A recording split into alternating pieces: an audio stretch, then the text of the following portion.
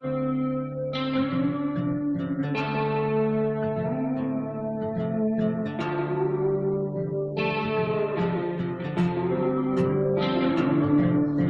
days my guns stay loaded, my family's a little more close. Sometimes we're barely floating, so please don't rock this boat. But if we tip on over, we won't wash to the shore. We'll sink down to the bottom, 'cause we've been here before. We can breathe underwater. Been down at the bottom so long, we can breathe underwater. So tell him to bring it on. Now he's a big timer, but he's lost on the river. Never went without, never had them cold shivers. Had a silver spoon, always warm in the winter. Driver, fancy car, never had to kill the standard. No bloody hands, never really had a backbone. Never been too deep down the back road. Never showed no respect to a flagpole. Come on, city boy, just another punk asshole. Me and mine, we gon' make it through them dark days. So take your ass on back down to Park Place before you end up in the deep end where them hungry ass sharks stay. We go hard all day. Been here, done that, that's a given. Out back, guns out, country living. If you doubt that, find out, come and get it. We ain't going nowhere, but I'm about to go swimming. These days my guns stay loaded, my family's a little more close. Sometimes we're barely floating, so please don't rock this boat. But if we tip on over, we won't wash to the shore. We'll sink down to the bottom, 'cause we've been here before. We can breathe underwater. Been down at the bottom so long, we can breathe underwater.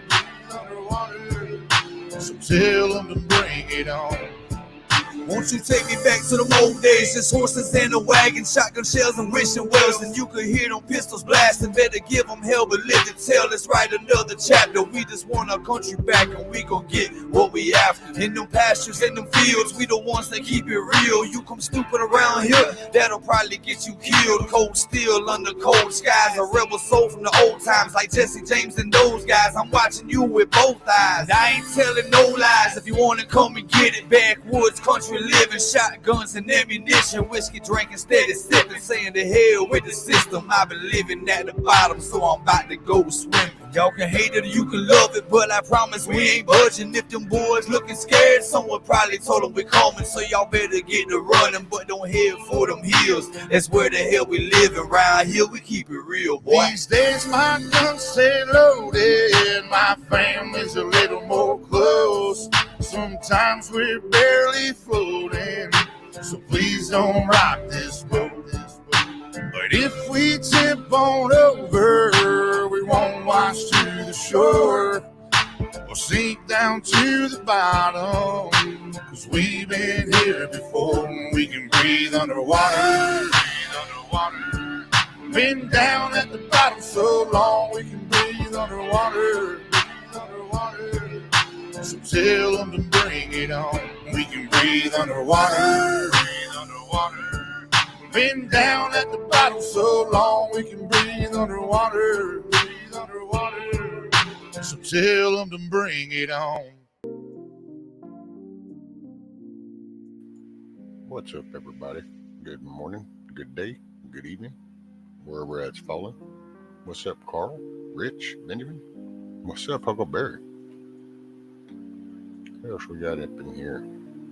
Hey, Ron, Anna, Born Racer, Josh, Jennifer. What's up, people? How are y'all today?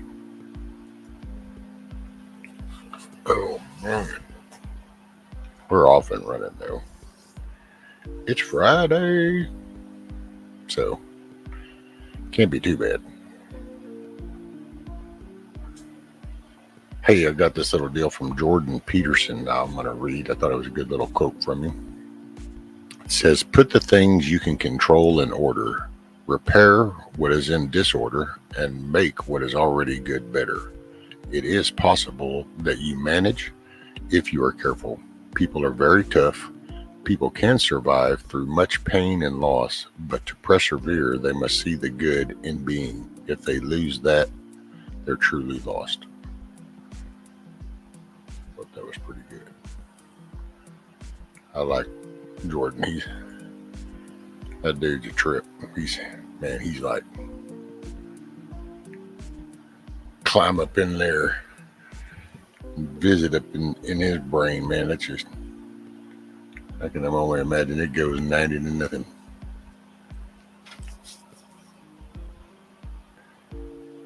Heard about camo.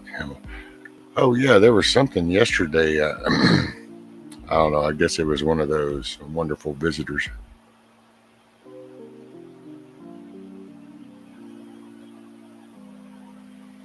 Uh-oh, look out, Rich. That like-minded thing, see? I think it's good listening. At least it's solid, grounded.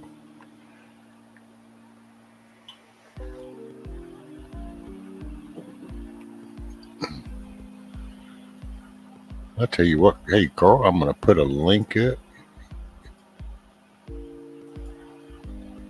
We'll probably we got a few people in here, some mods already. Hey, what's up, Billy? Morning, buddy. So Huckleberry, are you locked and loaded? Are you ready? I'm gonna post a link. You never know what happens. So it begins.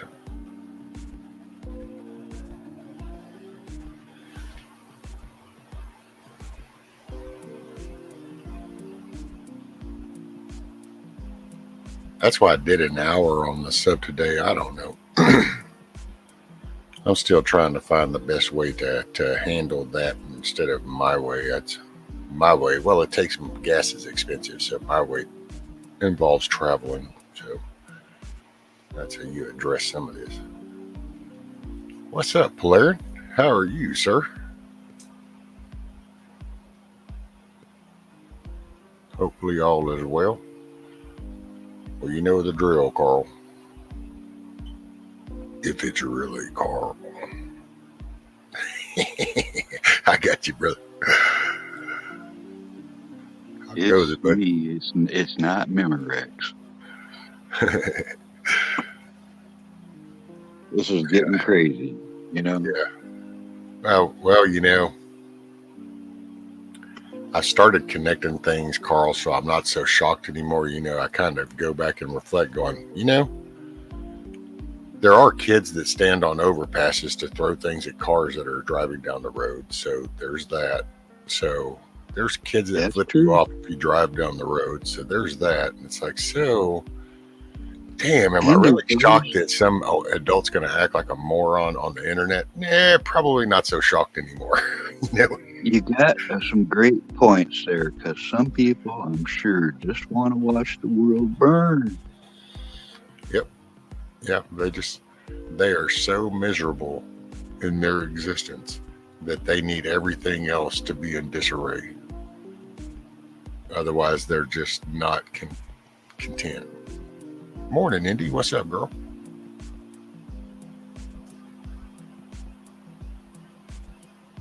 Yeah, and if Virginia's out there, thank you for taking care of that shot of your chat from yesterday.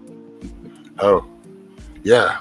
Man, I don't know. Well, yesterday was kind of strange for me. I won't say I was feeling no pain, but I was just feeling a lot better about the pain.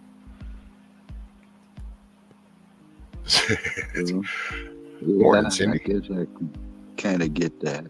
Hey, Tammy. Yeah. What's up, Chuck? Miss Tammy. Cindy. Boy, they're just shuffling right in here right away on you, aren't they? You get to your 500 yet, brother? Where you at? No. What was that? I forgot what it was. Let's see. 435. Looks like 435. There we go. We'll get you there, spreading the word. Dude, that right there impresses me. I mean, it's, I just saw somebody else go through it, chuckle, attest to it. You get close, they take 20 away from you. You know, it's like I don't know. I've heard several opinions on it, but all I know is it's happening. So Don't count your chickens till they hatch. that's it. Yes, I do, Tammy. I remember that. That's how I know. That's how I remember you, in fact, because there's a few Tammys, but I know Tammy 621.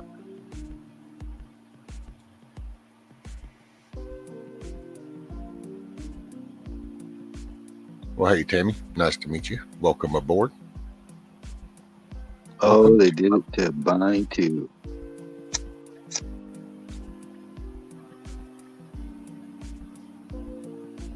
They There just you did go. that. That's my take.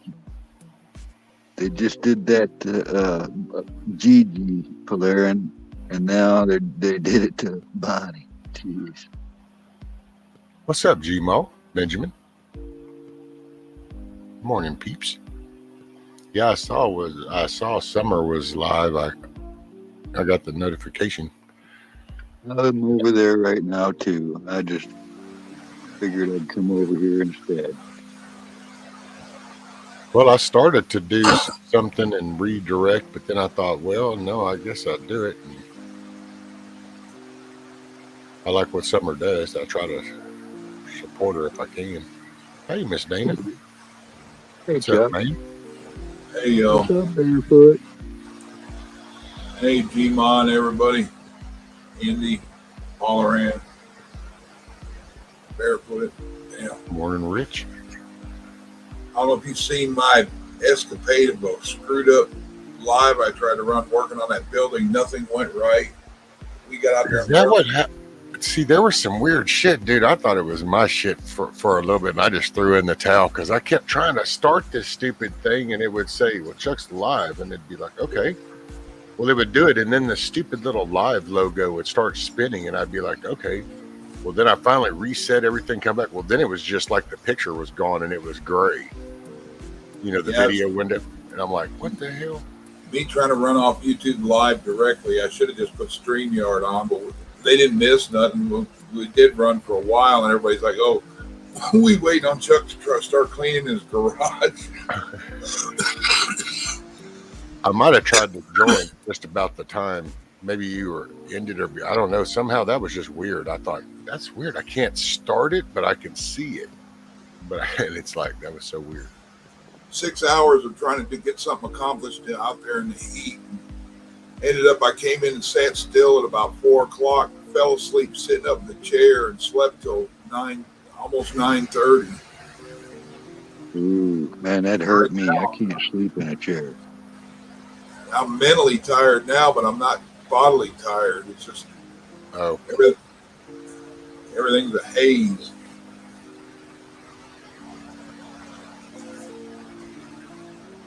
It's the fog. Dude, I was watching yesterday. I watched old Chip Roy. I might even play that little clip from Forbes. I think they have a clip of it from the committee hearing with Mayorkas. Dude, he ripped his ass a new one. I mean, you know, I know we want to see more serious shit, but I just thought it was pretty good because, dude, he starts rattling him off, and then right there as he's ending, he literally is taking pictures of all the victims from fentanyl overdoses and going, and what about these Americans? And he keeps slinging those pictures at him. And I was like, there you go, rip that ass, start taking the gloves off. It's time to get serious. Shit is crazy. What'll end up happening? Some poor fuck intern and didn't have nothing to do with it and get blamed for it. Well, they just, because, oh, dude, they're jamming him up about that because he's trying to make it sound like everything's fine. And they're actually starting to call him out for illegal practice. It has to do with securing the border. And I forgot the term that was used, but there's an actual article of his job role of what he's supposed to do. And it basically, on the basic version, is to secure the border. But it's the way it's worded. But that's what it implies. And he's like, and he holds the definition up. I love this because now they're getting to where they're making obvious visuals. So it's like they have these big posters put out of the definition of the word. So it's like, stop your bullshit. This is the word. This is the definition. This is what it means. Good morning, Miss Karen. What are you offended by, the Kimbo? silliest thing. That's probably the silliest thing anybody's ever said to me in chat, Tammy. I hope you're not offended when I wear all camo now and then flip flops to camo hair. Yeah, I don't know. Hell, maybe that's not even the real person. I don't. Who knows? And I don't know where that came from. That's weird. Well, it's like I said, offended. Oh no, I'd be impressed. Right. Somebody told me not to go out and everything camo. Always throw it off with a hat or something that puts you at attention to people. Hey, Miss Sherry. I don't know how true that is. Well, I mean, if you're going to use camo for its original use, you want. Well, Miss Tammy, I'll say, out. no offense meant when you said that. I get you're real. I just thought, I'm like Carl. I thought it was kind of strange for you to just hope you're not offended.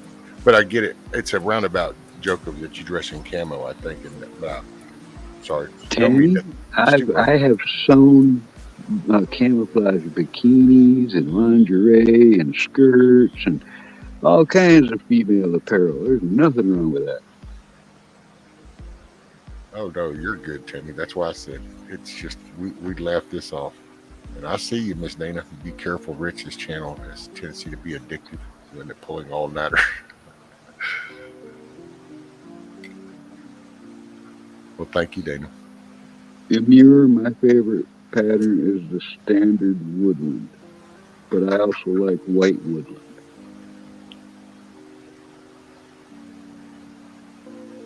Tried to make all my gear match. Most everything I have is woodland camo.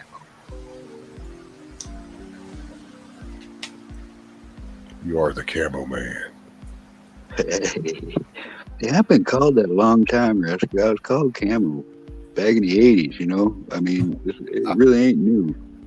Oh, I get it. That's where my rescue came from. It's not like some super duper or metropolitan firefighter. I mean, I was a wildland firefighter out here and I did refinery stuff, and I was even did that when I was locked up kind of thing. So, but it was just that people, I was always there to help. I was the dude, you know, you broke down. Okay, I'm coming. Oh, your door's stuck and won't open. I'll come fix it. Oh, your computer's jacked up. I got it. It just over the years, so they used to name, when I was little, when I was in junior high, they actually used to call me Bam Bam. It was my first nickname ever was Bam Bam, but that was because I was one of those big kids. That's funny. And the Flintstones were kind of, cool back then. So yeah, you get the big club and the tiger or the leopard skin one piece. That's it. Do you suffer from camo toe? Get a hold of Camel Carl. He'll fix all your needs. Right. For all your camo desires. How do you fix camo toe, Carl? I have no clue. I'm really not, I don't even play a doctor on TV. Did you sleep at a Holiday Inn Express, though? Can't even say I ever have, for sure. I was thinking about that. I don't think I ever have. Oh, hey, does anybody watch Don Shipley? Does anybody know who I'm talking about when I say Don Shipley? I've heard people say it. I don't know where. Oh, dude, that dude, he rocks. That's my buddy. So he's a retired Navy SEAL, and he's an old school Navy SEAL. So it's not like a young buck Navy SEAL. This is an old school Navy SEAL. And UDT, Underwater Demolition Team. His thing, his firm of enjoyment is all these fake people. All these fake ass stuff. People contact him all the time. And you can look him up on YouTube. It's, hold on.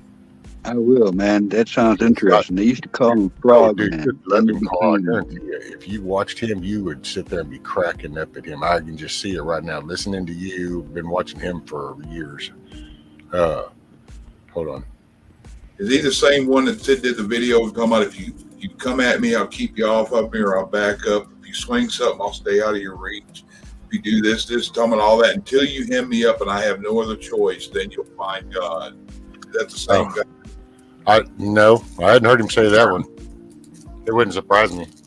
He's got a sense of humor about jacking your ass up. He's comical. Okay, I was scrolling. Let me scroll. Okay. Former they used to be called 131. frogmen. Rescue. They used to be called frogmen, and then they were called UDT for Underwater Demolition Team, and then they became SEALs. There you go, Ron. Heard him. I just looked at chat. Stolen Valor guy. Yeah, he loves and nail them fools, dude.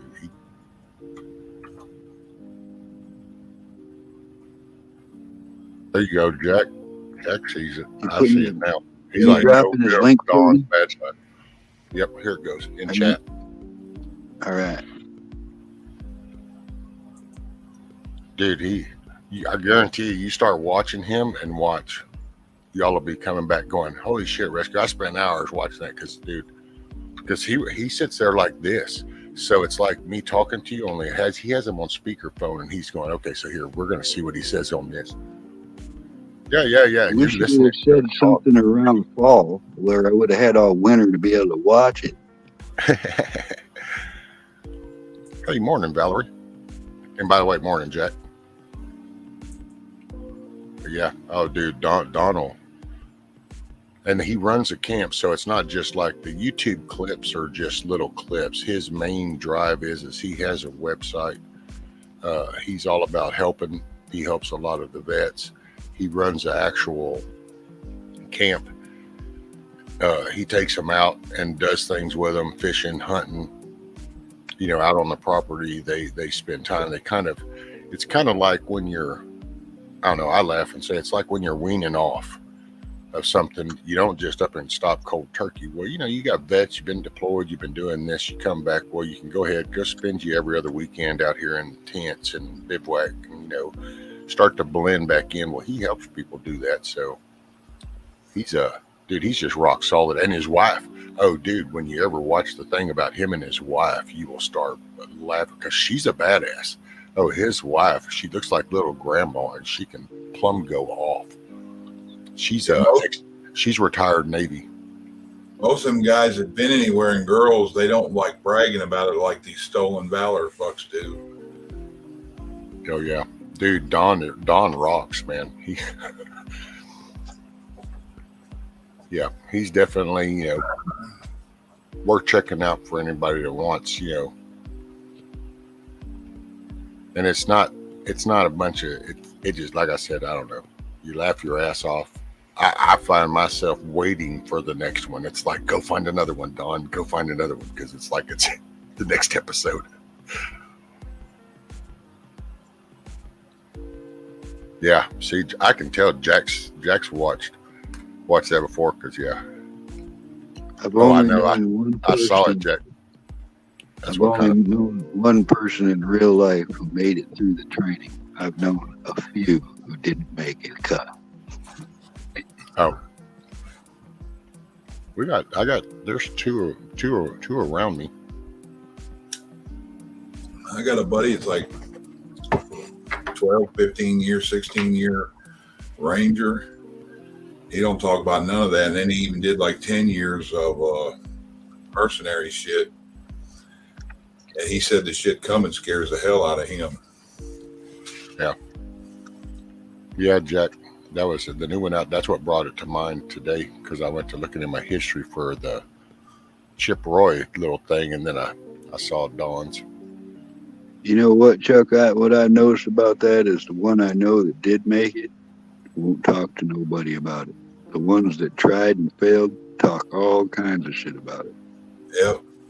That's what he don't talk about none of this shit. He goes, I'll show you if you fuck around and find out. But he goes, ain't none to brag about. You got to get them off by themselves, just you and them, and then they'll talk to you. If you're in a group of any kind, they tend not to say much. Yeah, I played pool with a bunch of guys at a VFW hall, a bunch of guys from Vietnam, and it took about halfway through the season and many pitchers of beer before they started accepting me enough to talk about any of their shit. I find it like a sign of trust or something, you know, because stuff I've had those guys tell me, I've had really old dudes break down in tears telling me about what happened to them. And I think it's kind of like a blessing to hear those things from those guys. You know, it's I've had them tell me that it helped them to tell me about it. These guys, they bring up somebody's name or a certain mission or a certain area or something. Next, you see all these guys like standing in silence, tearing off, teared up. And it's like, well, it's time for me to go grab some pitchers of beer. Morning, Garrett. Hey, Mrs. Ghetto. Morning, ma'am. In Virginia, I don't know if I think I said morning. I don't know. Sometimes I have them squirrel moments. I say it. I go think something else, come back going, damn, did I just say that or not? No, I thought it. Well, What's I up, do that man? all the time, Rescue. I'll see Chuck in 10 chats and forget if I said hello to him or not. You know? Just which did I get all the hellos in? Yeah. Hey, Milkman. Hey, I'm gonna play this Chippewa thing. Watch, I think this is kind of funny.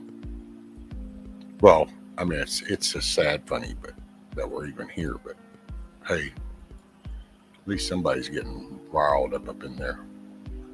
Okay, I'm gonna cut the background off so you can hear it. Yeah, Mayorka's a POS, isn't he? Oh, dude, what this cracks me up. That's why I was like, oh my God. And so I went and I saw where Forbes had the little clip, because they usually do clips of some of them. And I thought, sure, I know they caught that one. And sure enough, dude, this was, oh yeah. Thank you, Chairman. Mr. Secretary, there have been over 1 million plus individuals put into proceedings or released into the United States on your watch. I've asked multiple Border Patrol personnel, not the union, mind you, if we double, triple, quadruple the CBP budget, would that 1 million release go down? And they categorically said no, it would go up. Do you agree, yes or no? I'm not sure I understand your question, Congressman. With the addition, With the number of people being released in the United States under current law, would it go down no matter how much you increased your budget? And it would not, as they said. Do you agree, yes or no? Congressman, if I understand your question correctly, when individuals are in the United States and they make a claim for asylum, so the number would not go down is the answer, right? Yes or no? That's what they said. It and I think winds you just up. answered it. It would not go down. It The builds only up. plan that you offer, the plan you just offered, is to process aliens faster and encourage more to come. We know that to be true. I know it's true. You know it's true. Cartels know it's true, and people around the world know it's true, and that's why people are coming. that is false. The secure, it's not false. Yes, it The is. entirety of your plan says that. The Secure Fence Act of 2006 says what? That the Secretary of Homeland Security shall take all actions the Secretary determines necessary to achieve and maintain operational control over the entire international land and maritime borders. Will you testify under oath right now? Do we have operational control, yes or no? Yes, we do. And We have operational control of the borders. Yes, we do. And Congressman, And you we are testified- working to. Listen what operational control defines. In this section, the term operational control means the prevention of all unlawful entries into the United States, including entries by terrorists, other unlawful aliens, instruments of terrorism, narcotics, and other contraband. Do you stand by your testimony that we have operational control in light of this definition? And Congressman, I think the Secretary of Homeland Security would have said the same thing in 2020 and in 2019. No, the Secretary would have at least had a basis for saying that we have some sort of control of the border. But the fact is, we currently have people flowing across the border, including dangerous narcotics, dangerous members of terrorists, which your own agency sent a letter to my office after 8 months. We sent a letter saying there are 42 people on the terrorist watch list that are in the United States. You just said to Mr. Jordan, you don't even know where the hell they are.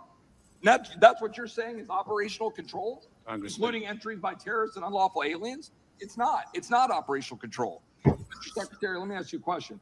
When we're looking ahead and we're talking about asylum, okay? Here, if the officer determines at the time of the interview that an alien has a credible fear of persecution, the alien shall be detained for further consideration. Mandatory detention. Any alien subject to the procedure under this clause shall be detained, pending a final determination of credible fear of persecution. Is everyone being detained? Yes or no? No, and as a matter of fact, Congressman, that is an issue that is before the United States Supreme Court. And The That fact of the issue matter is our and law the- says they should be detained, and your agency is releasing people on purpose in order to flood the zone and make sure that more people can come to the United States. And Congressman- you use parole to do it. Congressman, Parole that- of aliens within the following groups have been detained, come down here on a case-by-case basis for urgent humanitarian reasons or significant public benefit. Yet your office is using parole. But when you use parole, the fact is they're not showing back up to ICE. Your own letter to Senator Johnson, to this committee, have acknowledged they're not showing back up to ICE. I mean, how can you be saying that you have operational control or that we're securing the United States when they're not showing back up? Congressman, are you actually interested in the facts and the law? Yeah, Because- I'm reading you the law, and I'm actually talking to you about the facts about who's into this country. Actually, you're Now let's actually go to something that's Chairman, can the witness be allowed to answer the question? Well, there wasn't a question there to be. Oh, here it comes. Now let's talk about the damage being done to the United States of America. Mr. Secretary, do you know what this is? This is a mobile morgue, a body trailer needed by counties in South Texas overwhelmed by dead migrants. That particular trailer is filled with these bodies, 27 bodies that were stored in this mobile morgue in South Texas with dead bodies of migrants. Dead bodies like this one found on a ranch just 3 weeks ago in South Texas. A dead migrant. Somehow that's compassion. How about the dead bodies found by migrants? Compassion. How about the ranchers who had to walk out of their door, and this is what they faced? Gentlemen with rocks threatening a rancher in South Texas, only able to be saved when they were able to bring their dogs out to scare the people away in order to save themselves. Or the fact that you've got houses being attacked, you've got livestock dead on the side because we've got ranches wide open. How about the little girl here with a brand on her arm? A little girl with a brand on her arm because of your policies. A little girl here in the desert found by ranchers trying to save their life. And how about the lost voices for people dying from fentanyl? The tens of thousands of Americans dying from fentanyl. Faces of Americans across this country dying because of fentanyl pouring into our country. Time of the gentleman has expired. You know full well. Time of the encouraging gentleman has cartels, expired, Ms. encouraging people to come here, harming Texas and harming this country. You know it, and you're ignoring The the time actual of truth. the gentleman has expired. He no longer has time to slander the I need to slap that fat piece of shit out of his chair. I can't stand that little wormy bitch. Oh, that fucker makes me mad. Sorry. Yeah. Oh no, you're good. I told yeah. Oh dude. Hell, it was just a couple weeks ago. He did the same thing about the whole Antifa crap whenever it was up on the committee. He refused to say that word out loud. And you can watch him, dude. He just sits there like this, and then you watch that dipshit right there on his shoulder tap him and bend over and tell him what to say. Hell, there's one of them. I don't know if it was when Jordan was talking to him about that or not, but hell, he tries to do his little closing thing because he didn't even realize where he was at in the middle of it. It's like, oh no, he's still got time. It just, ooh, no, see, I didn't want to say the H word. I totally dislike that dude. The most negative feelings I probably have about certain individuals, and he's one of them. How the heck did Nadler get in that position? How can somebody that hates their country so much be in that seat? Every one of them around him that way. They keep them each other in. Look at Pelosi.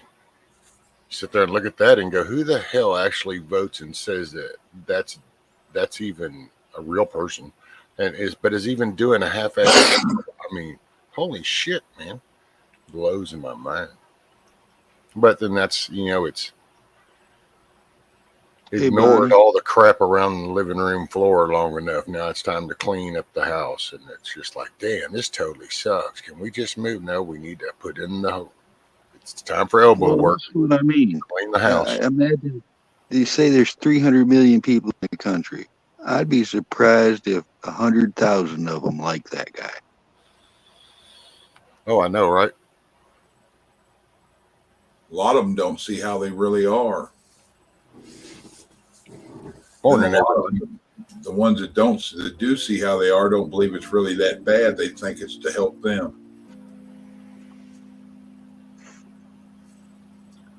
Well, and one thing since I've kind of becoming more invested in this and kind of paying more attention, I will say the one thing that I I'm not. There's now some are starting to represent their areas, but before the peak of this, like he's one of them because we're applying pressure here locally, so it's kind of like they're now starting to focus. And my constituents want to know this, and but the older stuff, nobody ever referenced their area. You just would hear them argue about their policy about, well, I want or we think, or I want or we think, and it's like, but wait a minute, hello, what about us? You work for us, and we forgot that. It does seem like we know them on a better level nowadays, doesn't it, Rescue? Because I didn't really know about Pelosi and Adler until 5-6 years ago. Oh, you got it, Auntie. I had to show my boy Chip Roy, man. When I saw that one earlier, I knew Forbes had to have clipped that one because that one was just too good to be true.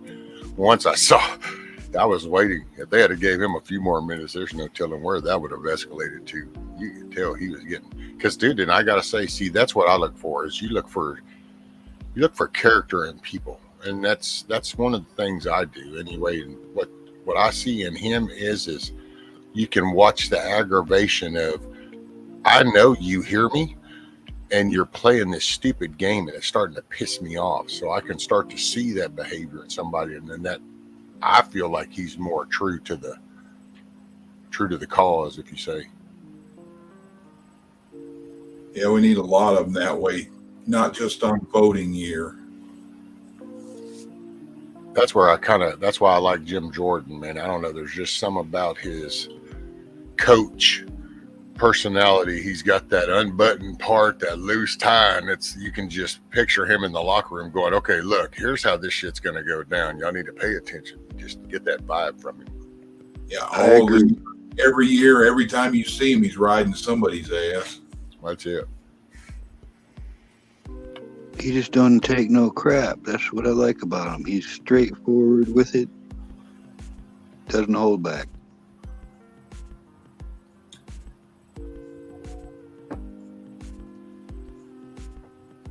Oh yeah, that's your boy, Louis Gomer. Yeah, little old Judge Louis there. He's one too. He's kind of a no nonsense. Yep.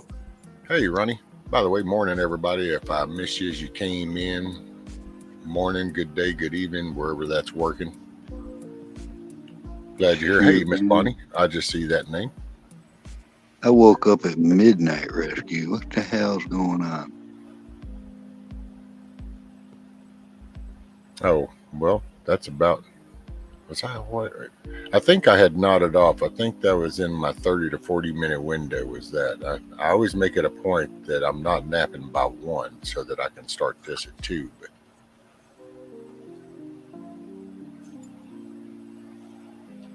yeah, our boy Ironside, our governor, I don't even like saying his name. He just, all this stuff, he was at the border, made that big spiel about doing it. Are they putting anything up down there yet? no, what was the last thing?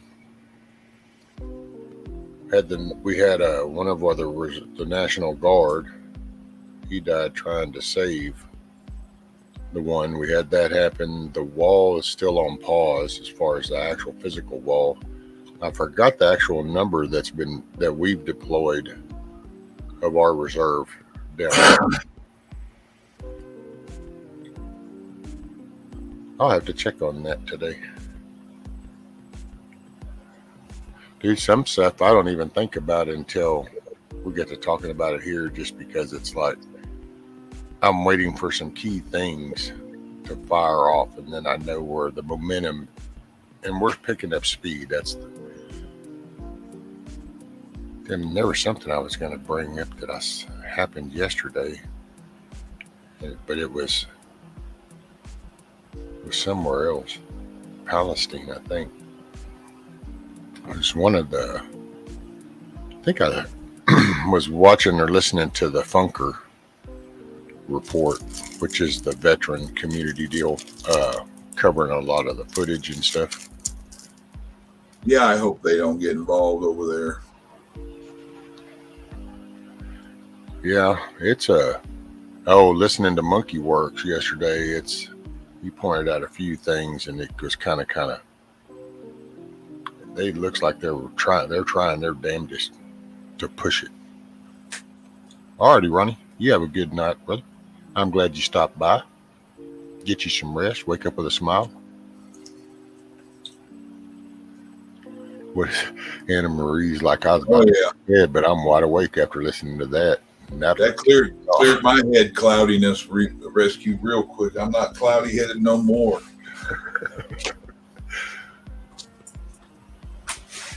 It backfired in his face sending him to DC. Biden said it was in the plan to get these. Good morning, Hoot Owl. Nadler needs to going to get one of them pies in the face like that one did here a while back. Oh, hey, what's up, Redneck Pepper?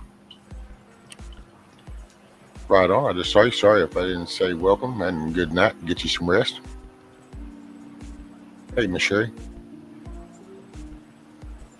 To me, Nadler looks like one of those guys that barely has control of his faculties. Like he's ready to fall over at any moment. Like it's, Yeah, it's like they just kind of, dude, he's like a Biden. Yep. It's kind of like those moments when you see Biden up there and he's just kind of got this glazed look and it's kind of like a weak-ass smile and it's not acknowledging anything. Yeah, exactly. I know exactly what you mean. Yeah. You guys remember that video from last year, don't you? Nadler up there talking and emptied his pants and Pelosi stood right behind him. They didn't even pay attention to it, like they're so used to that. Yeah. Yep. Like he's not the kind of guy you'd want to get in a car with when he's driving. That kind of thing.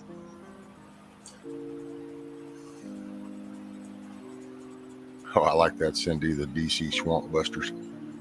Get Chip and Louie, Matt, Jim Jordan, and little Bobart.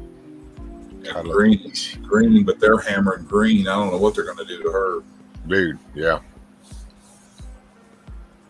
Any opposition gets nailed and railroaded.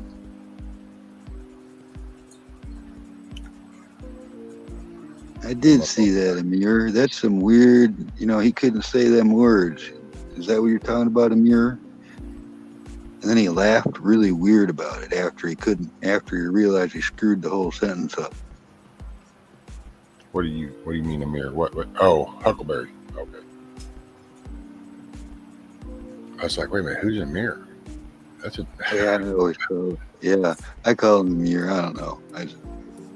Every time I should just call him Say When, because that's what I think of every time I see that handle. I'm your Huckleberry. Yeah, I can come up with a better speech than him by just dumping out a bowl of ABC vegetable soup on the floor. It'd probably make more sense.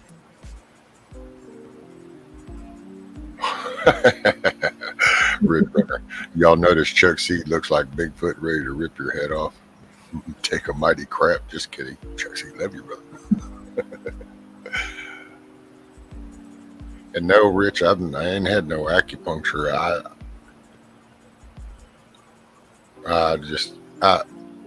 I get what you're saying.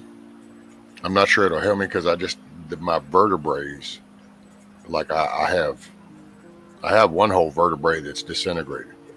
So that shifted my whole spine in general. Then I have another one that was half done. I've had 2 MRIs, and it's the way your nerves run through the wings on your vertebrae, and so that's where I'm getting the tension, because as the wings on my vertebrae change, then what's running through it. It's like if your nerve runs through and then this does this, then it applies pressure up here at the top. So then that's kind of where I'm getting, as I walk, that's what happens to me. So that and the little fingers coming through them also get pinched. Oh, man. Wow, you're right, Anna. There's actually an old video of what the Java was going to look like if he was human. It was before they superimposed that, and you're right. Let's see, to throw another link down.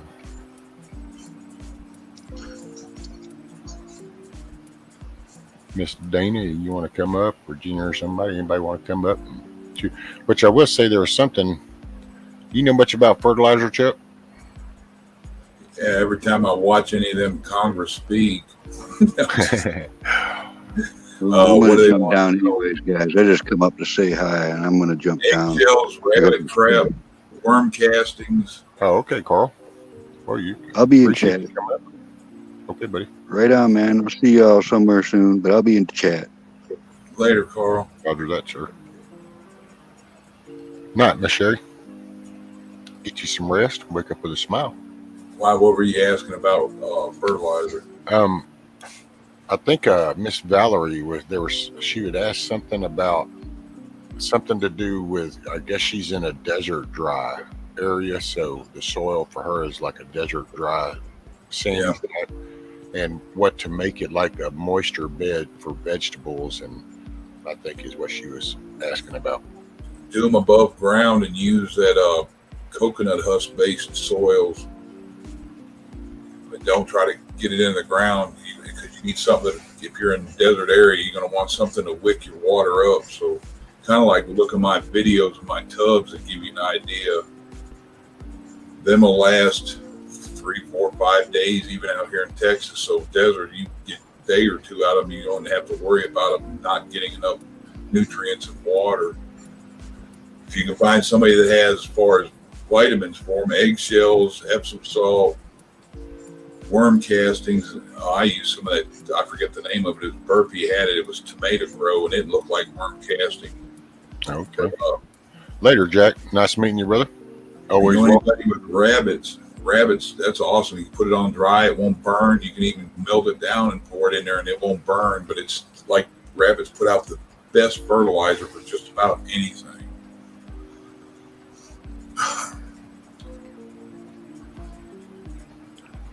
There was something. Oh, more. Hey, Hoodell. Indy, I guess, is Indy. There was somebody asked about Indy canning tomorrow. Indy, are you canning tomorrow on your channel?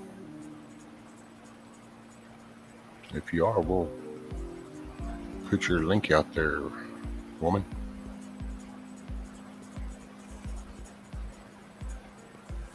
If you got a lot of sandy soil, you're really good for like watermelons, melons, cucumbers, but you just have to keep an eye on that water. When you do above ground beds, is it best to disturb the soil that you're putting your box on top of? Disturb that too, and then you're trying to like blend the two, or do you put a bed liner type thing?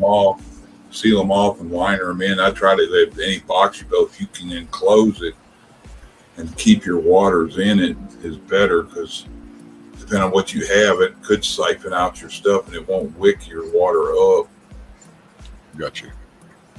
So they got these boxes now. You can get their 3.5, 4 foot long, maybe 1.5 foot wide, and they got it's hydroponic, but it's dirt. It's not a floating water thing. And that's the pretense what I do my tubs on, and it's got a separate. The bottom is lined off. It has plastic, has a tube to come up with water. It has a little bobber float that tells you what the water level is in the bottom. You just have some really good not mulch, but peat moss type soil, which peat moss, coconut, stuff like that. And I just blend a bunch of fertilizer into my stuff and let it sit for a day. Water it good, and it'll spread out. That way you don't burn your roots when you plant. Are you read it? It says, Chuck, do you have a link? Because for 3 days, I tried to break up some dirt, even though you got to watch how much water you use. Let's see. Let's see if I can find one of mine. And then kind of like a PSA announcement. Indy will be canning tomorrow, approximately at 5 p.m. Pacific time. Everyone's welcome, especially rookies. And the link is in chat. if you're not subscribed to her. She's an awesome lady. Here's the number one on my video stuff, and this is for contained above ground tub builds. You can use any kind of container as long as you use that same idea. But always make sure you 4 or 5 inches up your container, put a bleeder holes in the side up that high. That way you'll always maintain that 4 or 5 inches of wetness in the bottom. That's why I use jugs to hold it. But What? Indy, I'm canning 14 quarts of beef stew. You go, girl. oh yeah, Get your grub on. yeah, Connie, eggshells. I know a lot of people keep apple peels, orange peels, banana peels. They do all that, or people pull weeds from grass clippings and put water in a bucket and they cover them up and just stir it every now and then. And that's so nitrogen rich. You can pour it in areas and then till it in and use it that way too. They wait till it stews and melts down to all them weeds and grass clippings, and it's like awesome nitrogen fertilizer. But it'll burn your plants, so you want to put it in there and mix it in before you put anything in it. It's too much nitrogen is what burns your root Yeah. ends, right? You have roots, and if it'll burn your leaves, it'll burn your roots.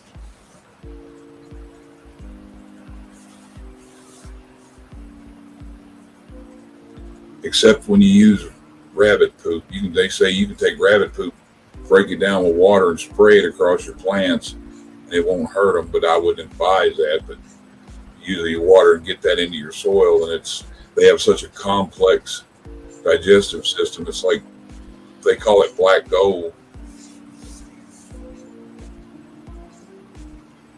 Beef stew made with chunks of prime rib roast. Oh, there you go. Making me hungry. Man, you know what? Talk about the biggest. One of the things that I've been able to pick up over the past couple of months with all this talking that I do and doing these is this. Food does not mean shit anymore, because I've done crushed it through all this going, oh man, I would just, because dude, you watch the Canimals and you watch all them with the food, all I do is chicken noodle soup. It's like, man, now I can wade through it. I listen, we talk about all kinds of recipes. I used to sit there and drool and going, oh man, it's made me tougher. Made you numb to it. Yeah, now I just sit there and go, oh yeah, that does sound good. It ain't happening for me, but it sounded good. The one that got me earlier is I'm not usually that way. Popeye's chicken. Somebody wanted that, and I'm like, yeah, that sounds good. But the last time I've had chicken from anywhere, it was nasty. Ooh man, Popeyes. Yeah. I think it's a location though, because it's like, I know like Popeyes around here, that's always been nasty. It's always, I don't know if it's the way that their whole temperature and stuff, but it's just too damn greasy. It shouldn't be that greasy. So either you're not putting it on a drain rack or something. It's like they take it straight from the grease and put it in your box. Yeah, dripping. You remember how awesome KFC was when we were kids? It ain't nothing like that no more, even the regular original. Oh yeah. Man, that was good chicken. It was cooked right. I mean, it was just done different. And that's the faster we go at shit. And the more, because, there goes the thing. It's back to money. See, the only way you make more money is to expand your restaurants. You start expanding, then you start having to ship food. You start shipping food. You start looking at faster ways or longer preservatives. The next thing you know, you're not even making the same shit you were making at the beginning. Yep. Same shit. You're not making as much money. You got more staff, more overhead. Yep.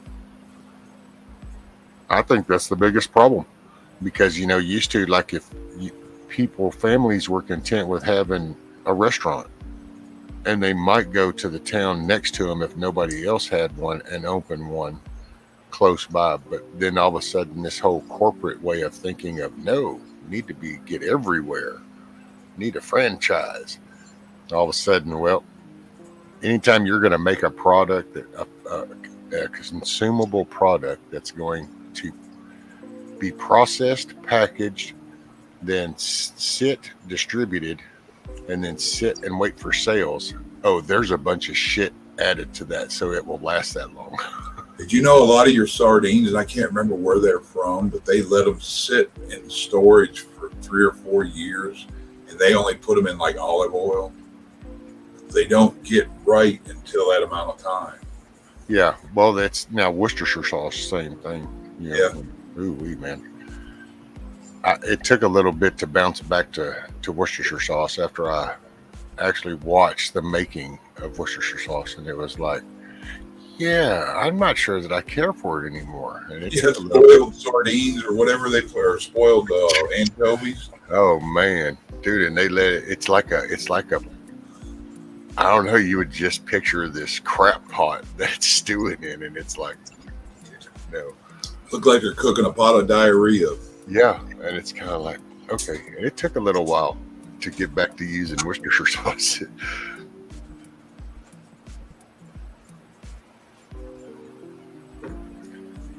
Let's see. Bonnie says I use 5-gallon buckets for climbing plants like tomatoes, peppers, etc. Holes 2 inches up from bottom. Pile in bottom yard junk like tree limbs, leaves, strips of newspaper, potting soil, scraps from fruit, eggshells, coffee grounds. Hey, Miss Tina. And by the way, morning, evening, good day to everybody that's come in. And sorry if I haven't acknowledged you. I'm still watching. I think it's because nobody watches any of the stuff that people sub, and they just drift off, or it's YouTube again.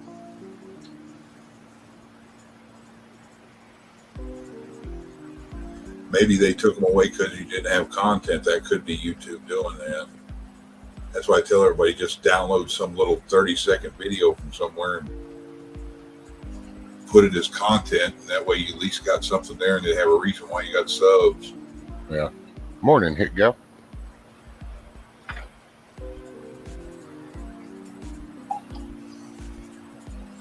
You want some?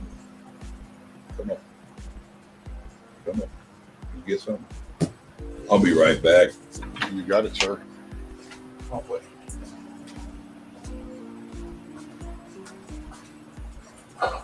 Yeah, Hit Day.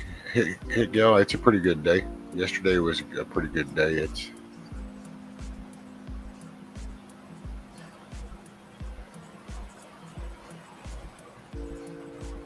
I've noticed, to be honest, after going through this for a few years now, I think what kind of happens, and I'm okay with it, it works for my benefit, but so when I run out of my meds, then I have it in my system. So every day that I go out, I start to wean it out of my system, and so then I'm peaking and everything is hurting, every move, everything is just, it makes me real miserable, so I get real agitated. Well, then when I'm able to get my meds again, I think I'm so miserable that whenever I get my meds and it helps so much that it's just like big sigh, and it's like, yes. So then it's like, I think usually for the next couple of days, I feel a lot better, and then it just kind of finds its normal cruising speed. Because I just adapt, that's all. It doesn't ever go away. It just tones down. That's what really kind of happened. And there you go, Rich. Puff, puff, pass.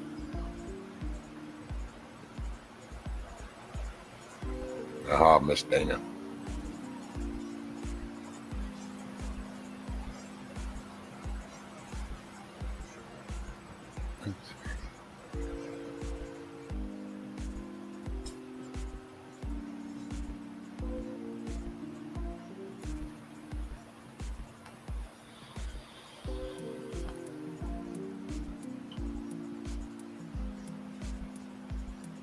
And I will say that's probably the most frustrating thing is because I know it works just on the basic facts. It's kind of like disputing a light switch when you reach over and you go flick, look, the light came on, flick, look, the light went off. There's not really, but they're still trying to come up with excuses, and there's something there, and I doubt that ever fully allow it. Who knows what? We're going through some weird shit right now, so there's no telling what's coming out the other side.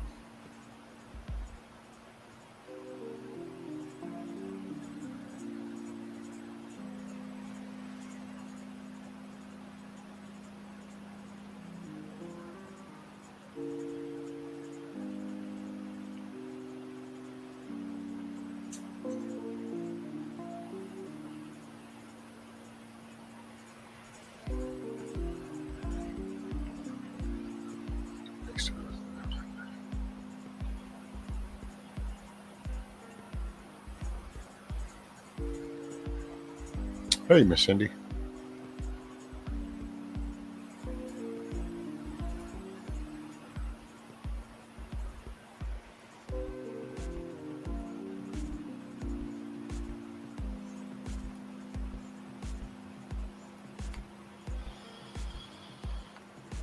Met a customer at work today. We started talking.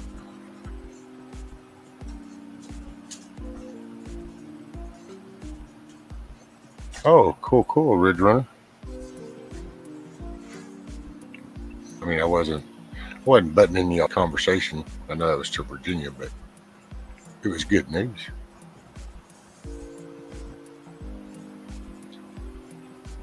My pain sometimes reminds me that I am blessed to be alive. I'm not worse off than I am. Man, I could. No matter how bad you got it, always somebody got it worse.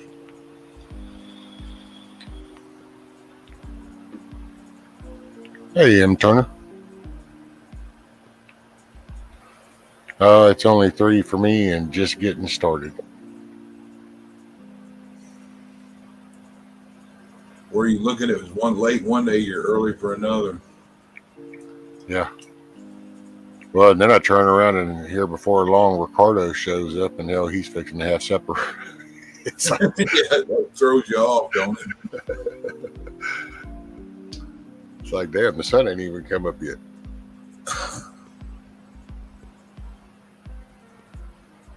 Yeah, like your little map thing you had on yesterday with all the satellites, you can look and see basically where they got daylight, we got dark. Yeah. I think Ricardo's 12, 14 hours off from us, or 9 or 10 or something like that. Something like that, because he'll come in and he's come in from work and fixing to be making some supper. And so, yeah, that's, I think, like 10 hours off or something. No, my wife's friend, she lives in the UK over there close to London. I think they're 8 or 9 hour difference. Hey, Grumpy, what's up?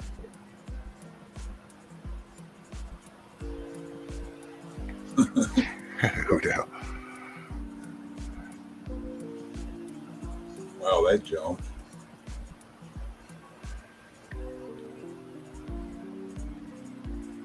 Cool, intern. Well, welcome aboard. I'm glad you're here. I'm glad you enjoy it. I know it helps me. Puts a smile on my face. By the end, anyway. It's a lot of these folks in this community keep me going and remind me of that. My pain, yeah, that could be worse. Oh, yeah, I could.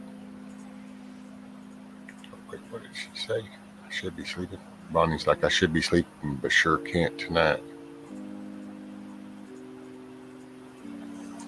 Yeah, Bonnie, I screwed that up when I come in and fell asleep sitting up. Hey, is everyone aware this Saturday is supposed to be the nationwide 50 capital truck people's convoy, hoping that they can encourage a presence at every state capital? Hey, I think I remember hearing something about that idea way back when. But so, hey, is everyone aware that this Saturday is supposed to be the nationwide 50 capital trucker convoy, people's convoy, hoping that they can encourage a presence at every state capital, vehicles and flags? Yeah, that's one everybody's supposed to hit. The 30th. Hey, Scat Pack. Well, no offense to nobody, and I'm sure people might get mad at me, but just think about it before you get too mad.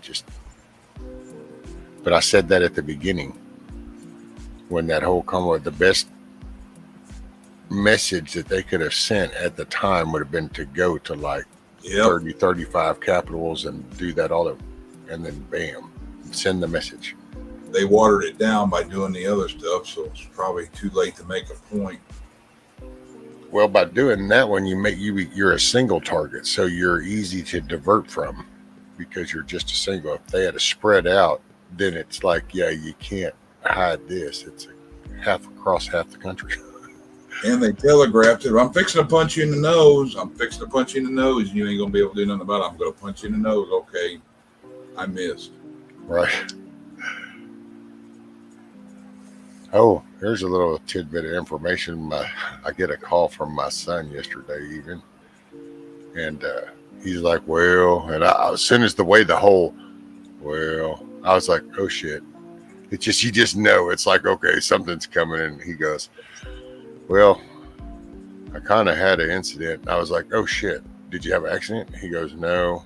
I said, what happened? He said, well, I got in a fight. And I was like, oh shit, wait a minute. Okay, where you at? And he told me what road he was on. So he wasn't even like at a location. And I'm like, oh shit, what the hell happened? Apparently some dude come up on his ass. When my son come to a stop, the dude shoots around in front of him, stops in front of him, gets out of his vehicle, stands in front of my son's truck. Then my son goes to drive around him. Was just like, dude. Well, the dude gets over in front of him and hits his truck. So my son opened his door. The guy come around and puts his hands in his chest and shoves him. My son, he said, Dad, he said, he put both hands in my chest. I stepped back and he said, I punched him in the head. And when I punched him in the side of the head, he went over, he bounced off my truck, went down and hit the tire and went to the ground. His wife jumped out screaming, don't kill him, don't kill him.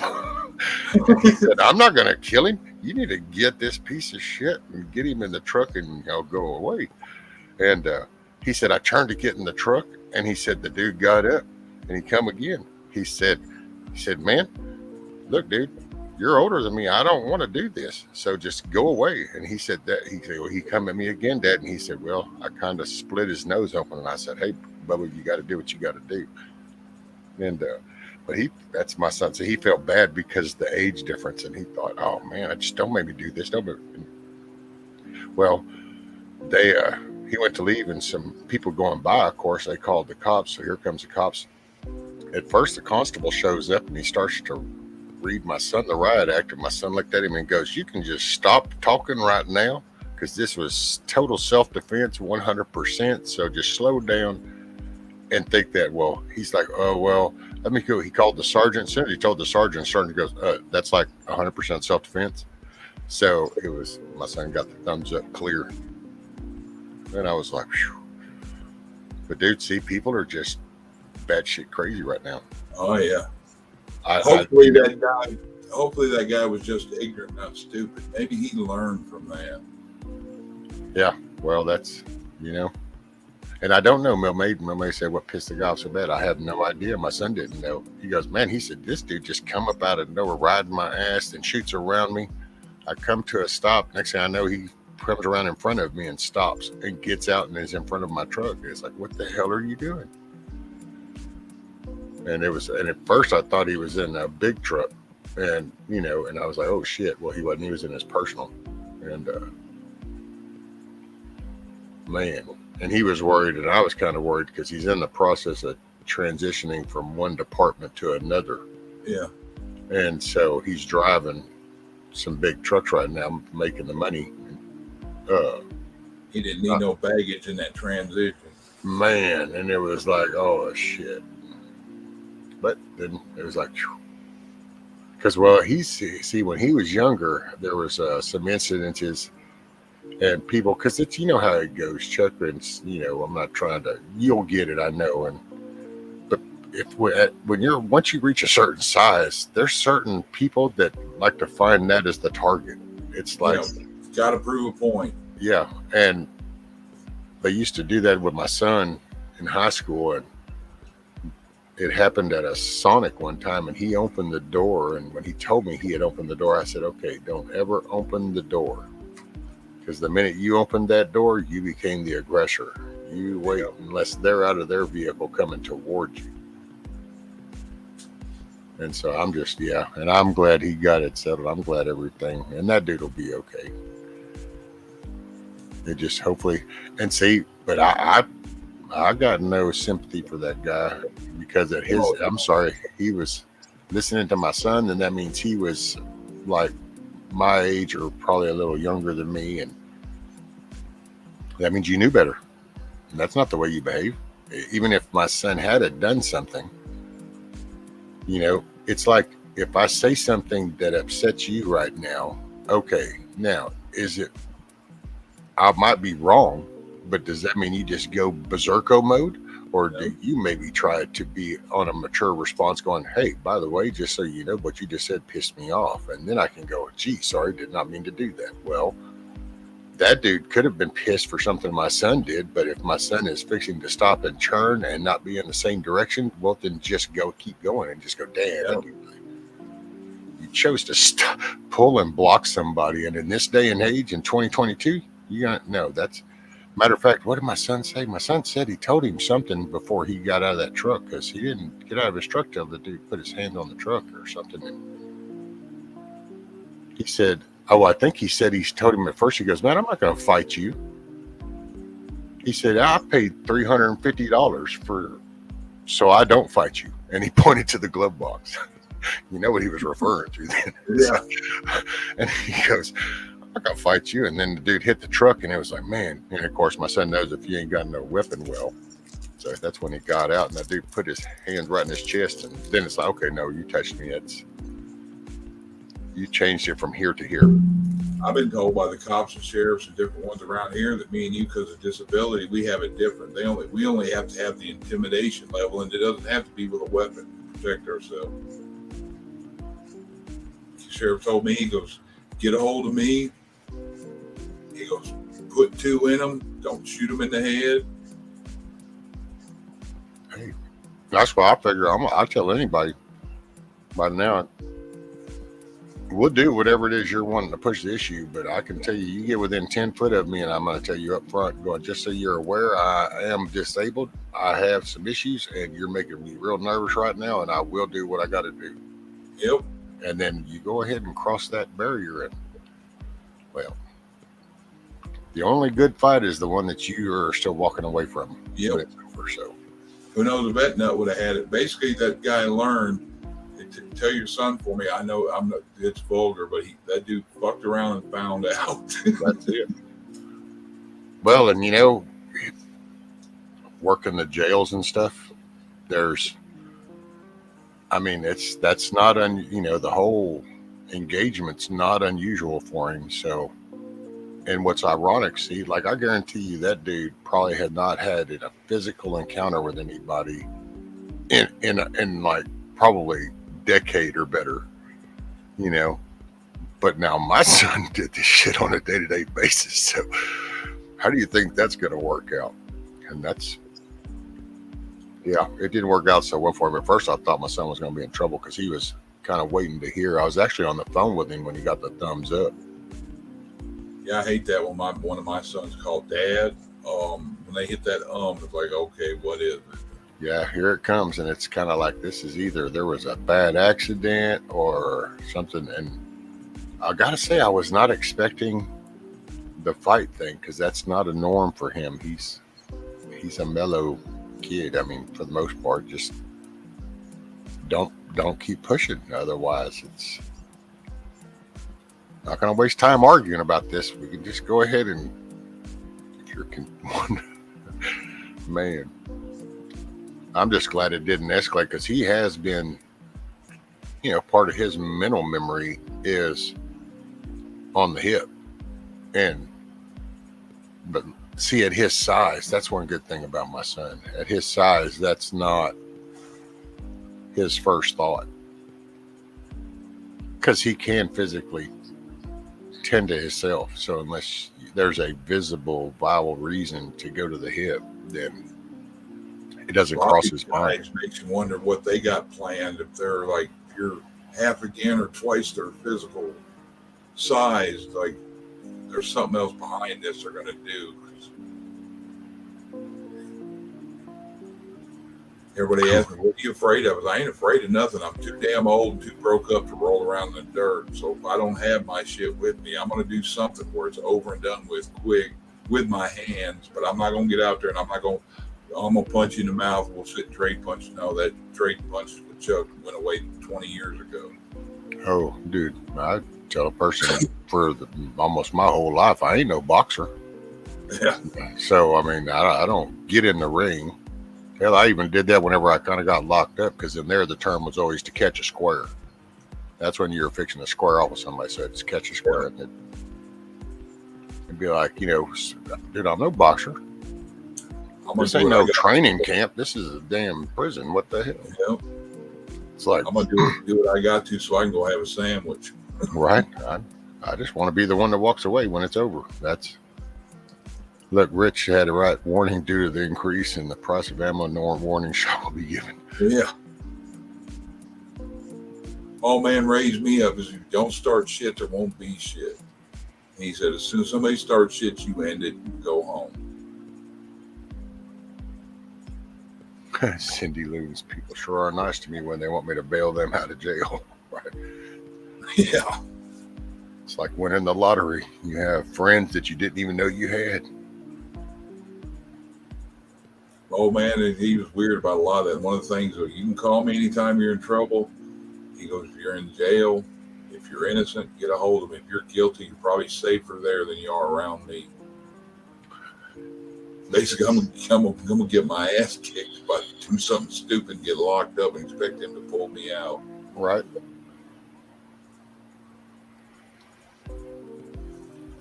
Ridge Runner, at my age, I cheat after I'm attacked. Well, what's cheating? See, what is that? How do you?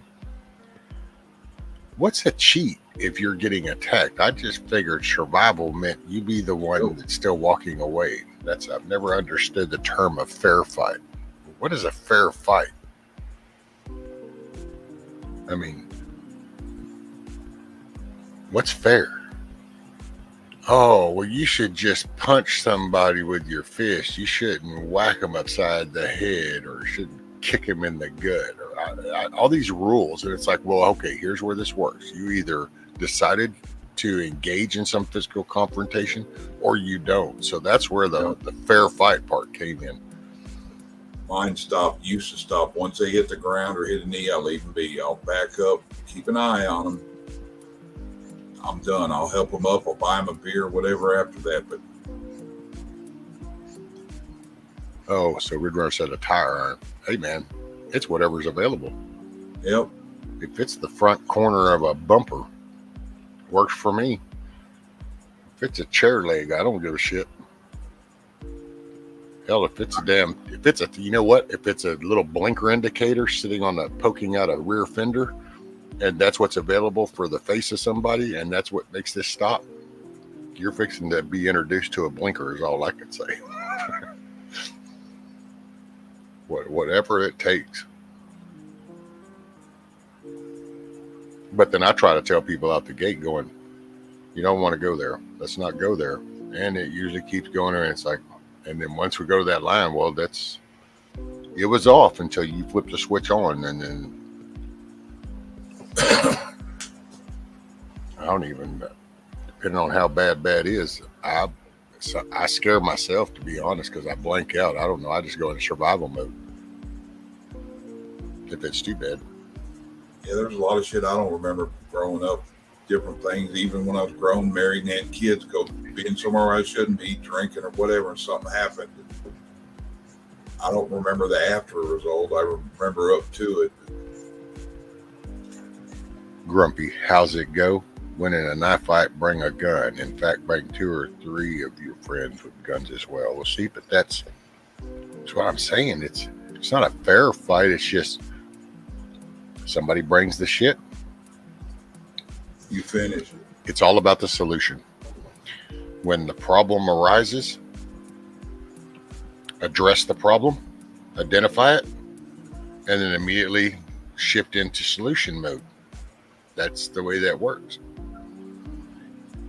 If you don't need a solution, then it's because you ain't got a problem. I've been married with kids so long, I'll do all I can to avoid stupid shit till I can. That's it. You know, and I think what it was for me was because my kids were so important for me, and you know, being to provide and do that, I always tried my damnedest to keep my shit out of the mix. Yep. You know, and it's just kind of like you walk around stuff, you start to tolerate more, you try to warn people. It's like, man, please don't put me in this. You ignore stuff because you just don't, you know what's going to happen if shit hits the fan, then you're locked up and it's going to trickle down to your kids, and you don't want that. So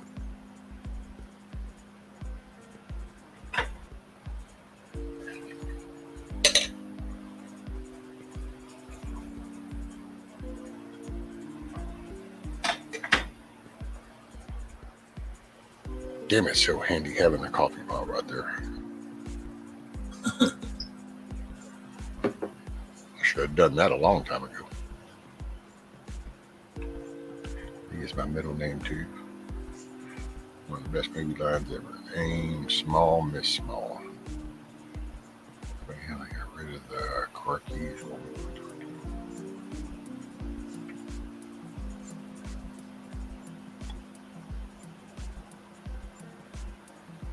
Yeah. You know, I hadn't thought about that, Bonnie. That's a good point. It's weird how that does. Yeah, Grumpy, you got to know when to show hate and not carry it with you.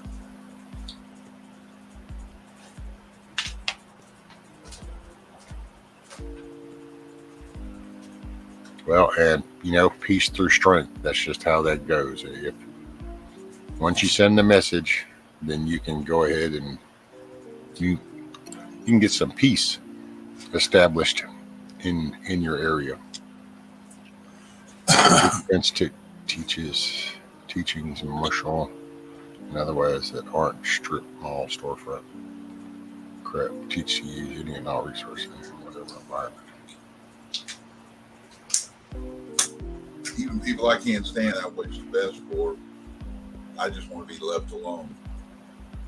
Well, you know, Auntie, it's funny because you say that like, you know, true defense teachings and martial and otherwise that aren't strip mall storefront crap.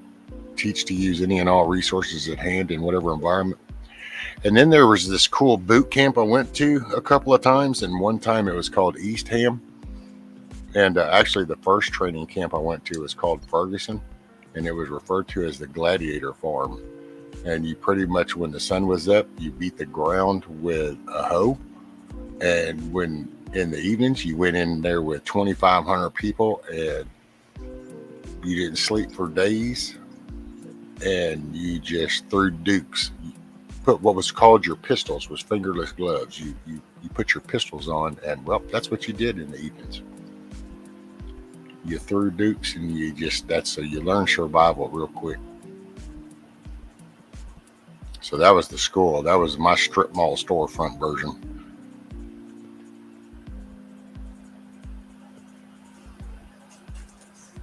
It was a 3-tier brick building. That's why I say I don't know how to, you know, I could never go into a ring. I could never do the MMA boxing, or I could never do a controlled fight. Because I don't know shit about no bell. All I know is the minute this escalated to a point, then I'm going to make the problem stop. That's how that works. I try my best verbally, but when the problem finally becomes a physical,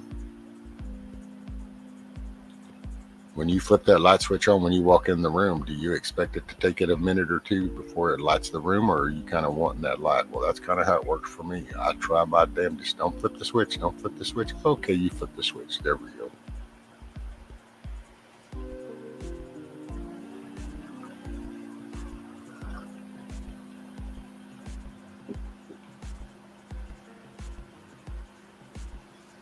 First rule of Fight Club, you don't talk about pretty much. Why it's just, well, you know, it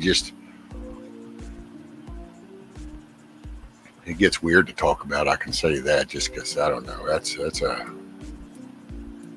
definitely not like Hollywood in there. Nowadays, I don't know, man. It's just this hell. They could be catering to their asses in there nowadays. I don't know. I know they don't want to put me over the damn prison system in Texas. We'll have the cleanest state in the union, and it will definitely become a place that people don't want to go to. What was it, New Mexico, Arizona, wherever they had the tent farms and shit? Oh yeah, that's that Arizona. It's where that matter of fact, you know, it's ironic, Chuck. Here's a funny little thing. You know where Maricopa County, the main focal point of all the election bullshit that happened over there? Yeah. You know, that was the county that he used to be the sheriff of, and that they got rid of him. And then, man, isn't that ironic how it became the epicenter of the actual stolen election? Kind of weird how that worked, huh? Yeah, they fixed it up where they didn't have to worry about any obstacle. I guess the best thing is the sheriff can shut that shit down. Well, and it's ironic how the very county of where the guy that's making it like the focal point the other way of don't break the rules, don't break the law, here it is, making this uncomfortable, blah, blah, blah. They targeted him, get him removed, and then that becomes the epicenter of the stolen election. Rescue Funny, we were the same after going through Sector Force training. We had to learn how to play nice with people. Yeah, see, you just can't, I mean, I gotta say, I never have. I try my damnedest just to avoid it is the only way I knew how to do it.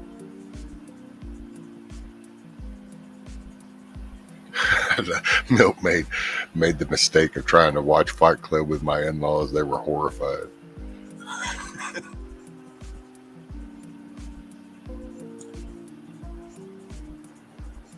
I grew up with a buddy of mine, Keithville, over here below Shreveport.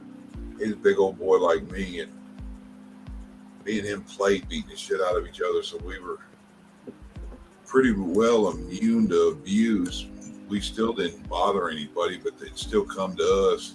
A lot of people just didn't realize, okay, there's two of them. They got to be candy asses because they hang out. Like, no, we just like-minded friends, like brothers. Didn't start shit, finished a lot of shit. Exactly. That's just, you know, you try to be chill. Most people do. What is the auntie says? MMA became 100% crap when they got rid of no holds barred and added a clock and weight classes. Well, I don't know that I'd go as far as to say weight classes, auntie, just because, you know, I don't know. Any physical competition should have some kind of weight class, just because there's just no way that's going to balance. Yeah, because overwhelming physical size can matter, even no matter how bad you are. You got the same, two people have the same training. One weighs 150, the other's 300 solid. Well, then if you, I don't know a whole lot of them 150 pounders would be able to do much. But well, and sometimes I never try to take away from the littler person, because yes, but sometimes there's just, I mean, unless the person has a weapon in their hand, they just ain't got enough meat on the bone to do it. It just, I don't know. I guarantee you I could let a 5-foot person, unless you are just buffed up and got it, I can let you hit me in the damn head and it's not going to do a thing to me. You just ain't got enough meat on the bone. You ain't going to have enough momentum to it. Now, if you have something else in your hand, okay, well, now it's different. But it's so there are basic facts to size matters.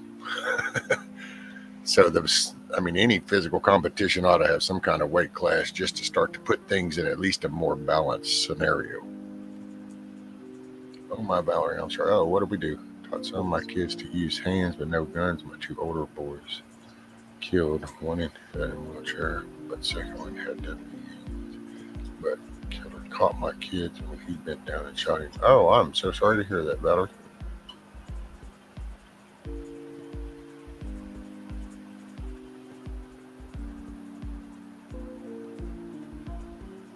I have no idea yet. Jeremy ordered it from the tubes. Shoot the tube, man.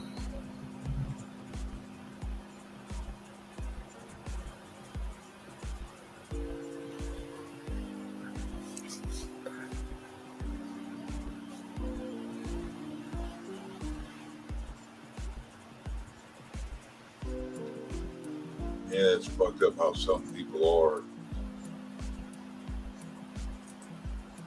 Sorry to hear that, Valerie. Yeah. My second kid, I'm dealing with a court case since 2015. I wish I could get an attorney that deals with dirty copies. Said my son was a snitch, never was a snitch.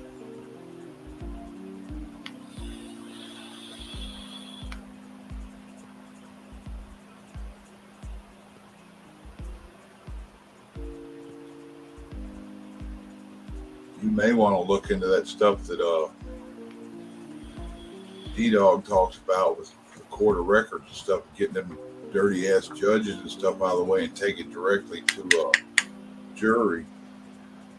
See what you can do that route.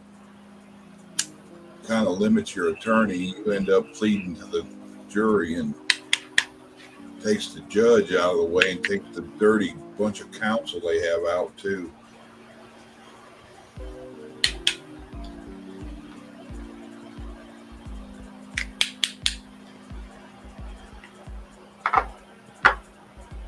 Both kids died.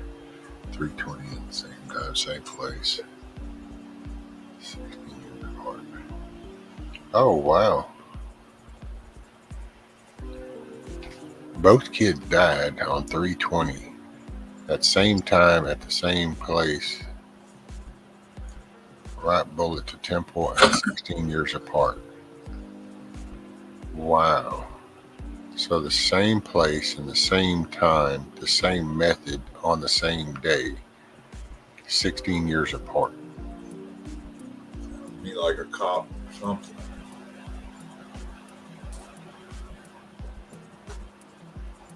Well, yeah, that's just wow. Can't even fathom that.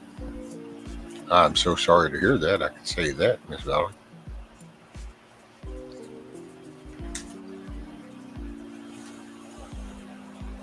Actually, I don't know. I guess it depends on where, Benjamin, because I got tagged in the left leg, and all I remember was I didn't. It felt like something hit my leg, and all of a sudden my foot was against my ass. And it was like, holy shit, no matter how I tried to stick it down, I couldn't get nothing to move, and then it started to feel it. But yeah, it hit that damn tendon and folded my leg, my calf up. I remember something hitting my leg. I felt like something just whacked my leg, and all of a sudden it was like I lost my balance, and I'm going, and it's like my foot is against my ass. My leg folded up. A buddy of mine got shot with a damn 38 in his leg and his calf muscle, and it hit from like an angle from the side. He said it felt like he got stung by a hornet, but he kicked himself in the leg with his foot. Kind of like you're talking about, it's like it lost control. And he said, by the time he realized what happened, that's when the pain hit, when the reality struck. Yeah. Oh, that's one thing I've come to realize, that everything hurts worse the minute you see it. So if you think it's going to be bad, the best thing you can do is to not look directly at it, because the minute you do, your brain is going to fix it to process the visual of it, and then the pain receptors are going to fire off. Or at least that's my take on things. So what is this rescue? Reason I say that is IUFC and others were started build a street reality, but in Octagon, and little Royce Gracie put down 250-pound guys, and he was a splash over 100 pounds. 8th Dan BJJ. And that could have been at the beginning. Maybe I don't know how long ago that was. So you said it's when it started. See, so at the beginning, yeah, because you introduced it. It's like I remember there was actually some dudes that did time that were when it first kind of started doing that little yard octagon stuff. It's a lot of your because they got day-to-day practice in there. I mean, that's what place was. But now it's a little different because everybody's going and getting all different kinds of training and different. That's what I'm saying. You compare the two sizes, one size small, one size large. They both know the exact same training, everything. It's just the size is going to always make a difference. Well, and if you take 10 fights and you say, well, look, 8 of these fights, though, the little guy won, but it's going to be okay. But when those 2 that were he didn't, how bad was the physical damage to the little person? Oh, this one was crippled. Okay, well, then maybe we ought to bring the weights more balanced so that we don't have that. It's not that we're taking away these other opportunities. We're just, because I mean, think about it. Out of those 8 that won their fight against a bigger guy, well, then that means you ought to be able to do it with somebody even smaller. So then you're not taking away a win from them. But those 2 that lost, if one of them got crippled because he was little going against bigger, well, now you've eliminated the possibility of having any more crippled people. So while the people that won their matches, you didn't take away any opportunity from them because now they just don't have to fight as big. But if they can go that big, they can go smaller, where the 2 that lost, they don't have to take a chance of getting crippled no more. Yeah. Not that, you know, that's just, I don't know. It's weird how I just kind of balance it. I can see rationale. It's kind of like the men pretending to be women in women's sports and all that. It's just physical difference. They should be on an even keel field for all of it. Really keep the ball in your park. Now, if you're the champion of this weight class and you want to fight the champion of this weight class, if they both agree to it, okay, have at it. Yeah, exactly. I mean, that's matter of fact. There's some there's some teams that do that. There's I think college teams that are like some kind of practice teams for some of the NFL. They'll put off-season type, just scrimmage type stuff, and then I think high school do it with colleges. Some, because you know that you're trying to push your kids as far as they can without, totally committing. So I can see that. Get the experience in, but that shouldn't be the norm. Yeah.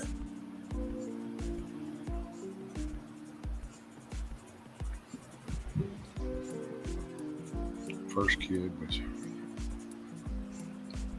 California.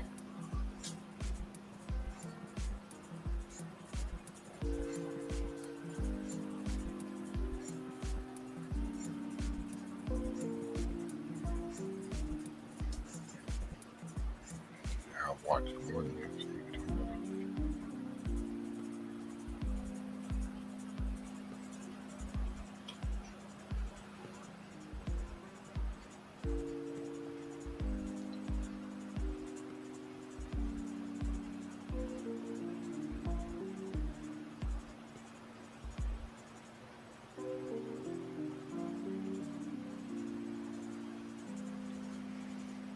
Yeah, but that sumo versus that little master, that's not same training, same knowledge either. Yeah.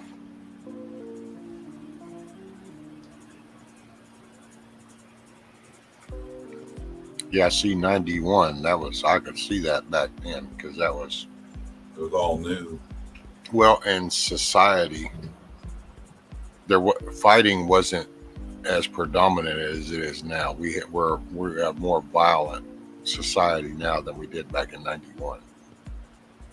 Except when Tyson got in the ring, but that usually 45 seconds. Yeah. We'll see, and that's it. That's why he shined so much and stood out so, just wow. You'd watch it, just dominated shit, and people were just like, holy shit. Well, think about what you'd see now, and he would still be aggressive, and he's still gonna do the same damage, but it's not like that's one of the only ones. That's kind of, that's why I say it's a little different. Plus, when we have so many vets coming back too, we have so many retired professions from that's it's a different playing field now. That's why I just try to avoid them, unless you just can't. And then it's like, well, because I'm not going to be happy with myself when this is all said and done. But There's a little guy in Shreveport. I don't know if he's still there or not, or teaching, but it's Master Lee, who's lead white leopard. I know a lot of people trained under him, and he'd get them off in the room once they hit a certain point. And he said, tell him, he's as bad as I am and as bad as you are. He goes, you want to know what the baddest person and the baddest weapon is? And he'd get him in his office. He'd come in here and close the door. And he had a little rosewood box on his desk and opened it up, and it was a 44 Magnum he had in there. He goes, don't ever think you're badder than this. that's it. Lead. The ultimate equalizer.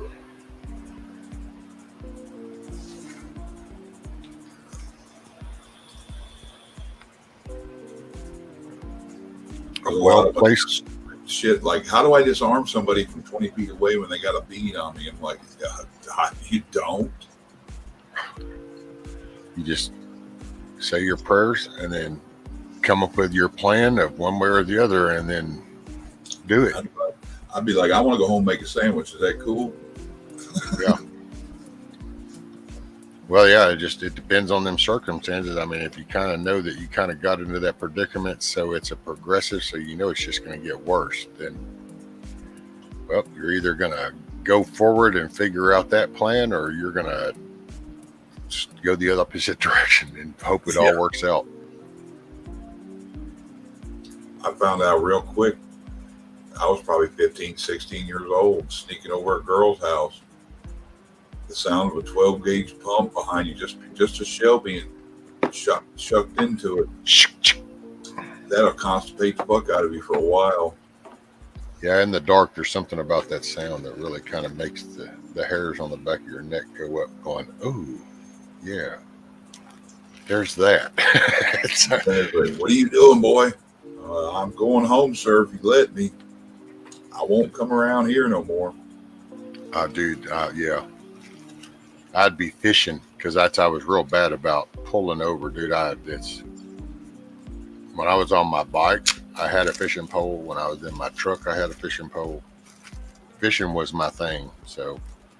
I'm still that way. I don't carry one around no more. I would pull over, and I would, because you can feel the cool air. And man, I'd feel cool air, like going down the farm market road or something, and then I'd pull over. Hell, I'm going to go off into the woods. There's a pond up in here somewhere. There's something wet. That's why it's got that cool little breeze to it. And I'd go find a pond. Well, hell, I'd be sitting there all quiet. Well, people that own land in different places see that truck on the side of the road, and all of a sudden dude, I'd be sitting there. I'd be smoking one.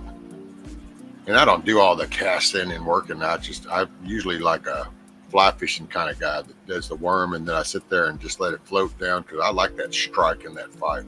That's my little adrenaline rush. Dude, all of a sudden you're like, click, and you hear the limb break where the step goes down, and it's like, what are you doing? I'm just fishing. I'm not keeping nothing. I don't keep anything. I just like to fish. Think you need to move on. You got it. Well, you're so out of here. Hell, dude, sometimes I didn't even see whoever said it to me. They just said to go, and I'm like, I'm out of here. Like, you want a pole? Yeah. Actually, there is a tackle box and a fishing pole in a place that they used to call Three Fingers, and it was owned by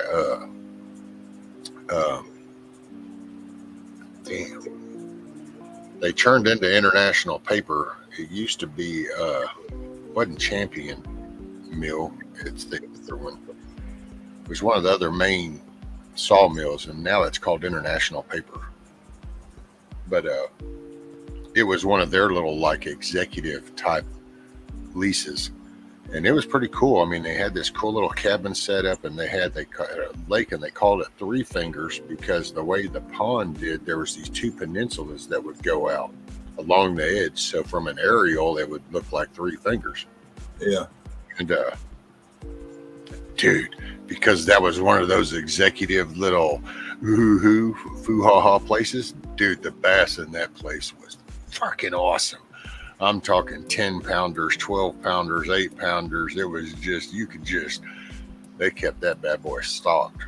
Got chased out of there about 3 times, and then finally even ended up, because then they figured out who I was and got knocked on the door of my place and told that I better not be going back over there. They weren't going to argue the point with me, and I was just like, I still don't even know what the hell you're talking about, but I never went back over there. I can tell you that. I had a fishing pole and tackle box stashed up in there, and I just left that shit. It's like, yep, never going back. I think now that as technology came about, I think because that was, people with money, well, there's some of the first trail cam kind of shit that I think were coming out as what had been put up, and that's how they identified my end. But that's okay. Somebody somewhere seen or realized who you were or what have you. Yeah, that was funny. Good times.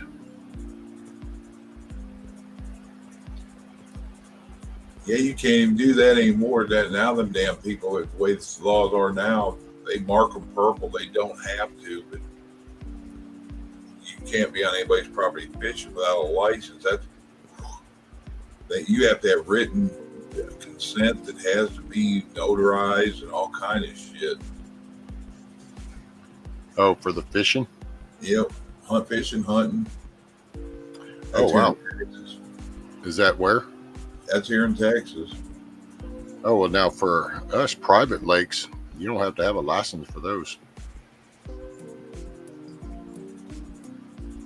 But see, game wardens don't. I mean, they still come patrol, but you don't have to have a license because they're private. That's what we got as private artesian lake.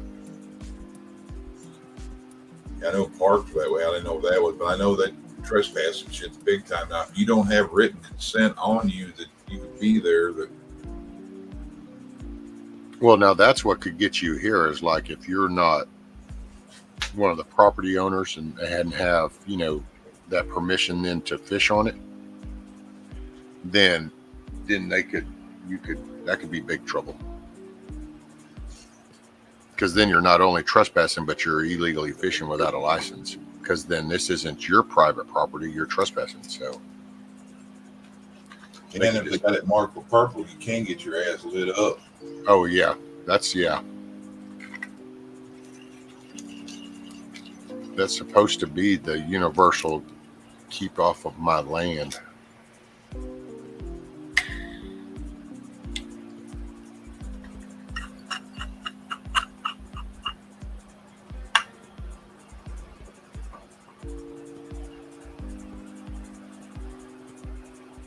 What do we got going on in chat? They call those, there's a donkey land or house donkey park.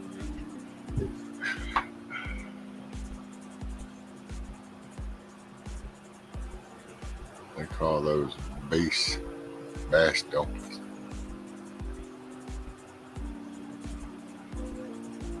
Oh, okay, I get what you're saying.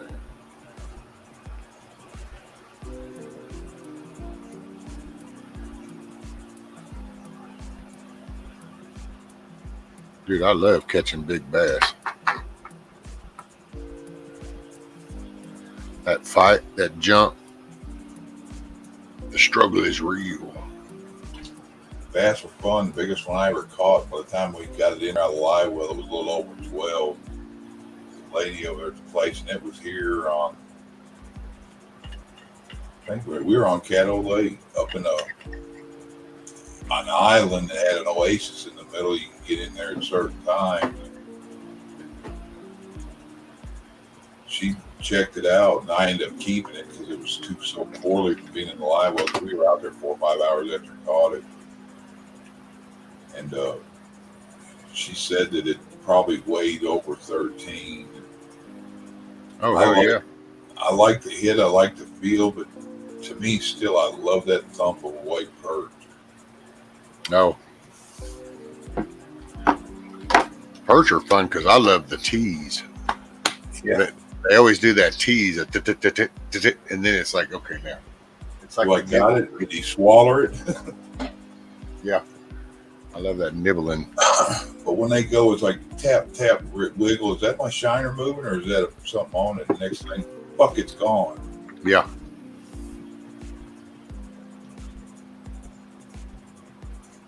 If you get one over 2 pounds, and it feels like you got a house on the end of it.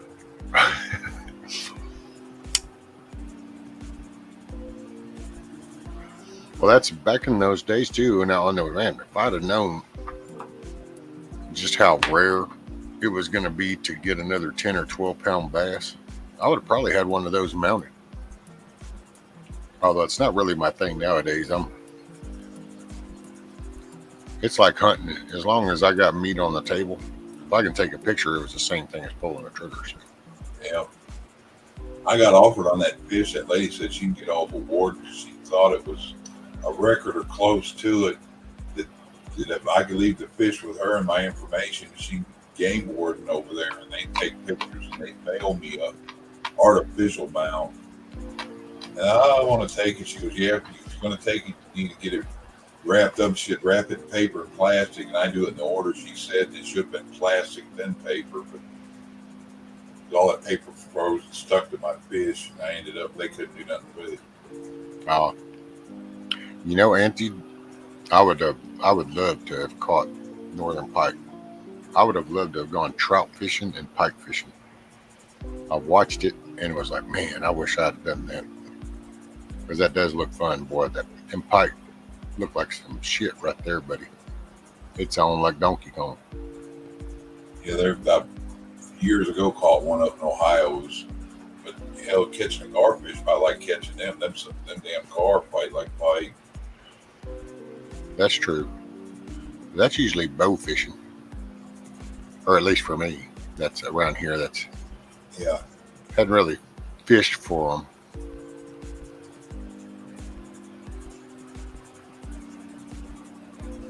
Well, that is one quote. What is that quote about taking our gun out of our cold dead hands? So true. I think with the surveillance tech and weapon systems, now you might as well die to keep your gun.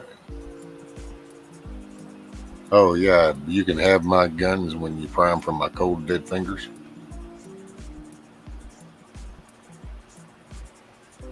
Yeah, on your feet or on your knees, if you're gonna go, you may as well go with a pile of brass. There you go. Trying to set it. I'm thinking I have a good chance.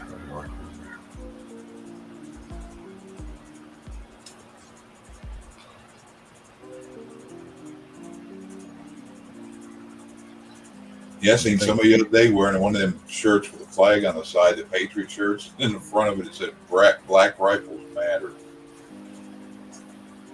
Oh, Lord. I was like, wow, and it had a picture of an AR-M1 on the front of it. Hey, what's up, Ricardo? Got a link down there, sir.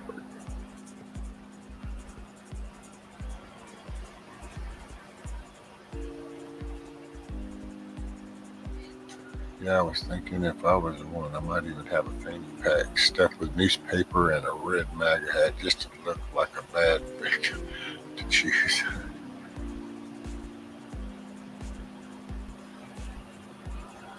And those Z's have been following. What's up, buddy? How are you? Rescue, Chuck, how you going? How's things? How is your day going, sir? Yeah, not too bad, mate. Not too bad. It's raining cats and dogs outside, but yeah, not too bad, mate. Can't complain. So did you have a good day at work? Yeah, it was a pretty hectic day, but I'm glad to be home and talking to you and relaxing, and weekend's coming up, so yeah, I'm looking forward to it, mate. So yeah, not too bad. Awesome. I'm always glad. Go ahead, Chip. Any good news happening? No, not that. I mean, nothing extravagant that I know of. But I didn't catch like yesterday or the past couple of days. I watched a little of the committee things, and I mean, I like that they're bringing out the facts. So hopefully, it's going to And I will say one thing I've noticed too, and I showed the clip earlier of Chip Roy during the committee thing, kind of going off on Mayorkas. And one thing I have noticed, so I'm wondering what's coming, because I think there's something that must, the way they talk, and it's like that Chip Roy one, you can catch it. And he said, so under oath, there's a lot of them when they're talking and asking him shit now, they're actually referring to, okay, so under oath, you're saying, and it's like they're narrowing him down. So I don't know what might be coming on the back end of that, but before that just didn't happen. Yeah. You know, and now that when they're going to do the talking, they're bringing up the oath part, you know, and so it's kind of like hopefully they're. And opening up the box of showing the defined definition of the whole thing that they're supposed to be doing, so there's no beat around the bush. Yeah. It's kind of bringing the facts in there. Because, see, that's the thing is everything on the Senate floor, the House floor, all these committee things, all this is like a court hearing. So it's all being transcribed. So it's all being documented per se. So that's why they introduce the evidence, even though you might not see it. It's because when this closes, it's going to be part of the whole package. Well, I'm all I can, you know, prepare for the worst and pray for the best, but I have a feeling that this is kind of like getting your ducks in a row kind of process is the way I'm kind of taking it. I want something faster and more reactive, but then again, we didn't get in this overnight, so it's not going to just go away overnight. Morning, Kish. If we get anything faster, it could turn high speed, which we don't need that, because high speed is the point we're at could be baby mushrooms growing. And do you guys feel that something's coming up pretty soon? Do you think that something's going to pop up in the next couple of months? Because what we're getting in Australia here is this election that we've got next couple of weeks. Pushed it up actually, so it's going to be earlier, a lot earlier. Yeah, there's a lot of things coming out now. What's going on, not only just here in Australia but globally as well. So. If the Holy Land gets involved in this, ain't no telling what's going to happen. I think they're going to start craze. Yeah. Say the first part again, Chip. If who? The Holy Land. If the Holy Land gets involved in this, dude, that already a trip. I mean, did you hear about the Israel?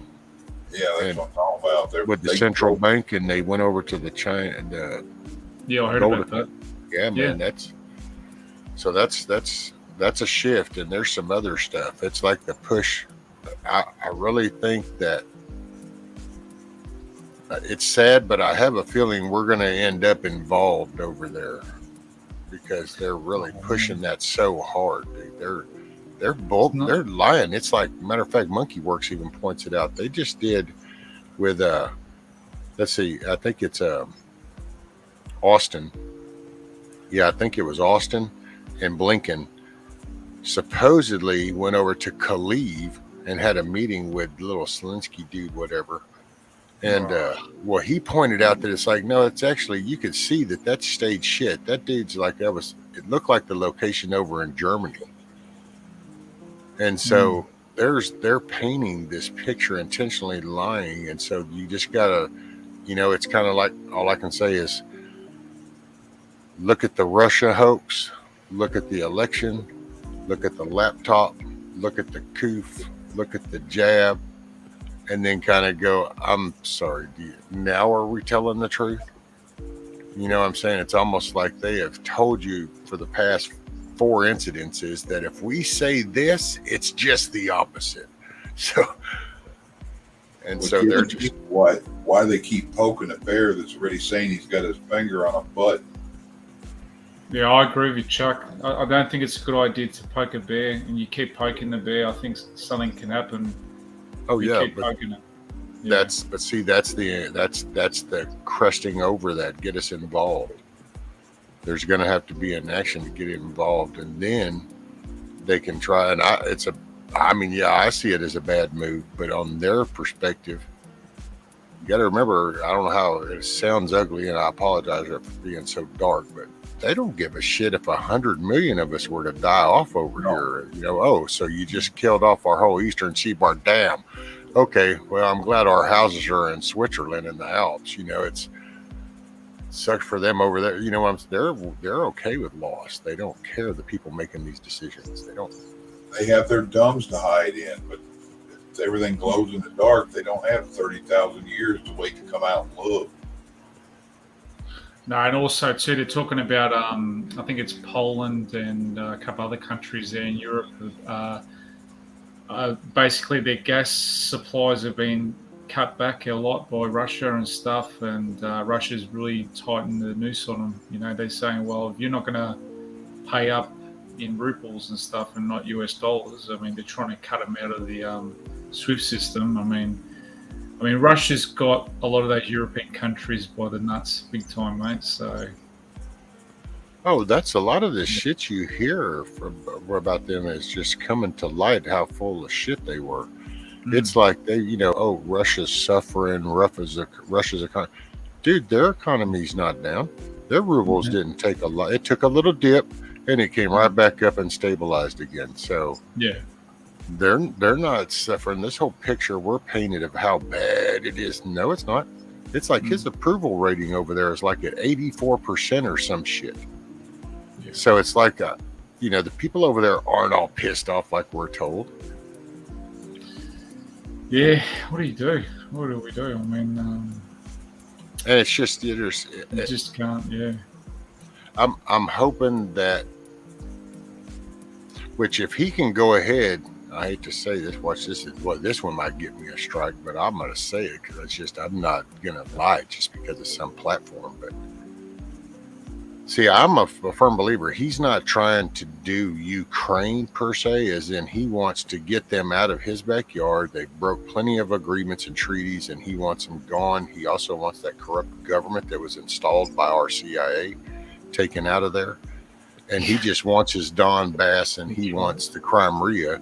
And, you know, you've got, what's the other one right across the gap? And, is it Mariupol? No, that's but it's. Damn, I'd have to look at the damn map. I forgot the name of it. But they've got Russian history, you know, and then they've actually, and it's like Crimea. You know, people don't realize that Ukraine has cut water off to that place where those people identify as Russian. Well, depending on, I mean, if you want to look at this on a U.S. state, that would be like Texas cutting the water off to Oklahoma because we just didn't like you, you know, and so it's like you just don't know. And it just, there's his message. That's why I say it's, look at all the events that have just taken place, all the shit that got pumped out to you, and what really turned out to be the truth. And then now look at this, and you've been told all this when in reality, go listen to the guy and you'll hear what he really said instead of what some reporter says that he said. Because he calls him out. I got to say, I give the man kudos on that. Yeah, because he calls out Bush with the little white vial of the shit over that started the whole WMD stuff, and he calls out all the lies that we've been doing, these agreements that we agree to, and then we back out and we lie about it. You don't like the shit they're pulling on that border, and I think he actually wants to expose all that KM stuff going on there, the old Khazar stuff.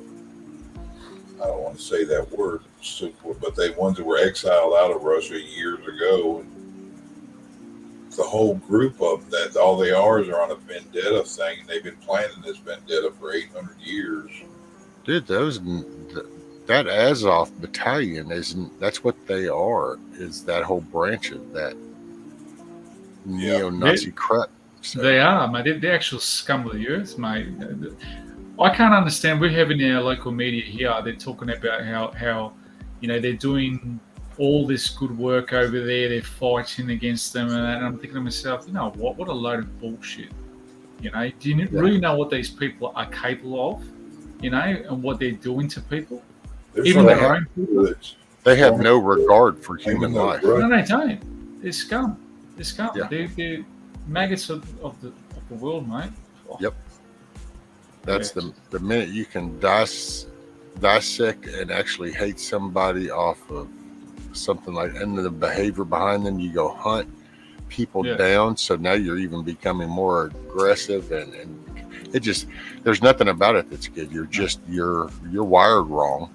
And Yeah, and, well, and Rescue and Shark, they're actually eating the cannibalisms as well. Yeah, there's some footage going around of them eating. You know, it's just disgusting, man. It's just, I can believe that's that demonic. they're thinking. That's why I say that once you Yeah. kind of go on that avenue of thinking, you're you're not wired right. So No, you're not. Definitely not. and let's see what we got. Rescue, he wants to recently discovered oil field, and they found in the eastern Ukraine. Published too. Ain't no good guys. It's not a matter of good guys though, Grumpy, and I'm not coming at it like that. So I hope nobody takes it that way. But I just, you know, we're poking a fight with somebody that's not really wanting to fight. That doesn't make him like a good guy. It just No. he wants to do Russia, and he wants to do him. And so I get that.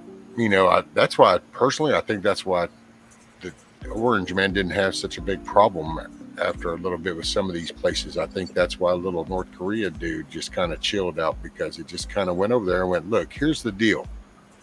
Don't like what you do, don't agree with what you do, but you do you, but don't go this far. Otherwise, we're going to deal with you. That's the way this is going to work. So, and they just kind of went, they've never been that kind of blunt and direct about it. You know, I think he means it. So, yeah, we'll just stick to our own business. And so all of a sudden, everything kind of quieted down for a little bit. But then I look at him, Russia, different, because this dude's been sitting in the top seat for 20 years. Ours has changed hands. So we've had these administration changes. Well, he has watched that from a distance, and his has never changed. So he's watched it. And then he just watched this election shit, and he's watched all this, and he sees this whole bio crap happening. And it's like, I think that's why it's like, okay, hold on, nope, ain't happening. You ain't putting that seaport off my coastline. You're not putting those labs over there in my backyard. You take your little missile sites out of my backyard. Keep your ass out of my area.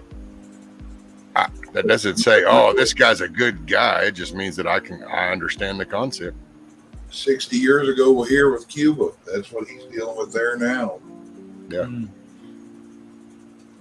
the stuff along his border was one part I was watching. A lot of that shit was bio to work on that bloodline of majority of people that are across that border. Yeah. They're doing genocidal shit. Well, and it's just, there's a certain mentality, and I reference like the mob. You know, the mob did some horrible stuff. I mean, that's they were ruthless, but there was some weird code that you don't affect these certain people. Yeah. You know, so you don't cross that line. So, so it didn't make them good guys, but the enemy of my enemy can be my friend. Yeah. So, you know, if you could take a mob versus a street gang, who do you want to live in your 2-block area? You know, I think I'm cool with the Sicilian dude coming out, and, you know, he stands there, he smokes a cigar, and I go, morning, and he says, morning, I go on my business. Then the dude right here that says, hey, I'm going to pop a cap in his ass. You know, I'm kind of going to go with a guy we can just have mutual agreement with.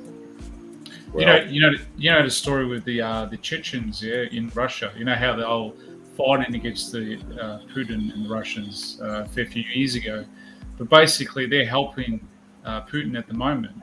You know, fighting them, and if you know their history, they live up in the countryside in the hills, the Chechens, and they're basically, if the kids are born into the world, basically, they learn how to wrestle and go in the farmland and, you know, grow crops and, you know, sheep, cow and all that kind of stuff. And they learn to fight, you know, like street fight and stuff like that, become men, basically, They live out in the wilderness, basically. So they're a different breed of people, but basically they're helping him against these, you know, obviously bad people there, you know, in Ukraine. But I was surprised to read this because my friend was telling me his Russian background. He was telling me, Ricardo, they're actually helping them. And I didn't believe it. And then I saw some stuff and read some stuff, and it's true. They actually are helping Putin. So what are you doing? Well, you know, The enemy becomes a friend and ally at the time you need them. So I'm going to hop down for a few guys and take care of something. I'll be back in a little bit. no, well, Joe, brother. Catch you, man. Later, brother. Yeah, man. It's just one of those things. Man, it's just and that's, I don't know. You know, it's gonna be rough. We're fixing to have to, you know, tighten the belt strap and kind of, you know, we're gonna have to bring our basics back, our moral compass, and we're gonna have to get our values back to put this back on track and to get things right. There's no quick fix to any of this, and I'm hoping that doesn't. I will say, I just hope we don't get engaged where they I hope make so it, too, Rescue, because you know what?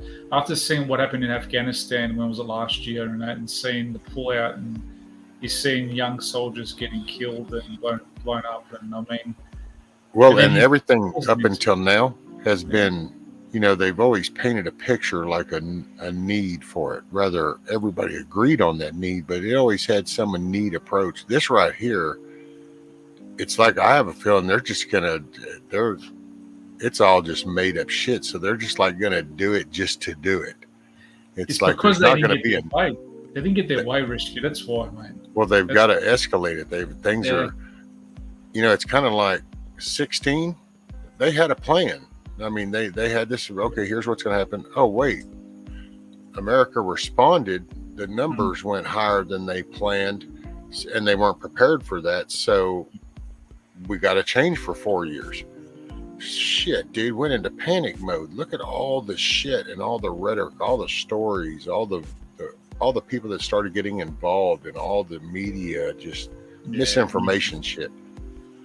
You do this for years, and then, dude, they even released an HBO movie on how bad these things are and how you can actually steal the damn vote. Yeah. And then it's like nothing was done, so they realized that they weren't getting the response. The rioting and all this stuff hasn't had the same impact that they were hoping. Here we come into 2020, and the numbers, and the difference between 2020 and 16 is when those numbers match back up again like they did in 16. All of a sudden there were water leaks, there were some software problems, there were power issues. We have to shut down for the night. We're going to start again in the morning. And then all of a sudden, lo and behold, all these magical gap numbers shoot way up here and go, oh no, look, he got it now. It's like, wait a minute, this looks like an identical twin to 16, except this time when it matched up, you went, okay, no, it's happening again. Okay, shut down. And now we insert. And so it's just, man, there it's there in your faces, yeah. Like being Australian and seeing what's transpired since the vote and everything, yeah.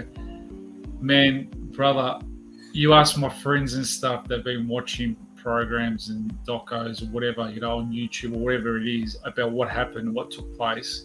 And CanCon's a perfect example, yeah. Since day one I've been following him.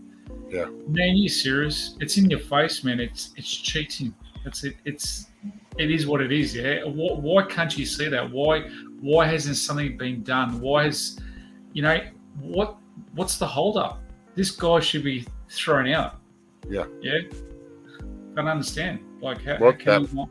The J6 was the same thing. You look back and could see that because they kept telegraphing, they kept saying it. Yes. You know, that on this day we're going to contest the electoral votes. And so sure enough, they say it. You got to have the senator support it. As soon as Ted Cruz stands up, you can look at the timing of the video. You can go back and look into that. Yep. You can go see the timing.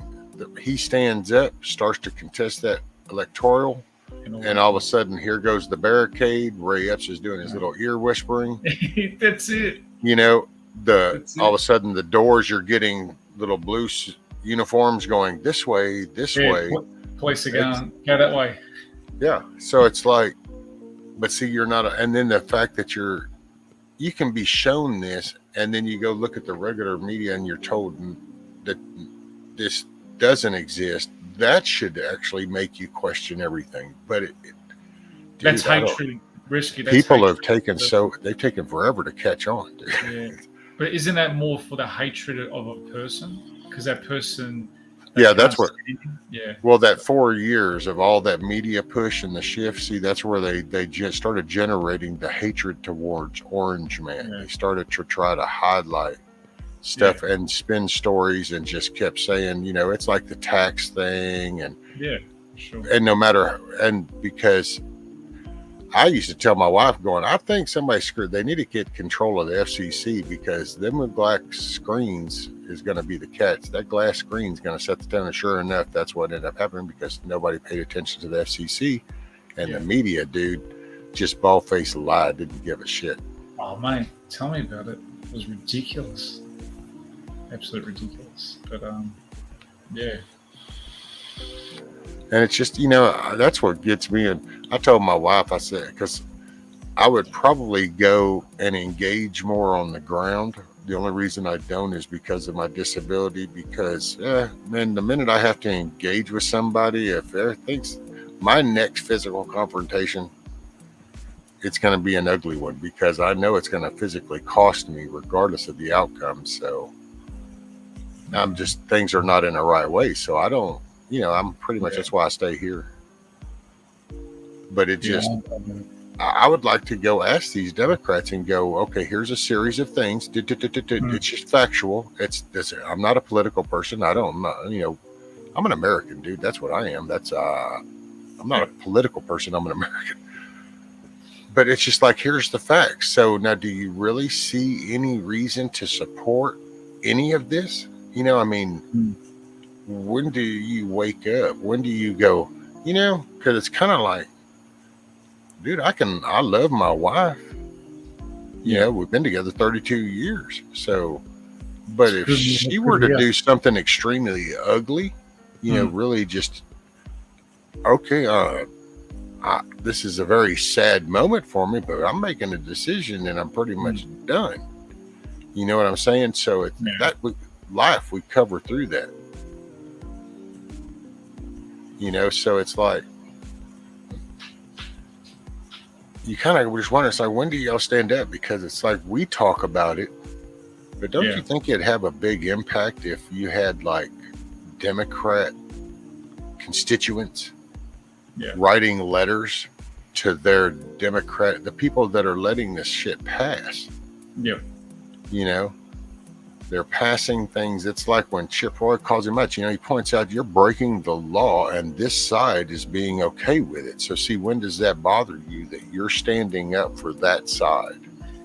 Isn't it also, Rescue, that you've got like what I see as an Australian looking at your politics with the Republicans and Democrats? What I don't understand is you got Mitch McConnell and Kevin McCarthy. That I think Kevin McCarthy's a snake. I think this guy hasn't got the knack as the balls to. He's career politician. He's just as embedded as the rest. He's just that little. He's the little player. There's an Australian term, we call it bum sniffers. Yeah, like he's there and he says he'll do these things, but he'll never do it. You know, like what I don't understand is if there's something blatantly wrong, why isn't it these people take the reins and go, hey, you know what, that's wrong, and we need to do this, stand up for what your party represents? Because what I see is that you've got people that don't give a shit, and they've got agendas and only give a shit about themselves, but they don't give a shit about the people. Ricardo, it's money. Yeah, well, and now I can't explain it in total detail, because it was just, I mean, once I it's kind of like shooting somebody with a gun. You know, there's people that are interested in the whole velocity of the bullet and how did it travel. Me, you know, okay, where did it hit him? In the chest? Okay, I don't need to know any other details. We can just go ahead and from there. Well, that's kind of how this goes, but it's a money thing, because it has to do, that's what puts him in the power seat that he's in right now. That's right. He's apparently the largest money gatherer. Like, once you're elected, you have to keep raising X amount of dollars. Yep. And depending on how much you raise, you know, basically how good of a horse you are in the race is the attention you get. Well, he's the biggest horse gatherer. Yep. So he gathers the most money, so he gets to be at the top of the food chain is the way to see, which is total bullshit concept. What is that? So let me see if I'm understanding this right. We're going to elect people to go represent us. Then they're going to go into this 10 square mile cesspool toilet bowl. And now these little bastards with money come in here and buy our people off. Yeah. And then that places rank on where our voices are getting to be heard is how much money those people are willing to put into them. What kind of shit is that? See, and it's kind of like you want to just say stuff plain to the typical everyday American and go, so do you get that? Doesn't that sound kind of wacky? But instead, you just get all this, and it's all this stupid, crazy shit. And, the world's on fire. And it's just, man, come on. Let's just wake up. Get in your area. If Democrat constituents just started to say something, wouldn't that change something? So how about we try to do that? What about the money that was raised, Rescue? I read a story a while back when they were going to do the audit, this thing, what I was going to say to you about, the checking of everything. They raised a lot of money. And what happened with the money? A lot of people are wondering what happened to the money they raised. Where did it go? Oh, dude, they jack it. They've been doing that. It just gets bled on down and all. Dude, the mob used to set the tone for this with front stores back in the day, and now all these career politicians, they run Washington off of fronts. Everything is a front. Yeah. I don't know of one actual thing that's probably just like it says. Everything is full of shit. It doesn't matter. 100%. You said it. Look at it, dude. The space program, and somehow they were inserting election shit into the space budget shit. It's just their shit is so intertwined because they just hide all this shit. Yeah. That's why I say, hell, dude, just give me the couple $100 million that they sent to Palestine so that they could figure out if they were a man or a woman.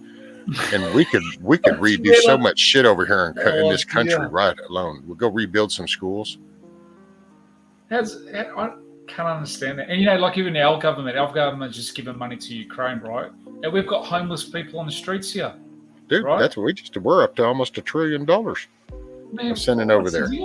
It's ironic, Ricardo, because when you watch even their own news footage from over there, it's like, well, how come you look in the background? Well, where's this $1 trillion that we sent? How come there's nothing looks any different today than it did 3 months ago, 6 months ago? Man, except for maybe some shit might be more damaged, but there's nothing like, where's the $1 trillion? Where's all this money? I just don't understand that. And do people bother to read the papers, the fine print of everything? No. Not good. Rich, thanks for joining, sir. Glad you enjoyed. Go to sleep with a smile on your face and wake up with one. And bug out. I'm just going to acknowledge you coming in. By the way, everybody that's come in and joined, good morning, good day, good evening, wherever that's working for you. Everyone, hello from Australia. I appreciate everybody being here. And D-Dog, what the hell are you talking about? River's Farm, it felt good, which means it's probably addictive and dangerous, so I don't even sure I can separate the finesse of the move. Uh-oh. It's sometimes funny when you scroll upwards in chat because then you hear the conversation in reverse. It's kind of like listening to them old records when you hear weird messages and shit. Well, that's how this is. When you start reading chat backwards, it just kind of has a different tone to it sometimes. Just remember, always risky. I'm always forward of you, man. So you guys have to catch up from Australia. I'm in time travel. Let's see, what did he say? The Beatles post is exactly what we should not be doing with YouTube, to be honest. Oh, what was the Beatles post?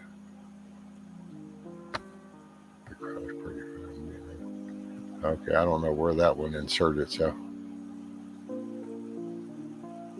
Somehow I missed your Beatles post a week ago. That was an epic troll. Well played. Oh, yeah. Okay. Good night.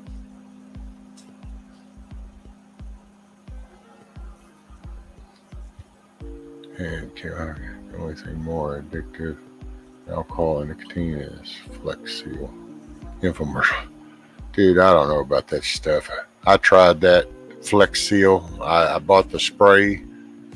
I tried it on a gutter thing where there was a leak. No, it didn't work. So silicon, mate. The old silicon. That's it. And it was kind of like, okay, you know, this is the shit that's always worked. And I just, got the tube, went there. Now it's sealed for real. And do you know how to clean it without making a mess on your hands, Risky, with silicone? You just get soapy water in a spray bottle and just run your finger over it with the soapy water, and it shouldn't stick on your hands. Oh. That's a trick. Oh, I just usually let it get on there. I let it dry, and then I just sit there and roll it right off. Oh, you do like that. Yeah. That's, you know, dang, that's old rednecks down here. Do you guys have Sticky Flex? Is it Sticky Flex? Because that's an Flex. American product, yeah? Sticky Flex? Sticky Flex. So basically, it's silicon in a squashy type of aluminium foil tube, and then you put it in a cork gun, and then it just swashes it. Is that what you have? We've got all different brands of that. Yeah, that's good stuff. That's really good stuff. That's how you do your caulking around your tubs. You do the silicone around your windows, doors. Yeah. Oh man, we got Sally's. We call it Sally's here. Sally's No More Gaps in Australia. Sally's. Sally's No More Gaps. It's an Aussie term. Alrighty then. Must have been some female Sally that invented it, I think. So, yeah. I heard today that we. Oh, and hey, Summer, how are you, ma'am? Glad you're here. I saw a little bit of your deal earlier. Is that Summer that makes the soap? She makes the soap? Summer? Yeah. Hi, Summer. Yeah, I saw it. It's pretty cool what she does. Well, yeah, and tonight she was doing, I guess, watching over this little area that she's helped get established for people that don't have homes. And it's like they're actually, and she did this little video the other day on it. They've got this, I mean, I'd say tent city, but the net makes it sound more raw than it is. These are like cool little octagon shaped domes type deal that are on platforms that have the door and then like little one room cabin almost type things. But she's got this area where she's at that, and they've established this. It's almost like converted a parking lot into like this little community. So, oh, that's cool. That's good. Yeah. And she was, I guess tonight she must have had to go and sit over kind of like the supervising, you know, because they had this little trailer type. It looked like a trailer building. Yep. And she's kind of just, I guess, monitoring everything. Kind of in case somebody needs something, she's there. She's a cool lady. That's it. God bless her for what she's doing. Hey, she's pushing the ball forward. That's if everybody pitches in and helps push the balls forward, then next thing you know, we progress to a better place. Yeah, nah, it's good. It's good that.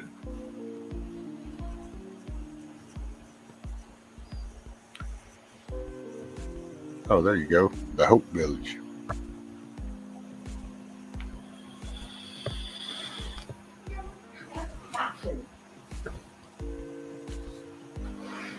It's raining pretty heavy here, Rescue. Oh, is it? Yeah, it's pissing down.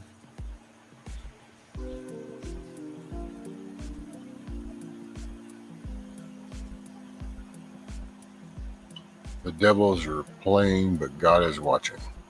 Yep. I saw a video today of someone in Hollywood saying that she takes the old human's blood, which wasn't good. Oh, yeah? Good old Hollywood. Who was it over there? Was that the Pelosi? Or... It was a $150 tub of gelato ice cream. Yeah.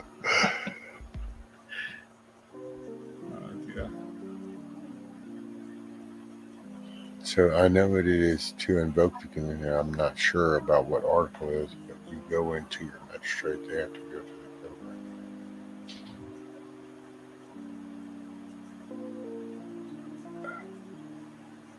So, man, one day I think I'm going to try me some little earpieces and see how that does. Oh, earbuds. Hey, what's up, buddy? There's Mr. Ron. Hey, what do you know, Rescue? What's up, buddy? How are you? Oh, just riding down the road. That's it, making $1. I'm trying to. I think it's down to a nickel. Used to be another dollar, another day, another dollar. Then it went to another day, another dime. Now we're down to a nickel. Well, I guess, but see, we're fixing to be back to $1 a day. You know. I hope we go to a quarter at least. Well, no, it'll be $1 a day. It's just that it's going to be a negative $1 a day. That'd be a ruble a day. Yeah. Little Chinese gold coin a day. How you doing, Ricardo? Good, my friend. Yourself? How's things? Good to see you. Good to see you too, mate. Now he's talking about caulking is what we call that stuff in America. Yeah, It goes around your tub and stuff. Yeah. And then you said something else earlier too. You said it was raining cats and dogs there. Yep. That's kind of ironic. I was just wondering if everybody knew where the sayings and the terms like that actually came from. I'd heard that before, but I forgot. Well, there's several of them, but with that one, the houses used to be made of just wood and straw, and the cats and the dogs and stuff would always play on the roof, and they would actually bed on the roof, and then when it rained, they'd actually fall through the roof. And that's where the term raining cats and dogs come from. Ah. But there's other terms too that I find quite interesting, like that I was told it was the Appalachians down in the southeastern part of my state of Kentucky. They said that back in the day, the tanneries where they'd go and tan deer hides and stuff like that, they would use urine to tan hides with. And so the poor people would actually pee in a pot and sell it to the tanneries. They would sell their urines to the tanneries. Damn. And that's where the term come in. You don't have a pot to piss in. And that's also where the term came in as piss poor. I'm sure you've heard of both of them terms, but that's where it actually came from, or so I'm told. Okay. I know that, the saying bless you, like, when they say bless you. Yeah. I was told from a priest that term came from way back when people had leprosy and the other diseases back in the day, and they would say bless you. So that term of bless you came from saying that to the very sick people with leprosy and stuff like that. So that's something I learned. So that's true. Yeah, for like when you sneeze or something. Yeah. Yeah. When I always sneeze, Gesundheit. Yeah, Gesundheit, or I'll say heat shit. Oh. What's up, buddy? He's scared. It's raining. By the way, Ricardo, Kush said, can you see the cross of south from where you live? The cross of south? The Southern Cross? That's probably what it... Yep. Yeah. Ah. Bug says the Roman Empire had urinals along the road system, which would be collected for making dyes. Yeah. We have an ark, like Noah's Ark, a replica, and it's probably like 20 minutes away from my house. It's in northern Kentucky, and I've never been to it, but it's been there for like 5 or 6 years now, maybe longer than that. But I need to visit that. Tell me something, Ron. There's a really good, I think it's a senator. You got a really good senator in the White House who says some funny things. I've seen on. I'm trying to think. What's his name? Rand Paul. Rand Paul. Yeah. Yeah. Yeah, We he's got pretty it. cool. Unfortunately, we got a bad one in there too. Oh, okay. McConnell. Oh, tell me about Yeah. it. Yeah. Yeah, we're getting him out this year. Oh, you have to. Yeah. He's a We're big gonna- part of the problem. We're going to try like hell. Just vote him out, pretty much. Do you have someone to go up against him? The last time we didn't. The last time was a woman, and I can't even remember her name now, but she was in support of abortions. And, it's like, can't you give us anybody better? But then you got to pick the less of the two evils. Yep. So it was kind of a rough go at it. Yeah. But yeah, I really like Rand Paul. Is McConnell's term up this year? I'm not quite sure. I think it is. Let's see. We got Kentucky I'm not Moon, and we got positive. Summer. Is McConnell's term up this year? Do y'all know? What's up, Donkey and Morning Mare? I'm pretty sure it is, because there's a woman running against him, and I can't even remember her name now. But Kentucky I Moon said, I think he's got a couple more years. Oh, really? That guy made his money through China, pretty much. Oh, yeah, that's like Bug-Out just said. China will Yeah. never allow McConnell to leave the Senate. Yeah. That's why the people of Kentucky need to just see. That's why communication, man. It's the talking and calming down enough to be able to establish a common rhetoric to get people focused on a common goal. Yeah. So he obviously doesn't care about the American people, mate. He's a snake as well. Yeah. Dude, hell, his wife is part of all these anchored ships and shit. That's there's, we talk about all the boats and the shipping. Well, dipshit's wife is right all into that. Her family. Yeah. Well, it's not just the Democrats that got their hands in the pot. Oh, they're all into it. Yeah. These career politicians, they got in there. Those lobbyists came and started pitching them, and they started seeing that, well, wait, if we're passing laws that affect these big companies, well, we can make investments, we can help things. It's kind of like when on the middle class level, if you're like in a supervisor or even type insider position, trading. Yeah. You'll get vendors that'll hook you up for Christmas deals because they know that they want to stay on your favorite list, so that whenever you're picking contractors, so all of a sudden you'll get the turkey, you'll get the bottle of Jack, you'll get the bottle of Cuervo from those particular contractors. It's because they're trying to stay your favorite. So when you need that done again, you'll think of Bob that hooks you up every year with this.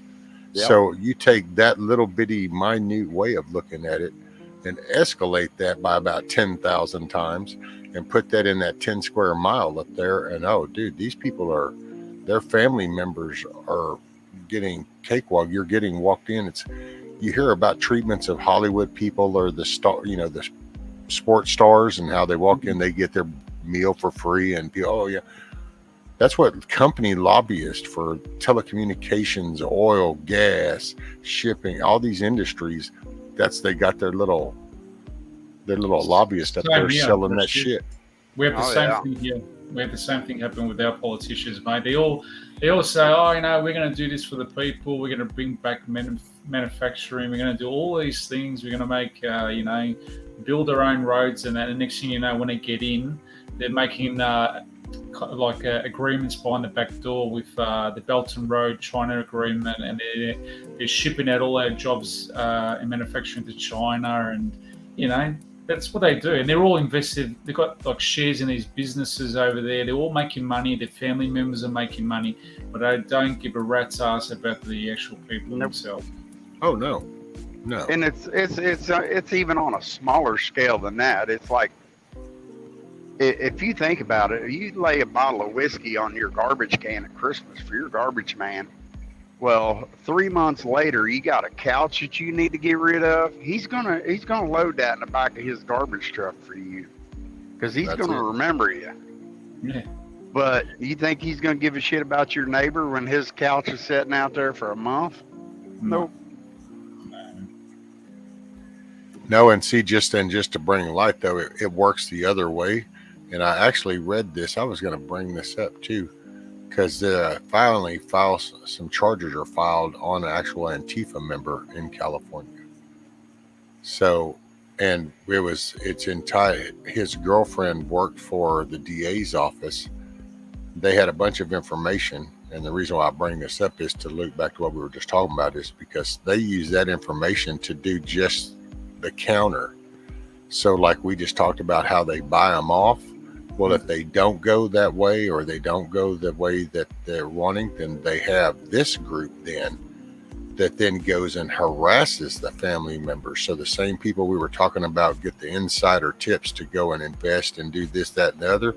They now get the counter side of that, to where, you're being intimidated and you're being threatened and everything. Hey, Kush, you just got to do a camera. That's all. And you can go back to your regular screen. And I won't even put you up till you go back to your thing. I just need to see, just so you don't get no surprises on the screen. Rescue and Ron, I'm off. As always, Rescue, thanks, man. Hey, all right, everybody. Good to see you again, bud. Yeah, I might pop on later on if I'm up. And but Rescue and Ron and everyone in the chat, take care. God bless and stay strong. See you, Ricardo. Later, brother. Good to hear from Be you, safe. brother. Did you catch that, Kush?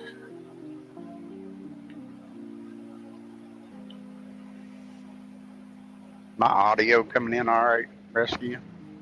Yes, sir. Okay. I didn't know, sometimes it's in and out.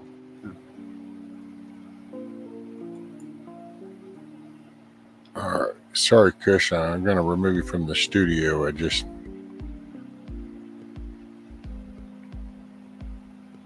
People lingering back there can also be some bad stuff. So I'm just not sure. So I just have to go on the side of caution. Sorry about that, man. Just come back. Show me a camera. Oh, there you go. Okay. I got you, brother. There we go. Cool. Just in time. Sorry about that, Kush. It's okay. No worries. Just wanted to say, it has not got a lot of signal, but I'm out in the nature and wanted to listen to you a little bit to hear about the birds chirping. It's somewhere that I come over and relax and spend time with the Lord and watching from nature different things that He has shown me. But it's amazing, even this way that they tried and invent that our Blessed Father has brought us together. Use this even this that they try and use for evil. He will use everything for our good. So, you dear brothers and sisters over there, keep spreading the love, and I'm very thankful that also in this time of sickness that He healed me from the cough, and other people, other brothers and sisters prayed with me and for me, and we know that we have. He has given us life and life in abundance, and everything He has created will stand the trials. So, in spite where we are, He sees us always as His children. So I'm very thankful for everything. I'm grateful. Right on. I just Right on. want to just mostly say thank you. And I'm not used very much, with the things to stand like with the cameras and other things, but mostly I write, and mostly I do write poems,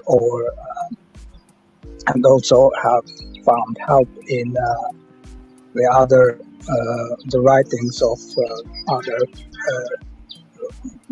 writers, brothers and sisters in the Lord. So and even for everyone, every one of us counts. So you be blessed and have a great and blessed day. I can try and maybe see a bit of background. Oh, here, I'll make you full screen so we can see. Oh, that is beautiful, Okay. Kush. Oh, nice. Yeah.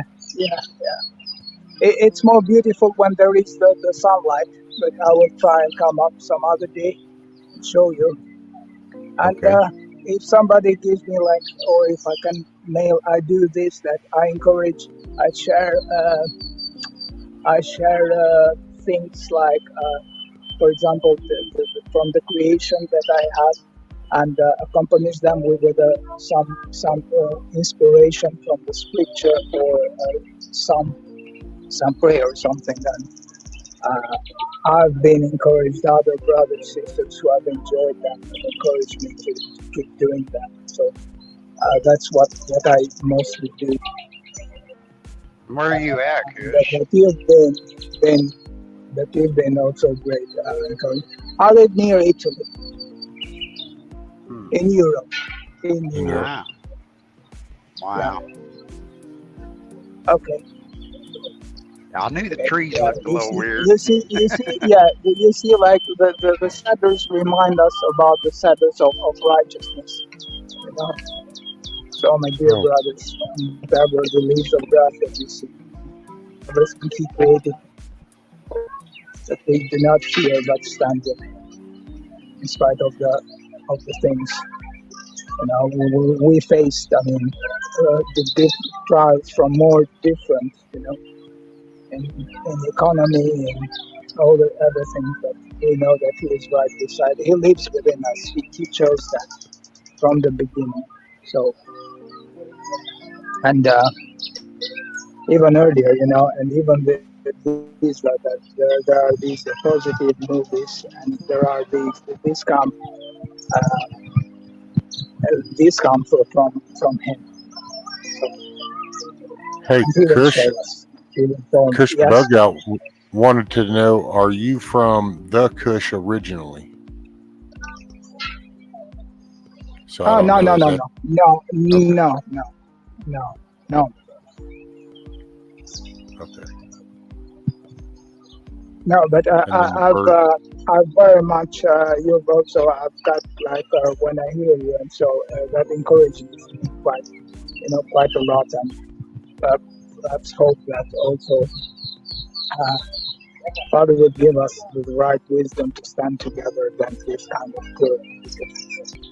It's against evil. We know that He has won. He will win.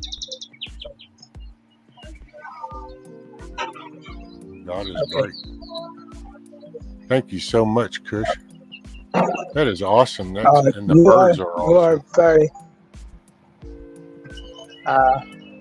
The words, the view, the birds, and, everything. Hug your family and those who you can share, and tell them that He loves them and He loves us all. Be blessed in His name, and see you back again. Okay. Amen. Have a great day. Thank you, Kush. Thank you, You sir. have a great Much day. love. Much love, brother. I might be in the chat, or heading back home. Okay. Yeah. Awesome. Right. Thanks, Kush. You are very welcome. And smile. Thank you from the heart. Amen. Yeah. He does. He does smile within us. That's from His heart. the smile. He created that. Oh, that was pretty cool. Yeah, that is cool. I like seeing that. Different landscapes and stuff like that. You know, Dana's fire. Yeah. That's awesome. Don't really get that a whole lot on any other stream, you know it? Not that I've seen anyway. Well, cool. I'll just be unique. Yeah. Hopefully in a good way so far. Although I don't know, here lately some people get mad and well, I don't know. I try not to, I don't want anybody upset, but then again, I don't know. Can't hold hands all the time. So. Well, you can only babysit for so long. That's it. And then sometimes you just got to get nudged to get out the nest. Yeah. And there I got to posted up a thing. Independent Mini is going to have a canning thing tomorrow at 5 p.m. Pacific. Everyone's welcome, especially if you're a rookie and new to it. You just want to learn something about it. Her link's in there. So if you haven't give it a visit, subscribe. Be sure and hit that little bell thing. That's how you can stay subscribed. I think it has to do with going and clicking that bell. And I find that almost all the ones that I subscribe and I be sure and hit the bell and say all under them, then I don't seem to lose them. But anyway, that's it. Independent Mini United channel. Miss Indy, she's awesome. Yeah, I'd like to learn to do that myself, but. And there you go, Tony. You can't please all the people all the time. Some of the people some of the time, but never all the people all the time. And I have no idea what the hell you said, Bug Out, since you decided to play around with the font and go all Arabic and shit. I'm not. Auntie will probably copy and paste that and translate it, but I won't. It says woo free cacao. Oh, T-Girl, as far as putting videos on your channel, you just upload them if you record them on your phone. On your channel, you go into your channel, not the same as YouTube when you're just looking. You'll want to go in the top right corner where your little icon is, click it and go to the part that says your channel. But then, and actually you can go into YouTube Studio, but you just upload your video. It might take a little while, but I will say that's one thing, man, that just, I tried to do the directly to YouTube thing one time and I was like, oh no, this is crap. Hell, it's so much easier if I just record this through StreamYard and just let StreamYard shoot it right over there. Yeah. Yeah, if you're doing lives, it's easier for StreamYard to do it. But with videos of nature or whatever you got on your phone that you want to share, it's a lot easier to do it on YouTube. But that's something I need to get to doing more of. I knew Auntie would go translate Bug Out's thing. It says God is everywhere. Hey, man, he is.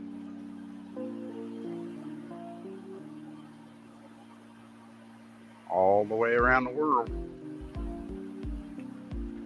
Let's see.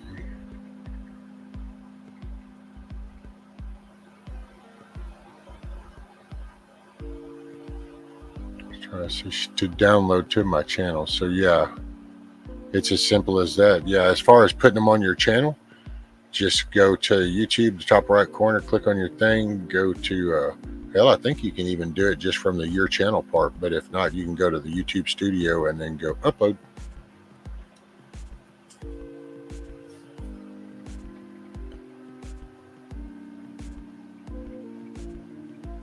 Yep, and they actually even have like a little editor thing up on YouTube that you can use, so you don't even, I mean,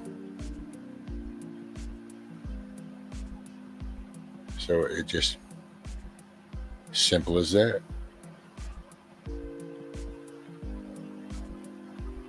Now you get into the other stuff, well, then there you go. That's different.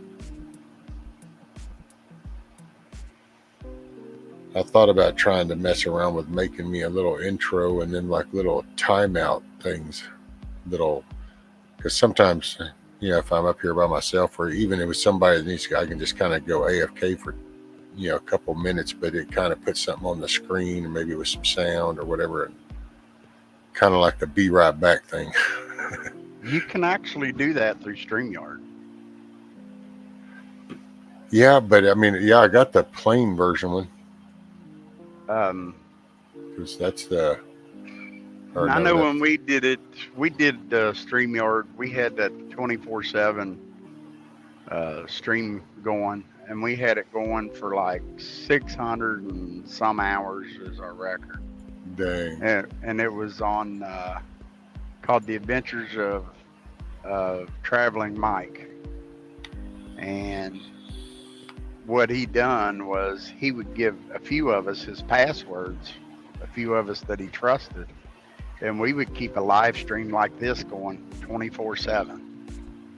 And we did it for like a month. Oh wow. And now StreamYard, the thing about StreamYard is it'll only record for 12 hours. So if you do a stream longer than 12 hours, it'll start taking off from the front end of your video. Yeah. It'll only record the last 12 hours that you stream. So, you know, if you want to do a stream for 13 hours, then an hour of it's going to disappear off the front of it. Oh, I've done 16 and a half. Yeah. And yeah, so you lost 4 of them. Well, I've got the whole thing, but yeah, StreamYards and YouTube only allowed the 12 hours, but see, OBS records the whole thing, whatever I do. So, oh damn. Yeah. Hey, do you mind holding the fort down for a couple minutes? Sure. Thank you, sir. Not a I problem. appreciate it. Not a problem.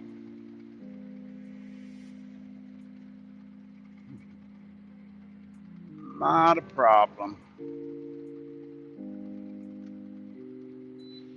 I don't know who all's in chat, but I know Virginia Roots was there a while ago. Hello, Virginia. Hello, everybody that's in chat.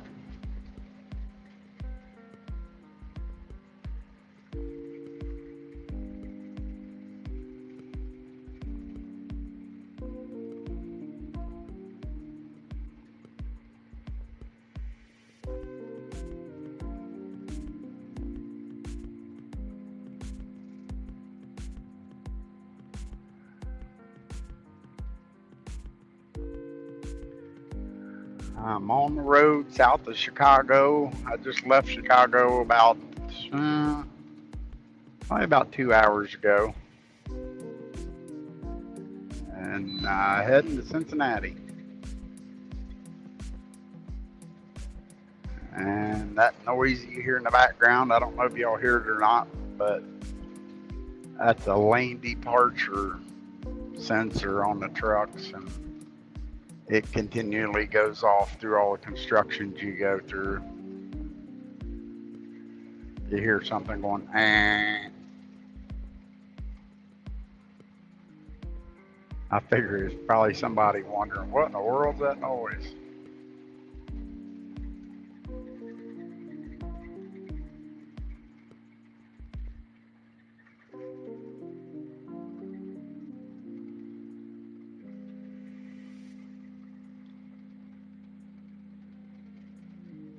Heading to Cincinnati, and I got about 2.5 or 3 hours left.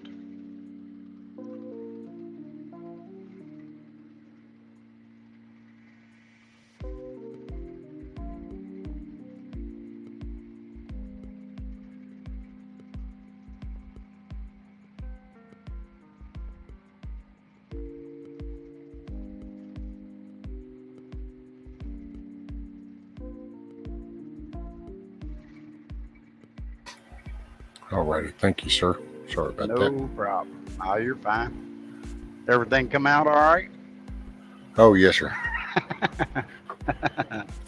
Just as fluid as a river.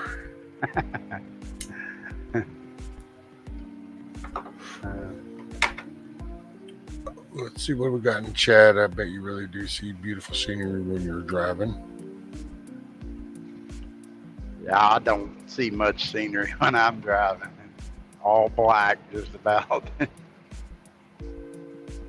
And I drive to the same place every night, so Chicago to Cincinnati, back and forth. Oh, and thank you, Cindy. Thank you, T-Girl, for the compliment. I'm glad everybody enjoys, the channel. Sometimes I don't know, things take a weird turn, but I just really like the mellow atmosphere. You shoot the shit, you laugh, you chill,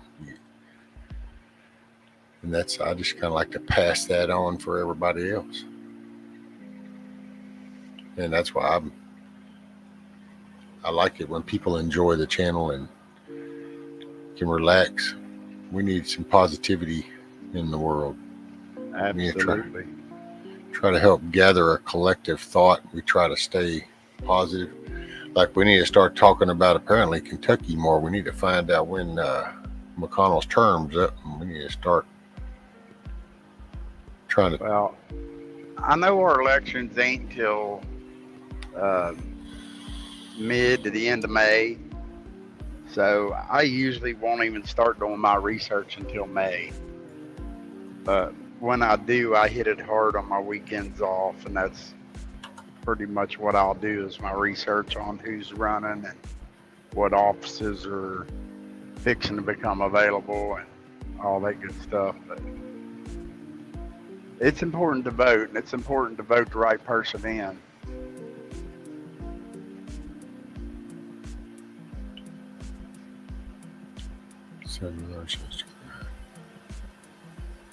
I'm gonna see if I could pull him up and see when he supposedly comes up. Oh, the campaign slogan, yeah, it might not be this year, because I haven't heard no ditch Mitch yet. Oh, there. That's usually what we hear. Hickgal said his current term ends in 2027. So yeah, you must have just got him in there. I thought I just saw something about 2021. 2027. That's. Yeah, he just got in on the 21st. Years? Yep, well, 6. It'd be 6 total, see? So he just got in 21. Did y'all just re-elect him in 21?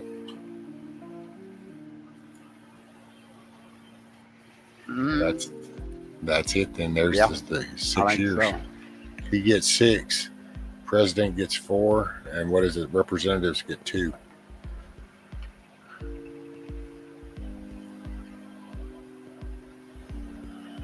But you got to imagine what happened when we realized voting doesn't actually work anymore. See, you can't say that. It's just because you have a flaw with something doesn't mean it's not going to work anymore.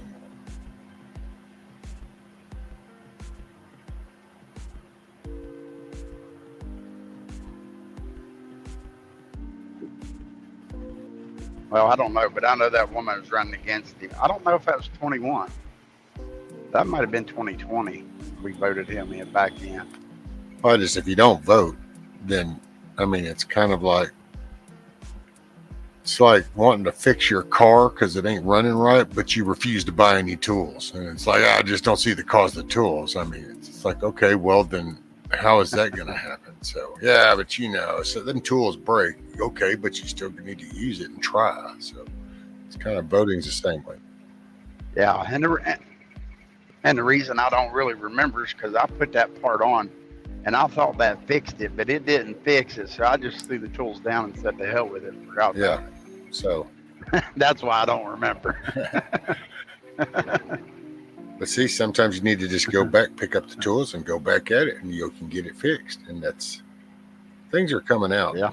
We got to vote. You got to vote. Matter of fact, if you really want to participate, then you start looking at who is your county clerk, who is your local DA, who is your local school board, all of it. It's easy to say, the voting doesn't matter because of a presidential election, but that shit only gets in place because all the local areas that are screwed up. So if we don't like the Washington outcome, then we start working on the filtration system, which starts right outside the front door.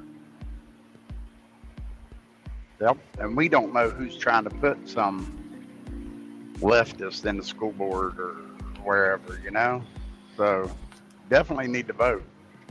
Well, yeah, And you definitely need to do your studying on who you're voting for.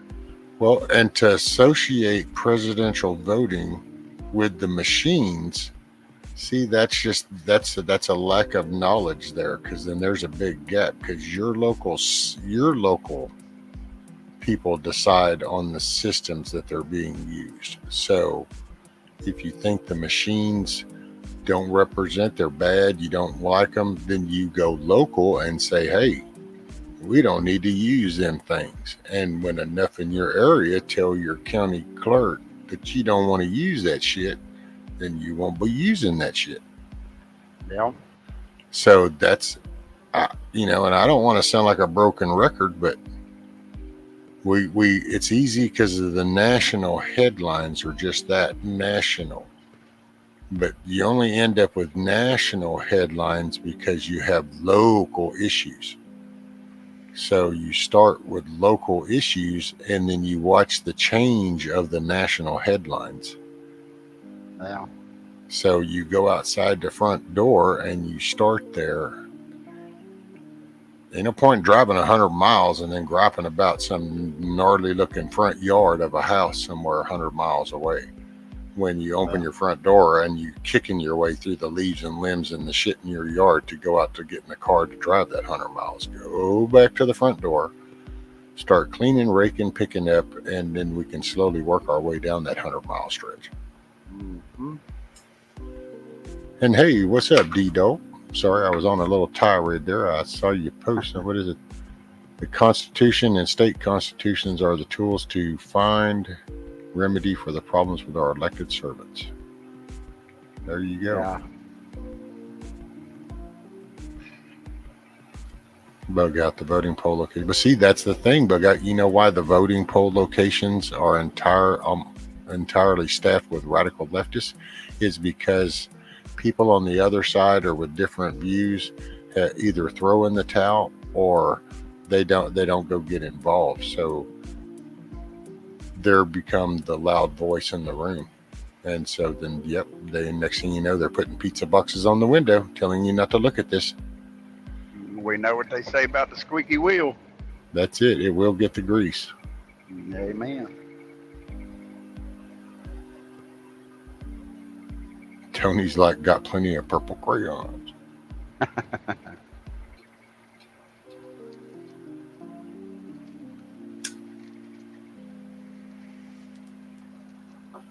Just gotta, I just try to encourage, you gotta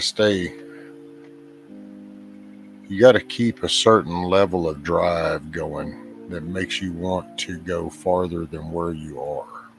If you don't keep some kind of momentum going in that direction, it's easy to throw in the towel.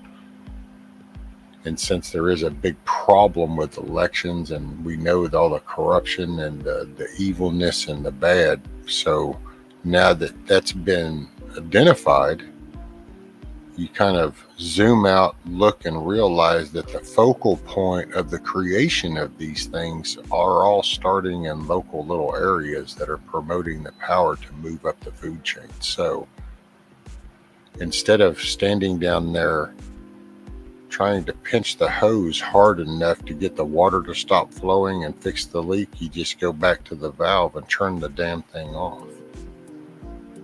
So kind of like that wrench scenario. Can't just throw that wrench down. You got to pick it up and keep going until it's fixed. That's it. It's the engine's acting goofy, and it's but and yes, we need to rebuild it. Might even end up replacing it in the long run. But as of right now, we do need to go down to the tool store and we need to be checking out some tools so that we can start moving forward. And yeah, like I said, if you don't like the machines and you don't have any confidence in them, then you gather people in your area to go down to your county clerk and you tell them that you don't want the damn machines. You sign up to be at the poll place, and then all of a sudden the radical leftists don't outnumber constitutionally minded people. all of a sudden the pizza box doesn't go up on the glass. And all of a sudden you're not getting pushed out the door of a building saying you can't be in there.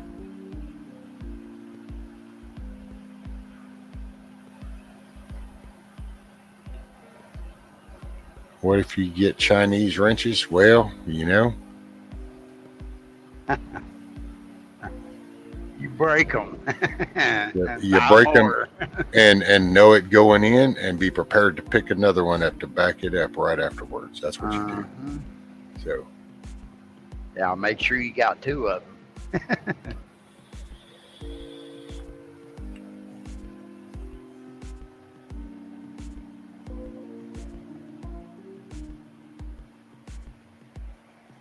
Feel like all this crazy started ever since my awesome hubby died in 19. I'm sorry that happened to you, T-girl, but yeah, it started before that, but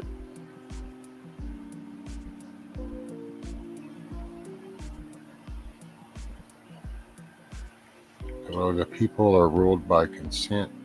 The people that are not holding the servants accountable are giving consent for all the problems that are being bitched about. Exactly.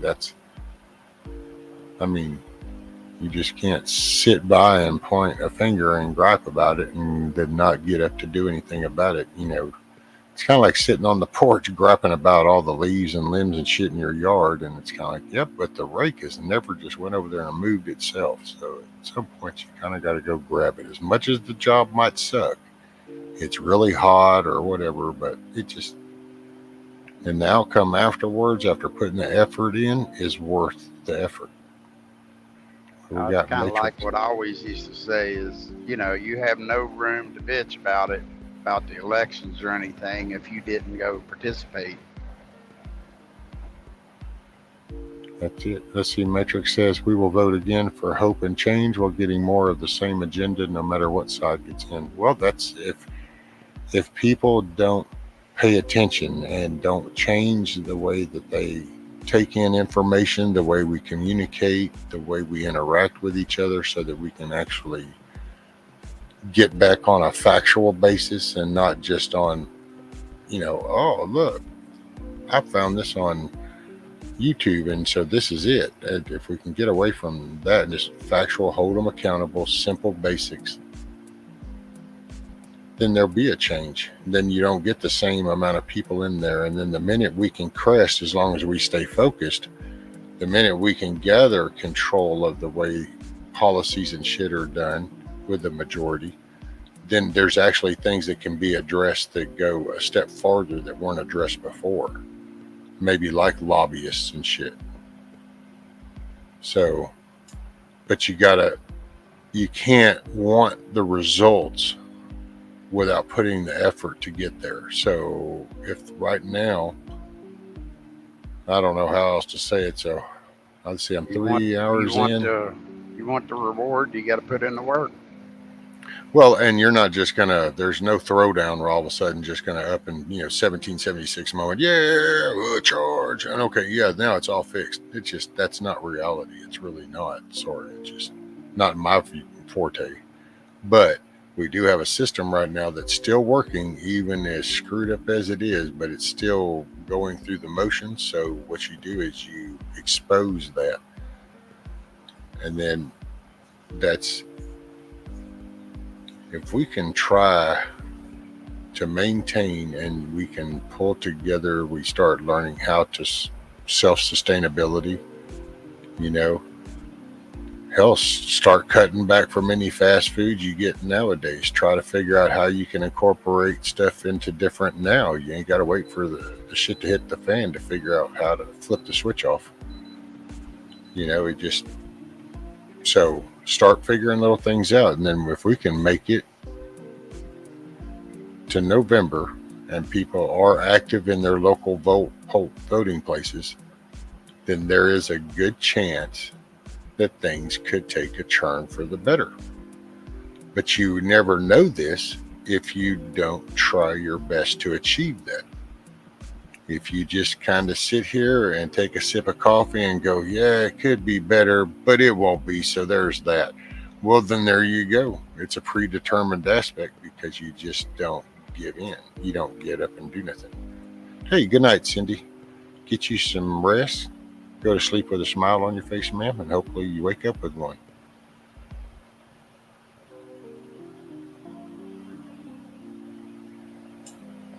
File a claim at your county clerk about a trespass of rights, or just suck it up, Buttercup. In reference to what, Devil Dog? I guess I missed something before. What are you trespassing of rights? Is that, are we talking about the machine thingies? Let me make sure I didn't miss something. People are, yeah. It must have been about that, about the machine. I'm worried that we had 21 people will be discouraged. And that's it, T-girl. People are just get discouraged and have no faith in the system all of a sudden, so you stop using the system. Well, then the system doesn't fix itself.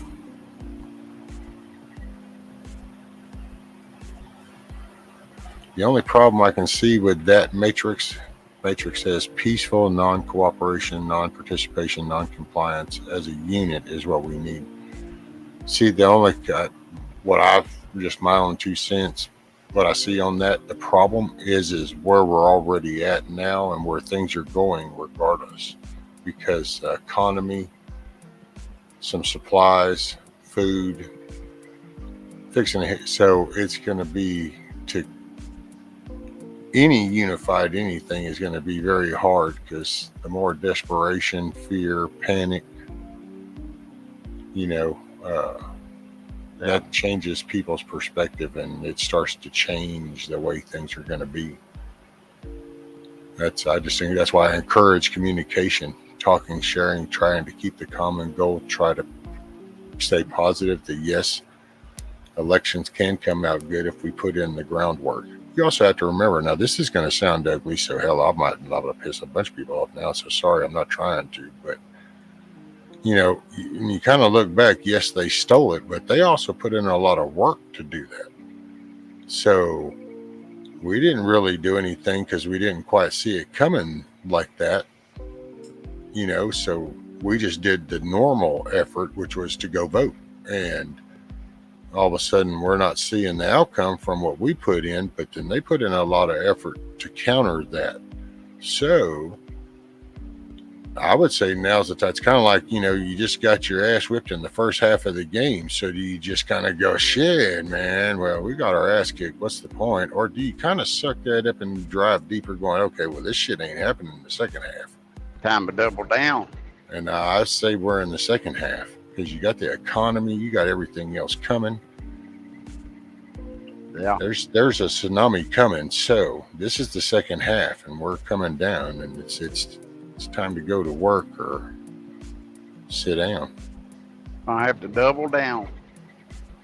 Rescue, I was asking my my boss's son last night, I was asking him, where would you go if the store shelves did become totally empty, power and all that went out? He's like, well, he said, I'd probably just go kill a deer or something.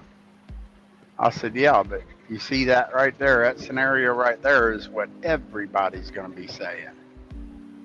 I said, so if you're one of the ones that's lucky enough to get a deer, that's going to last you a couple of weeks.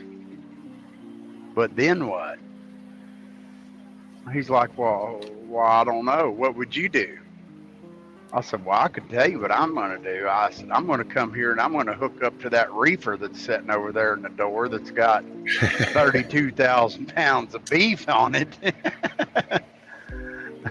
I said, and that's going to my house.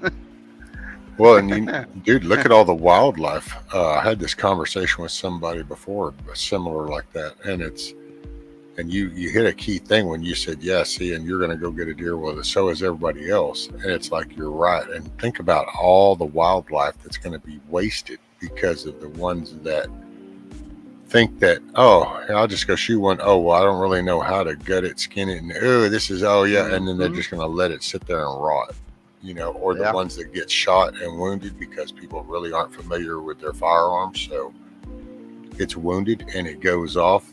People don't track, so then it goes off and dies somewhere else. Yeah, I'm going to hook to that trailer load of beef, and I'm going to have a nice oversized cooler sitting in my yard. Hey, what's up, Hurricane?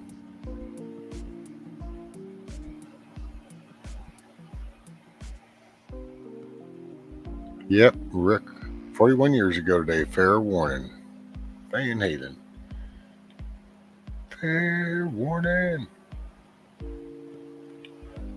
Oh, and what is it? The Devil Dog said something up here because he was against an elected servant for not doing his job. The number one purpose of government is to secure our rights, and all of them are trespassing on our rights. There you go. Yeah, so I think we ought to be able to throw every one of them out. And then what have we got? Let's see where.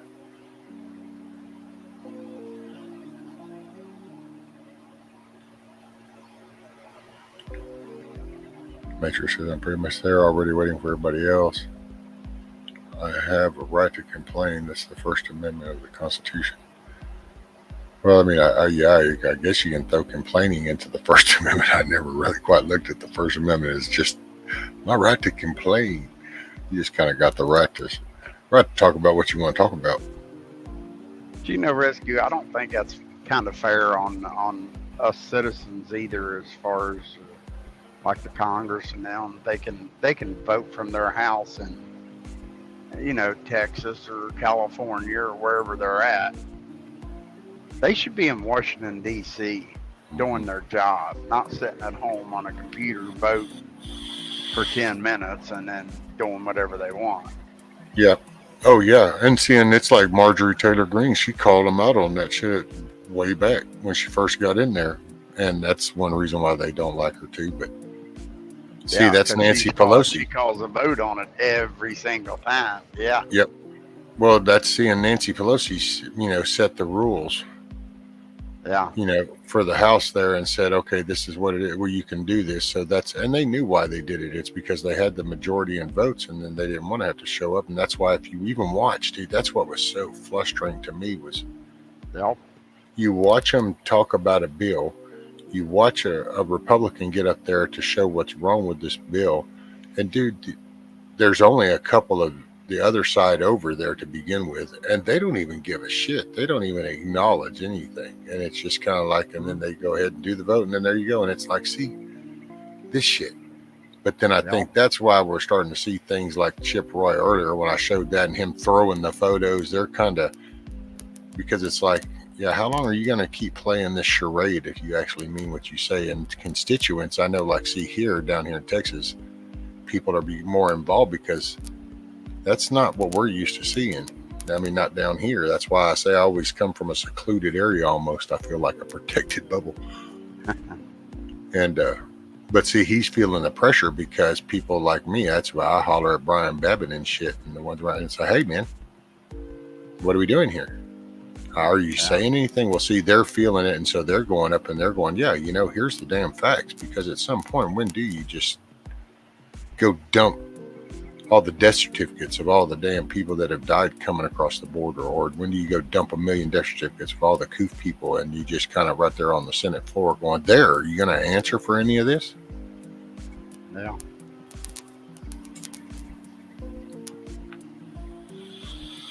Well, and I kind of like.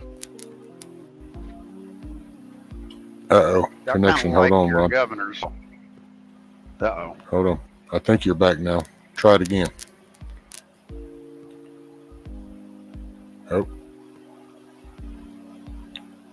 Nope. Signal went in and out, I guess.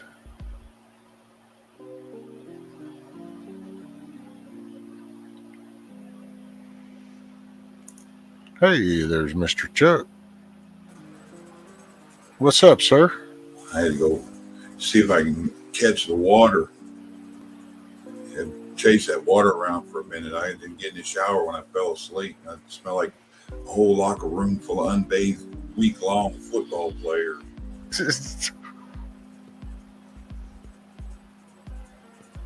See, what is it? M. Turner says they're going after MTG like she's Trump, trying to impeach her over nothing. I know it's not impeaching. Oh, yeah, her and that little Madison Cawthorn. They're trying to get them both out and keep them so they can't run again or anything. And I think they're even trying to go. Have they started going after that Lauren Brobart yet? See, they're all kind of, they don't know how to take all them little newbies. Hey, y'all. Andy Hurricane. Let's see. Song of South says, I predict future happiness for the American people if they can prevent the government from wasting the labors of the people under the pretense of taking care of them. Thomas Jefferson. Amen. See, but you gotta get up off the couch. You gotta do something, and it starts local, right outside your front door. And if you look at, if your area is bad, then that should be telling you that there's either people around you in your area have been ignoring the problem, or they're part of the problem and okay with it. And then that's when you got to weigh the odds. And if the odds want that kind of shit more than the ones that don't want it, then I hate to say it, don't mean it in no bad way, but I would move. At least I would move for then until you could get a big enough, if we can change enough of the nation, then we can start working on specific areas. Now that a lot of problems have become identified, that's why I think it's very important not to lose sight of getting control back, because now we know things to go back and look for. We know things to go address, and we've got to get the controlling factors back in the House and the Senate. Hey, Mayor. Let's see, Hurricane says my 10-minute ride back and forth from Road to Drive Slow. Yeah, the deer are out all around my house, Hurricane. And Haley. Remember Madison delivered pizzas to all the troops sleeping on the floor in the parking garage of DC. Yep, that's it. Sometimes I feel like the chat is full of us all telling each other hello. That's it. Well, okay. We're having a hello concert. Yeah, I did that earlier. I started off, good night, John Boy. That's it. We have a enhanced Walton version. I switched my laptop. I had to wait till this old thing warmed up. There you go, TJ. Welcome back, Miss Summer. That made me think of the old Carol Burnett stuff when I was a kid, and then making fun of them. It was like, good night, John Girl, and good night, Mama Lady, you know. Read Common Sense by Thomas Paine. No, sir. Is that a recommendation? I will try to.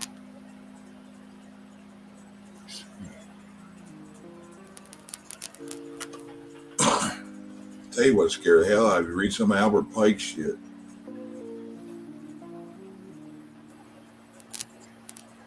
Some of what? Albert Pike stuff.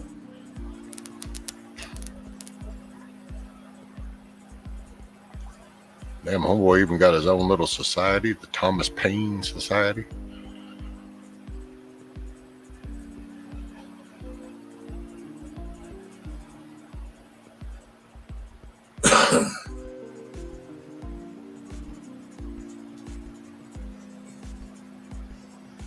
I've been actually studying on the Federalist Papers here lately. I pick random shit through Hillsdale College. Oh, there went Chuck. No luck for Chuck. That was the wrong button. Click. Bam.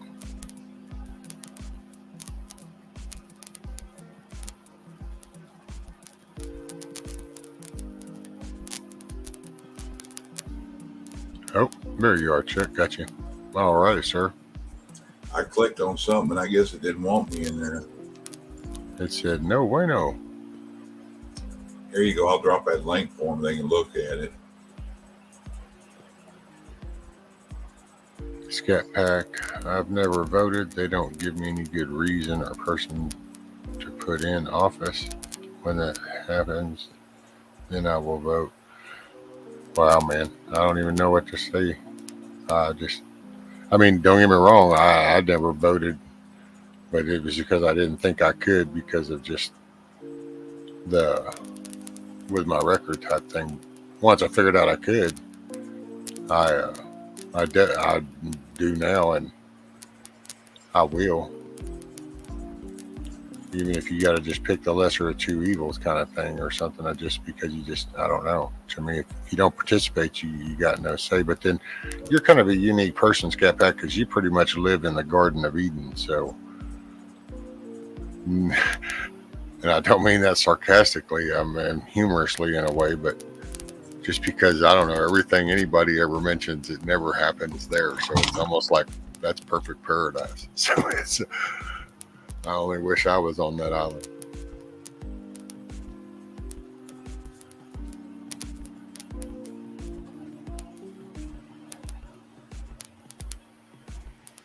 Federalist Papers is a good course. Yeah, I've been enjoying it. I kind of sometimes wish it was even more. Oh, I'm sorry, Milkmaid. We'll hear this easier.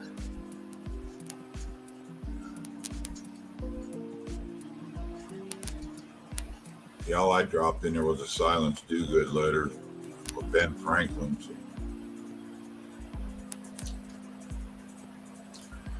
That's something D-Dog gave me like 6 months ago.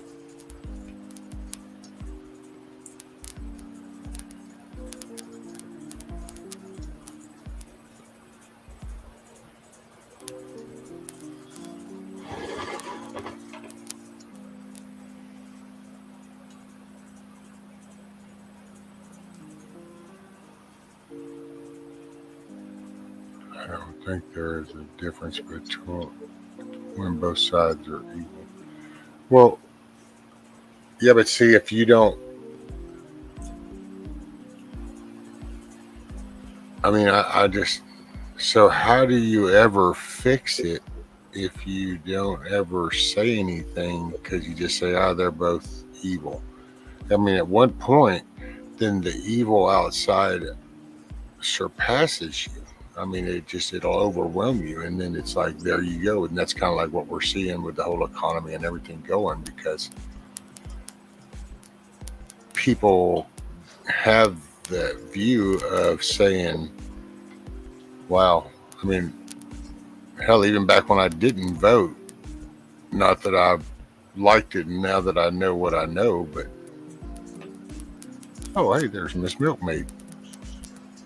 How are you, ma'am? Good. Sorry, I'm having to adjust my volume. I couldn't hear anything. Uh-huh. Hey, Chuck. How y'all doing? Doing pretty good. I got to turn you down a little bit on your mic, but there you go. Oh, sorry. Thank you.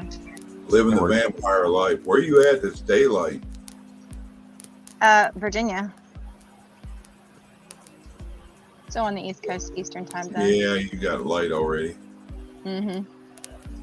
Or just recently. Yeah, I just looked out there and it's still dark. Normally I can see the trickle of sun through the blinds. Mm-hmm.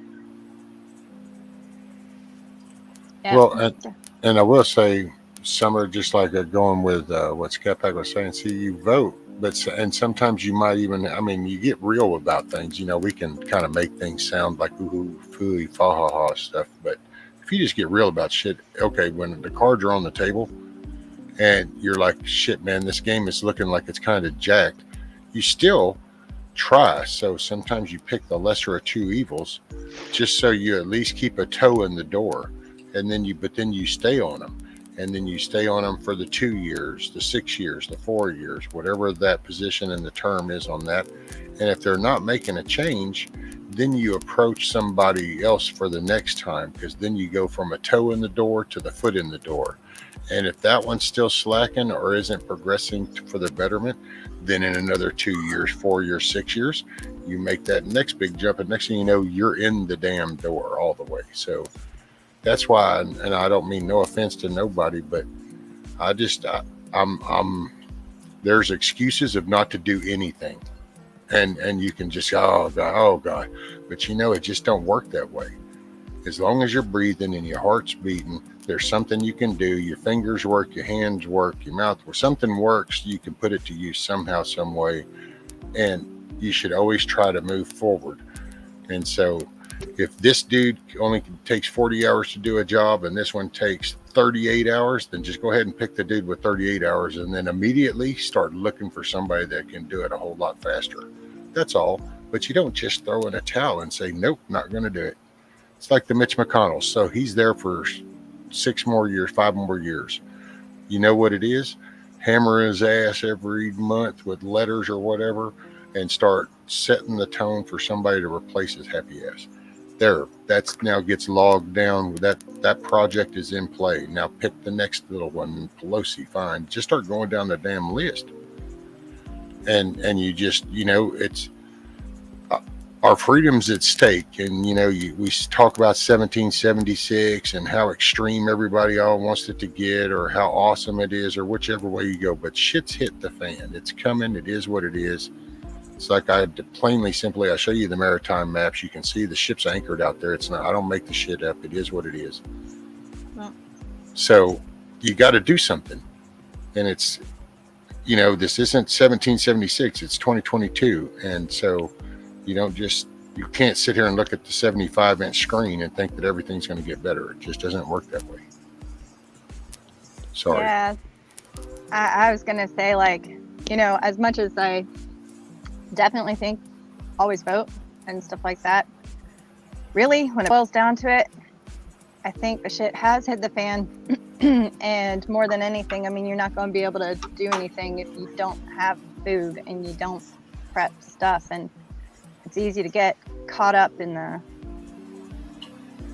the hype or the wanting to do something, but that's probably one of the best things everybody could possibly do is really actually be prepared so that you are in a position if you can make a difference. If you're not in a position to make a difference, when the time is right or whenever that is, in whatever case, then it's not very effective. As of for right now, I think voting will help you locally. They ain't done nothing about the extended version, but in your general area, which is usually the most important. Maybe wrong, but Probably the only place that we actually get a say, which is, staying in it is good, but that's where it starts. We're seeing where it ends up at the end of the food chain. That's where their power actually comes from, is down here. It's just that it's gotten so big and that's all you see. That's what I said. National headlines becomes the thing, but those national headlines get created by local news. So without local news, you don't have national headlines. There's nothing national to headline if there's, depending on the local news. So it starts local. It just want the narrative to change local. The narrative changes. Further you get I'm a from us, little black pill for that, but yeah. I see what you're saying. Well, it's just that's overall, because you can go all black pilled and you can kind of get really, but in all honesty, if you don't start right here, because even if you go into the whole mag thing and say, okay, where's your mag? Where you're at? Wow, isn't that outside your front door? So once again, if you start at your front door, it seems like the best thing. Well, I think, connecting with people that are around you, you can be far more effective, honestly, than, I enjoy the online connections and learning because that's what I generally go on. One, it's my entertainment, and like the virtual living room, talking to people and bouncing ideas off of everybody and learning and teaching and all that fun stuff. Like that's how I view YouTube. But more and more I'm realizing that locally and with the people that are in my real life, that I'm having to really start building those connections and understanding who's around me and working with that, because when it comes down to it, the internet could go away like that. And, what did I spend all my time doing? Oh, yeah. No, that's... Which is why I'm not around as much, because I'm actually kind of been busy. But I like coming here in the morning. Well, that's, I'm not preaching to nobody because I don't I don't vote. I would not vote. Hell, I won't talk like I have voted. I only voted one time so far in my life, but I plan on more now if I'm still sunny side up when the time comes. There you go. But it's like I wouldn't vote based off of my faith. My faith doesn't tie into the person I would be voting for, you know, because that's a judgmental thing. Now I have to judge your faith to see if it matches up to mine. Well, what kind of shit is that? Okay, no, I'm not. That's not my role is not to judge. But there's key, and I'm not expecting a candidate to fix everything. But I would look at key things. Like right now, my main thing would be if I talked to you and I said, "So, what do you think happened on the election?" And when it's well, it was pretty secure. Okay, shut up, move on. There's no point. Don't waste my time. Don't waste your time. We can move on. If they go past that, then it's like, so what do you think about J6? Oh, well, that was pretty much a setup job. Okay, we're working forward. We've made progress already. You see what I'm saying? So you come up with some key things. And for me, like it's the election, it's the J6, it's the COOF, it's the jab. Now, where does that fall? Oh, are we all sided up on those four? Then you know what? You might have some other little quirks that are fixing to show themselves. I'm okay. We'll work through that. You just hit 4 key ones that I can't get any of these others that are already in that position to acknowledge. Sounds like you can fit that shoe a little bit better. Then the next time around, you make the next big step. You know what I'm saying? It just... I see what you're saying. You're not born running 100%. You start crawling. Well, we sat here and this has happened under our watch. It is what it is. People might not like the sound of that pridefully, but it is what it is. And here we are. So what are we going to do now? Now, here it is. Everybody's seen it in different avenues and different ways. We can pick up all these different banners and flags, but when it comes down to it, our freedom's at stake. What you going to do? You going to get involved? Or are you just going to go, oh, I don't think it's that bad, or it is what it is, and sit there? Well, then can you just enjoy the ride, please? Step to the side so you don't get in the way and enjoy the ride. Keep your hands and feet located inside the vehicle. Well, and I think that's what a lot of people do. And then a lot of people get involved in things locally, which is good. I'm not knocking that at all. I think people should. But I keep looking at it and realizing we are headed down a path and the snowball is rolling. And at this point, I think that the fighting back will end up being on the local level, but not in the way people think. Like, I really do feel like there is so much momentum that my main focus, my main goal is to position ourselves as well as possible while still doing the things locally, but to position ourselves as well as possible so that when the time comes that we have to. Because the thing is right now, like, and that'll piss people off too, because they're like, well, if everybody just says that, then we're never going to get anything done. But I try to think through the potential pathways things could take. And with your corporate media and your massive amount of people in the city, even if locally, say in my rural area where we were voting everybody that we could, they're not going to overtake the cities. Yeah. And their ability to do all of that. And then the federal government keeps getting more and more and more power. And look at the laws that they're trying to pass for the voting across the board. And while you can stand up to that locally for the most part, it's not going to have the effect that we want it to have, you know. And that really frustrates me. But it's just like if you have, say, a trucker convoy, right? You have massive amounts of trucker convoys and they all show up at DC, and we had like a Canada moment. What ended up happening in Canada, and what kind of coverage did you see on the media? The media is going to completely squash it. Now you'll see locally, people will see it and people will talk online. That gets squashed too. So we got to understand what we're up against. We're up against a massive entity, or a variety of entities with multiple facets working in concert. And under when the same you directive. see that, and it's a global thing, it's not just our country. Yeah.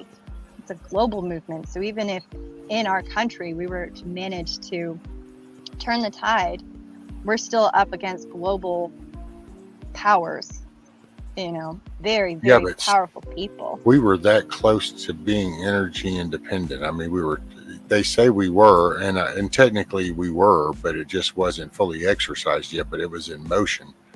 Right. So we were there. We were almost there.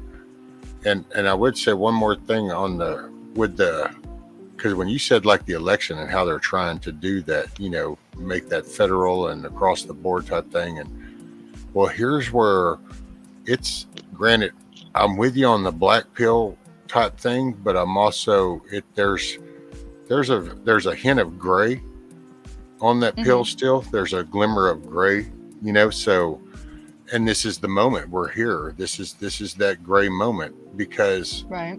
if we can do enough local, it looks like, oh, but it's not going to, it will matter, because no matter what they pass right now, in the next 3 months, they pass it, supposedly take it over. It's not going to be implemented this November, because it won't be able to be implemented this November. So it would be on the next one. So then you get people in that can then change it before it can be implemented. So but this is that 5-yard line kind of thing. You know, we're going for the Hail Mary. I guess that's what I try to come at is there's people that will, and you see it in the play. Matter of fact, using that play as the name, you don't see the Hail Mary every single time. Some coaches call it. Some coaches go, just take a knee. I'm just looking at going, that's cool for the game, but considering my freedom and my rights are at that goalpost down there, I'm not really seeing any other option but the Hail Mary. I'm not taking a knee for shit. You know, so, and that's why I'm not, man, if you're out of breath, get up off the bench, take a deep breath, and realize that this is the last 5 yards. So it's we're at a point, there ain't no putting the ketchup back in the bottle, I don't think. No, because it is a global thing, and because there are outside forces. That's why I don't think it's going to be as simple as, oh gosh, it all collapsed, and okay, we're all in our little mags and we're all nestled away in our we got our little communions going, and it's like, really? So you think China and Russia and all these other countries are okay with just sitting on the sidelines going, they got like little utopia communions going on over there? Well, no, it's now kind of come in and take over. So there's no good outcome. No, like I feel like there's going to be resource wars, not necessarily land wars. Oh man, I don't know. See, I see a different reaction. I mean, from that, I can see it. I see that perspective, but from a very small scale group of people. But the norm, the 200 plus million that are just wandering right now, you know, the ones we talk about still wearing masks, the ones that are just like what, and there's still people that I don't care.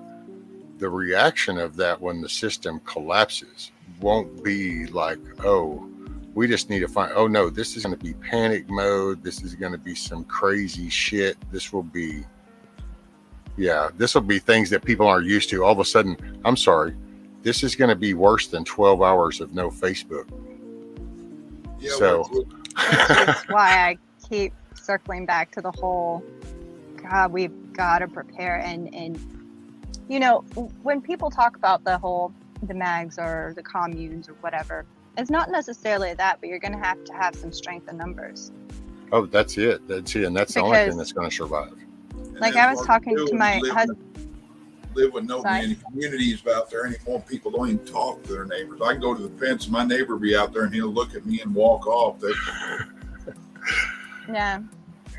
He just looks at Chuck and goes, oh, that's that asshole. I'm going back inside. A lot of people don't realize too that we in the United States, maybe other worlds the same way. The stuff we have been supplied, food, boards, screws, any supplies, ammunition, even for the military, we have 3 months of it we keep on hand. Where are we at in that 3 months? I think we're at the end of the 2nd month, and I've been told by some they think we're in the 1st week of the 3rd. And you look out there, all them ships sitting there. You look at all the things, all these packaging plants and different things we got here for our food getting burnt down, planes hitting them, culling chickens out because they got a bird flu, and destroying crops because they can. Look in the Get real store. serious. You remember we used to have 5 choices of canned corn. I'll just use that as an instance. Now you're lucky to find 2 choices of canned corn. Or even a full shelf of it. Yep. And people think that there's always stuff in the back all the time. Yeah, it's just kind of a loading zone, from what I understand. You have trucks coming in every day or every 3 days, depending on where you are, to refill.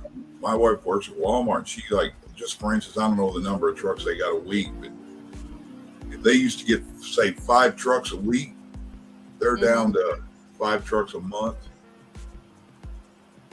I keep meaning to talk to my brother-in-law. It's been a while, but he still works with a distribution center. And I remember him talking about the logistics when he worked at one that it was like a port where it would come in, and it was a main hub, a distribution center for the distribution centers. And they would have weather reports on whatever ship was coming from wherever they had bad weather, so that they knew those shipments wouldn't be coming in on time. Logistically, they had to figure out how to fill those gaps from other ports. And yeah, I've been meaning to talk to him, but he's been working, I've been working, that kind of thing. But that wasn't common knowledge, and this was back before everything else. I can't imagine what it looks like now, but I'm curious. It's just crazy. One of the odd things, like you got the youth nowadays, the ones 20 to 35, you'll hear them talk about people that hunt. Why don't they just go to the store and get their meat like everybody else? Why do they have to kill an animal? That, like, these idiots, I guess, don't understand that the chicken there at the store comes from the farms that kill the animals, the cows, the steaks. McDonald's don't say, ooh, we got a hamburger pile here. Okay, now we can make hamburgers. Right. I've been told that they're diseasing deer and stuff and culling them out. Well, there has been, like, what is that? It's basically a prion disease, kind of like mad cow disease, but for deer. And I can't remember the name of it. Some kind of wasting, chronic wasting, something. I remember it called wasting something. I can't remember what it was. Well, and that's disturbing too, because if you use like pretty sure that the prions would also be in the spinal column as well. I don't know about the meat though. I'm not sure. But like, I was having a conversation with my husband yesterday. He keeps up on all the news way better than I do, so he gives me kind of a brief synopsis most of the time. And I have never seen him so concerned in my life. He thinks things through, and he talks about, well, we may have a good supply of food and ways of growing it and that kind of thing. We may be building relationships with the people around us, but we don't see them doing the same things. And the sense of entitlement that most people have, they're going to feel justified in taking. Yep. They know and you're there's just the 3 of us at my house. So, I mean, we could bring other people on, but then we also have to feed all those people. We're trying to figure out, well, basically we want to move. Well, and what's the, how do I say this? So what's the ratio? How do you determine, like, okay, your county, your area, what radius do you determine around, you of the counter? Because I guess what I'm trying to say is, like, so you're going to need to counter whatever you have in your mag to match whatever else is outside your mag around you within a certain range, just because if you do have the garden and you do have the pasture with the cattle and you do have the dairy, then you are going to become the resource. So at one point, if you live in, I have the benefit of only living in like a 50,000 populated county. So that's my county. if your city or your area is one of these 100,000 people, and all you're kind of pulling around you within a 50-mile range is 50 people, we'll even do it a bonus and say 50. You have 50 people and resources, but what's the life expectancy of that versus 98,000 people? And then if you even cut that into a quarter and you just say 5,000 people, you know what I'm saying? You just part of my hope, I don't know how it's going to pan out, like I don't know what kind of transportation people are going to have. And I'm not the only, farm in the area. There's actually quite a few people who do have resources. So that's a good thing. And part of the reason why we picked the property that we did was it's not on a major highway. And I didn't register as a farm.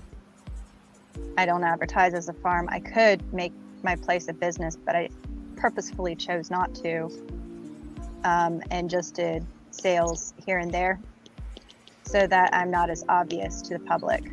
There's some people that know that I grow food, but most of them do too. But I think I see what you're saying. Mm-hmm. You get people start showing up that you ain't had nothing to do with in 5 years, 2 years, 6 years, whatever. Watch that. If stuff goes bad, that's the people that will be moles will be going out, letting others know, say, oh, so-and-so, they've got a pickup truckload of goods. Next thing, you got 50 people showing up to your house.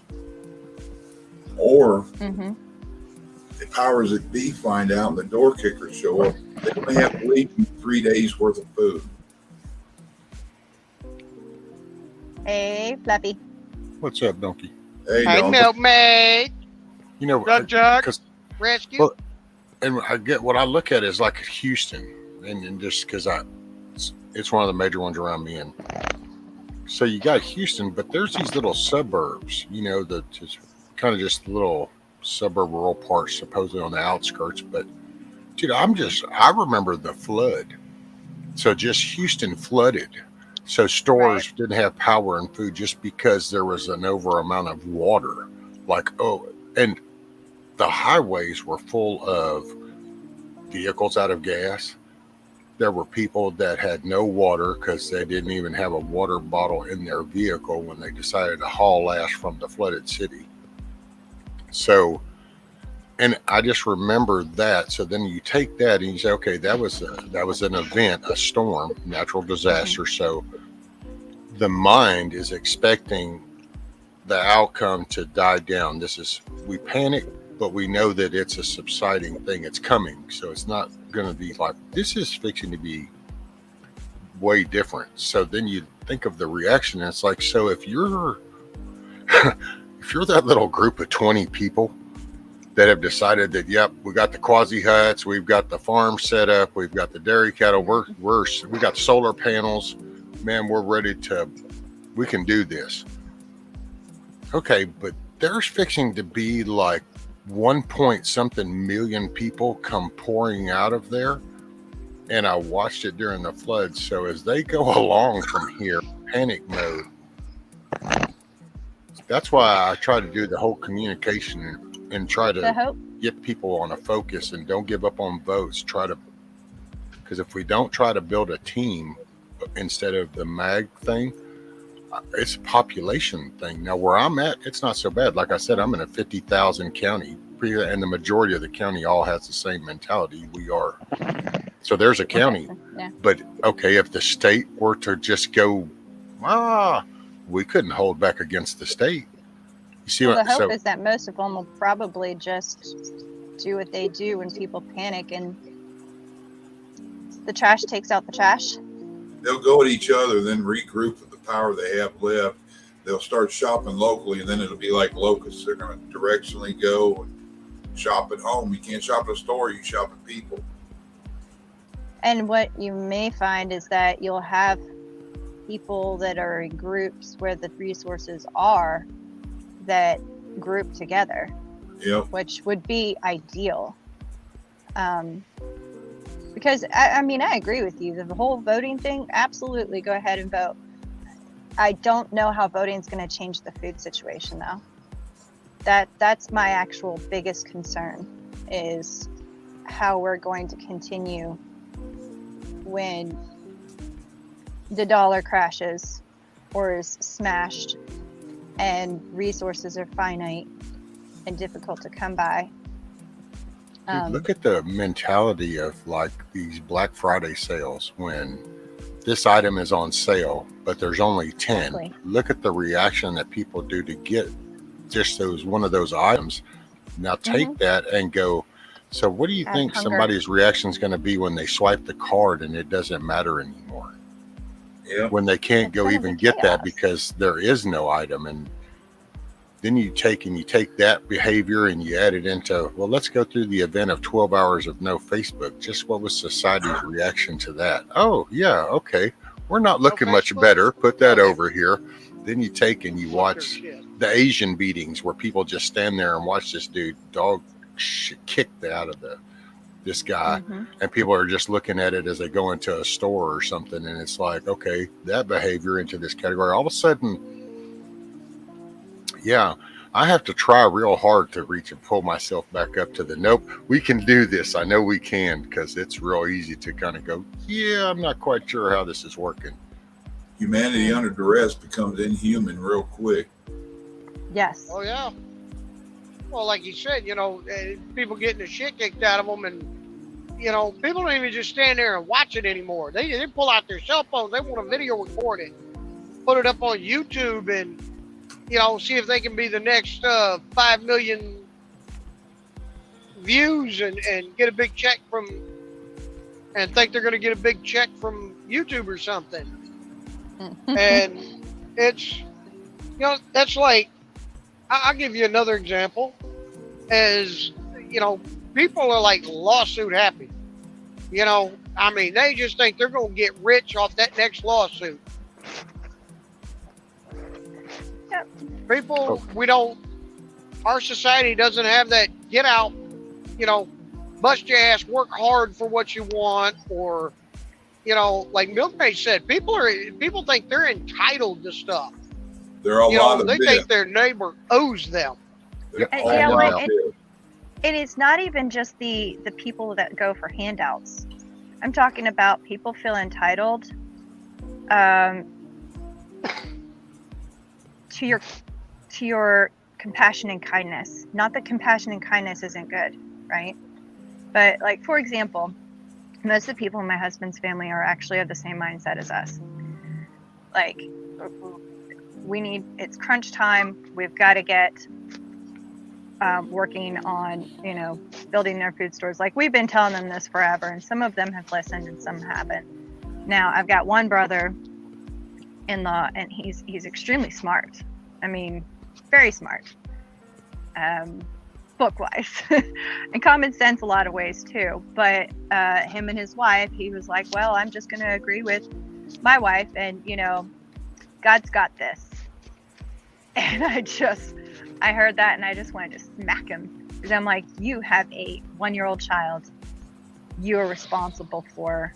Shame on you for just passing the buck, because it's going to now boil down to either I have to let you live with the consequence, because God helps those who help themselves. And I know some people don't like that saying, because they think that it's, full of hubris. But the fact of the matter is his child is his responsibility, and shame on him for not thinking ahead and reading the signs, especially when he's been told over and over. One of the things I've noticed, people that don't believe in God, as soon as they got a sick child, they'll start praying. Look, tell them this way to describe it to them. What are people going to do when that baby they have has been crying 3 days without food? Actually, that's how I've gotten more people to prep than anything else, is saying, look at your kid. Now imagine your kid hasn't eaten. And do you want to have to do the heinous things that you'd probably end up doing just to feed your child? Now you're putting yourself, have fun, talking with God about taking somebody else's food because you're trying to feed your child, because you weren't responsible for looking ahead and taking care of them. Yep. Well, And that's. Sorry, Go ahead, I Donkey. totally got on the I soapbox. didn't know you weren't done, sweetie. Go ahead. Okay. Well, He's a that's one jackass, thing you that. know. Yeah, you know. That's one thing that's always killed me about people of faith and religion. You know, oh, God will give it to me if God wants me to have it. No. I'm sorry. God's not just going to hand it to you. If that was the case, everybody that ever prayed to win the lottery would win.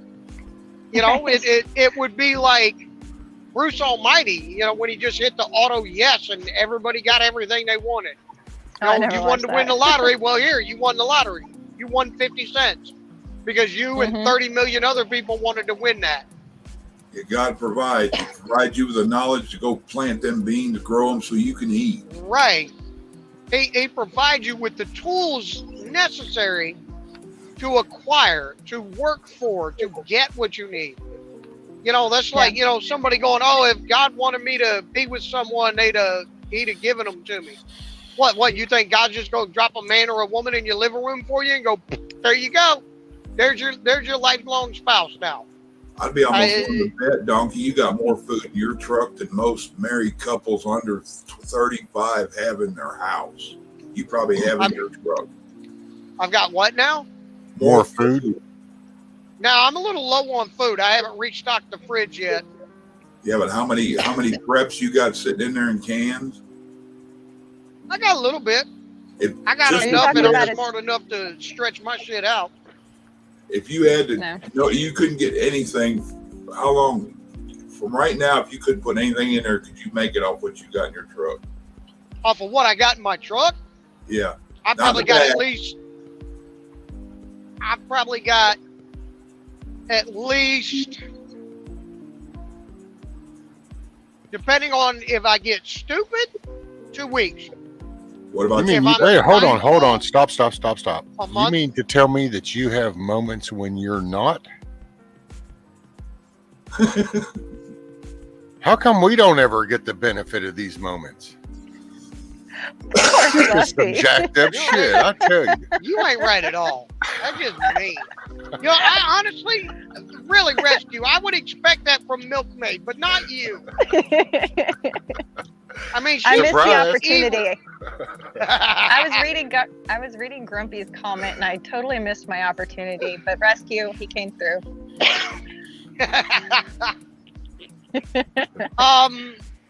You got that No, I mean, basket if of I- freeze-dried stuff too, and that would carry you a ways, wouldn't it? Oh man, I got enough freeze dried up there, for just myself. I've probably got a month, if not better, of freeze dried stuff. How many people, 35 and less, do you think have a month's worth of food of some kind if they can live off of? Not very many. Most of them's McDonald's breakfast, go to lunch with somebody, pick up takeout on the way home, and you look in their fridge and there's probably a week's worth of crap that can't be eaten. And maybe If ketchup. that. Or the Probably a bunch of- door is full of sauce, like Italian dressing or steak sauce or different kind of pour-ons, salad. Ranch. Yeah. Oh yeah. Yeah. Oh, I know truck drivers that, literally all their meals are at restaurants. They either go into the truck stop and eat, or they DoorDash something to them, and I'm like, the amount of money you spend on that, No kidding. you could, You I eat mean, your profits up. yeah, I mean, I'd rather, I went ahead and spent the $140 on that Ninja foodie cooker I got, because I got tired of buying the other ones. I bought 2 of them that, inside of a couple of months quit working on me. It was giving me a shit fit, and I store them in the same place the first one was. The first one's at home. It still works like a charm. But I store this one on the floor now on a rubber mat, so hopefully it'll do better. Oh, there it went. And he always stares at the camera when it happens. It's weird. Right. I don't know if the FBI has a fetish with his shit or something, but it's like there, he's looking, catch it there, screen catcher. Yeah. Well, they saw him in that dress that one time. They just can't get enough. Just not enough. Look, and he's got that resist hand up. Yeah. Oh yeah, that's gonna be a screenshot. Sometimes he isn't frozen like that, and he's just waiting to say something. But it's like woot woot. I always hate it when it freezes up, especially if I have a dumb looking face on. Oh, and I was going to say, Help me. there it went. Signal got bad enough. I was going to say something to Grumpy's deal about, do you punish the starving man for stealing bread to feed his family? Yes, you do. Then you help him get to the point he can feed his family. And see, and that's that good old principle. How'd that go? You can give a man a fish, or you can teach him how to fish and feed him for a lifetime or something. You know, it's pretty much get up off your ass and go to work. Give a man a fish, feed him for a day. Teach a man to fish, he can feed himself for life. There you go. I'm trying to teach him ahead of time. I don't know if people hear that though. It's like banging your head against a wall sometimes. Well, that's you definitely, sometimes it feels that way. And that's why I don't know. And that's the hard part. If you tried and you tried and you tried and you tried, and then shit hits the fan and they show up at your door saying, well, but now I can.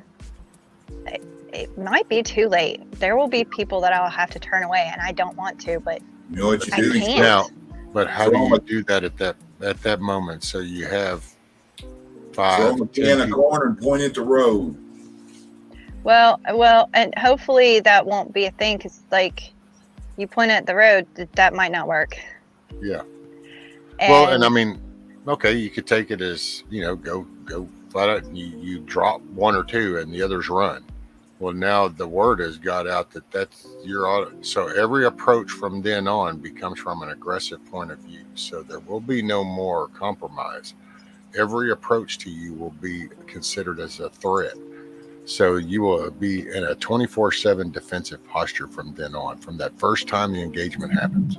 See, and that's there's little things you think about in these bigger scales that how is that going to translate as it filters out? So you have an engagement now that you now from then on became a target. What the hell is happening with your mic? I had to mute you for just a minute, Donkey. Let's see if it got better. Nope. He's not turned up. Oh, you know what it is? It's probably not connected to his headset. It's probably the volume through his phone. Can you hear us, Donkey? That's what it is. It's not connected. Connect your headset. It's not going through your headset. No kid, I'm working on it. Well, yeah, but you're noisy.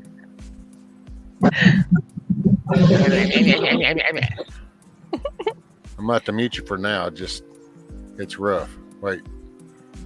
Well, those are the kinds of scenarios that I try to actually think through, and that's kind of hard to figure out. Well, and it works the other way too. You know, it's just the same. I'm all about the opposite side of the coin. You always got to look at the yin and yang. It's just there. It's the way balance works. So then what do you do? Do you take all the people onto the boat and sink? That's the next thing. See, so if you engage and go one way, you become the 24/7 defender, because you now are seen as a target, a threat, every approach. Or you help, and now you become translated as the Band-Aid station. So now you become the hub. So it's neither one works. Exactly. But the potential solution is to go ahead and try to start groundwork now to create areas instead of just your location. So I kind of like always steadily getting the feel of my county and just the general area.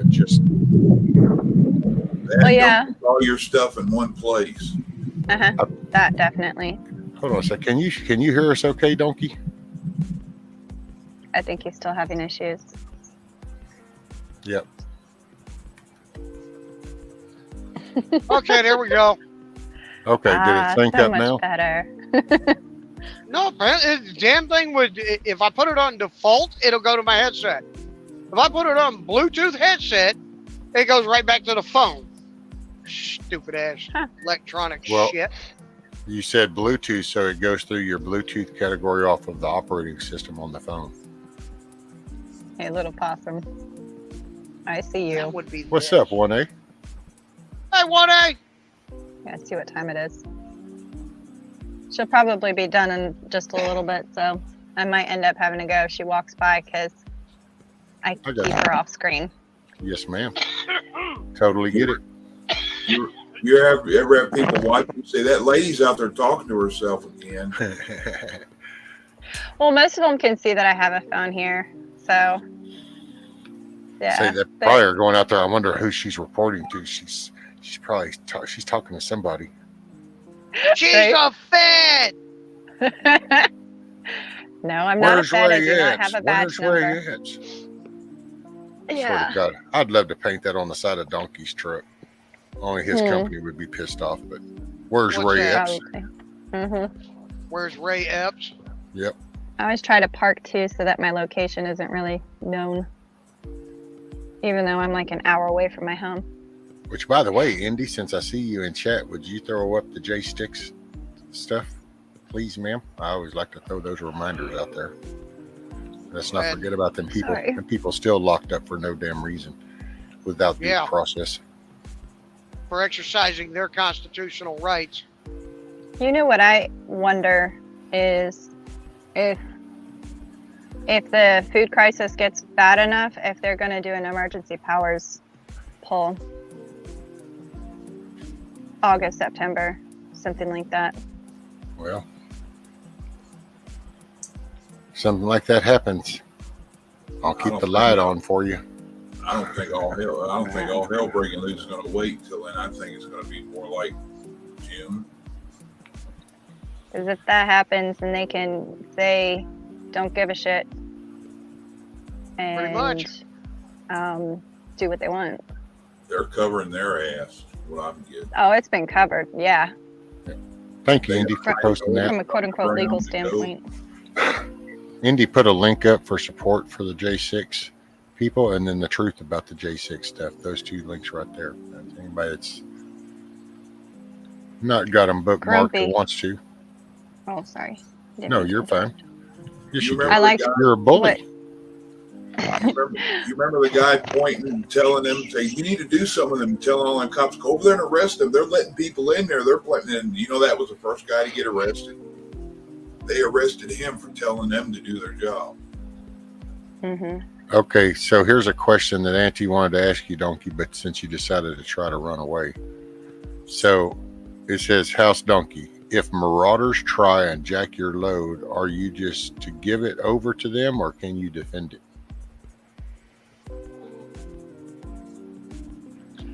Well, truth be told, the company would probably just rather me give them the truck and the trailer. But like, I got my personal stuff in this truck, so it's like, you know, and on top of that, truth be told, I'm not the one that's going to stop for idiots in the road. You know, if you want to get dumb enough to stand in my way, I'm going to make you a freaking stain on the pavement. Well, but yeah, okay. So, but say you're stopping at a red light at an intersection and they're coming up to the side of your truck and they're getting on the side and they're pounding on the door and they're trying to open the back and they're trying to go all LA on your ass. So now what? I'll be driving down the highway. They'll be falling off. Yeah, all I can say, they better get to stepping, huh? Pretty much, because I mean, if they break a window, I'm gonna stick the first person I can, and I'm going for throat shots. So, unless they shoot me, I will defend myself. I'm not gonna get Reginald Jackson. You know, you ain't gonna beat me to death with a center block or a What would you do if they fire stop? extinguisher. If they come up to the side of the truck and he had a gun? Here you go. Pray to God I don't have a gun with me, because I'm shooting through the fucking door panels. Dude, I remember when I was driving, there was actually a wave off of there on the West Coast, off of 10 and 20. They would catch trucks coming out of California. Then they would trail them. They would wait for the truck to pull over into like a rest area or something. he would lay down, and they would actually go up to the sleepers, and they knew the elevation of the bed levels in those sleepers, and they would just put shotguns, sawed off shotguns up against the sleepers and just pull the trigger. Oh. Boom, boom, boom. Kill the driver. Yep. Yeah. That's why I never wonder- stopped at a rest area. I never stopped at a truck. If I stopped at truck stops, it was to go in and out. I never slept at one. I always slept at on and off ramps. Oh, okay. Now, would that be any better? Yeah, you're Yeah. out in the open. Yeah, you're out in the open, and it's constant flow of traffic. So you pull up behind that truck, and you've got to walk that whole 50 foot up the side of that flatbed or dry box or whatever with a shotgun in your hand. People are going to know it. So if people are real prone, they stay away from jacking with trucks on that. And that's how I always slept there. Everything else was just a bathroom break or a restock of groceries.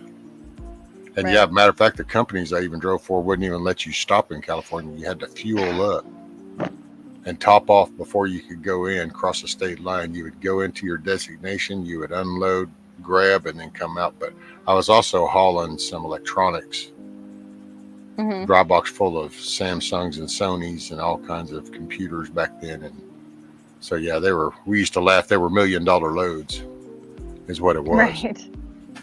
Oh yeah. And so the highway robbery shit. I mean, It's like the old stagecoach robbers, just the new one. Much. well, when you think about it, see, and that's the problem with those long stretches is because all you have to, especially with cell phones came on board. Once cell phones came into play, it's really because you can have a person literally sit at the last populated part of that straightaway and tell you if any police or anybody drives by, and you have one at the other end, and that literally gives you that whole stretch to operate in. Then gives you a whole window, and that's why it's all I can say. And I used to set the cruise on that truck, 85, put a movie on, I'd turn sideways in the seat, and I'd sit there and go down the road. I wasn't stopping for shit. You watched movies while you were driving? Oh, hell yeah. That's so bad. No, that's why I love driving at I'm night. on YouTube. Yeah, hell, look at him. He's Well, sitting here that's on true. YouTube. So I'm driving right now Okay. So, and rubbing my nipple. Of course you are. thank God he's smoking a cigarette. Otherwise, we're not sure what the other hand would have been doing. Pretty much. We've already heard those stories. Oh, Grumpy says, Donkey, does your employer frown on firearms in the truck? Yeah, they kind of do. But like some of them have said, what we don't know about ain't gonna hurt us. Yeah, but see, that's always such a bullshit line. That's a comforting line that doesn't mean anything, because then that means somewhere the black and white text in the policy is probably against it. So when you actually have to exercise that part, is going to be an investigation, going to be a lot of stuff, and all of a sudden, then it's like, well, it's really against policy. Nobody's fixing to pony up and go, we told him we really weren't worried about it. It's not, well, we don't know. It didn't bother us. I guess it's better to have an investigation than a eulogy. Oh, that's it. Yeah, I mean, you just do what you got to do. Fight I'd them. rather be judged by 12 than carried by 6. Well, that's it. Nowadays, you might even find a good enough constitutional lawyer that could fight that, and then they have to fight between. So, does your company policy outweigh the Second Amendment? Yeah. Does your company policy? Well, like I've told them, does your policy? So what? My life is worthless to you then? Oh, well, hell yeah, you went to work for them. That's why they hired you. Yeah, pretty much. If it was going to be worth anything, they wouldn't have employed you. You'd have been on the board. It ends up being a contract. An understanding of, okay, you're going to hire me and I'm going to abide by your policies. And then they'll throw it out. But of course, there is something Sign about this. that signing the application and all the little documents when you hire on, you're actually saying that you agree with all this. So. Yeah. Amy. I know, right? I saw that Morning Princess milkmaid and her 3 henchmen. But now, why do they have to be henchmen? Can they be like right-hand Squires. mans? Well, there you go. Jesters. We're the Well, we merry definitely man. got Why a I gotta be a jackass in the hitch? bunch. Yeah, we're the merry man. You can see the merry in our eyes. I like Mary. Mary Joanna. That's good. Happy Mary Joey men, George. yeah. Mary Joanna men. Har har har. I You're know. so punny. Every now ABC and is then. live and not one person watching. Wait, what? Ed said ABC 7 is live and not one person watching. Right. And the bearded men. I like that one, Hurricane. They're all bearded. Is there anybody in our community at all that doesn't have a beard? I'm not shaving to be the only one. That ain't happening. Yes, Zach. there is somebody in our actually, community 1A. who doesn't have a beard. 1A doesn't have a beard. Zach. Yeah, and Milkmaid. That's true. How do you Nobody know? doesn't Maybe have I a just beard. Well, shaved. no, hers is just peach fuzz, so you can't see it unless the light shines just right. Oh, okay. That's what almost all women gripe about is this peach fuzz. It only seems to shine when they go just right at the right angle of the sun, and then see, and it's like I didn't until you just hold your head just like that. Now I'm married to a bearded lady. Thanks for pointing it out, hon. Oh, is your hubby in the chat? Who? No, me? No. No. Oh, I thought maybe your hubby was in the chat for a minute. No, he does. He listens. He listens to other things on YouTube, mostly gun channels and like Ford Observer and. When he says he can't grow one, or he'd look like Gandalf. Yeah. Don't worry, 1A. You'll hit puberty one day. Oh man, it kills me. My son is trying so hard to have some facial hair, and it's just not happening. So like, he's got this whatever this thing is, and it's all scraggly and everything, and I just want to cut it off so bad. Like I think it just. I keep It's trying like, to no, tell Mom, him it's it's not my 5 improving the hairs. looks. It's Right. his 5 hairs. It kills me. I'm like, well, I guess that keeps the ladies away for a while, so that works. It's a soul patch or a star. I think that's what they call it. I don't know. That's usually the little thing here, but I think, yeah, that little one right here is your soul patch. This is just your little goatee. It's not even a goatee. Like, you can't even do a mustache. So it's like... I got to I'm just trying to figure out what it gently is I point it want out. to do, either a beard or just the chin thing, because I keep looking all scruffy and shit. So I shave and then for go, God's sakes, man. I know. But see, that's Well, the cool no. part, though, Donkey. It won't matter what I decide. I still look better than you, so it's okay. Only in your dreams, Bubba. Only in That's your all dreams. that matters. But that's all that matters. Hey, everybody loves an ass, okay? I am well loved. Well, Let me no, not what show it up on is, see, panels for like you've a week and- misunderstood. You've misunderstood, and you've assumed love as the main driving force. Everybody is accustomed to an ass because everybody has one, so you just tolerate it.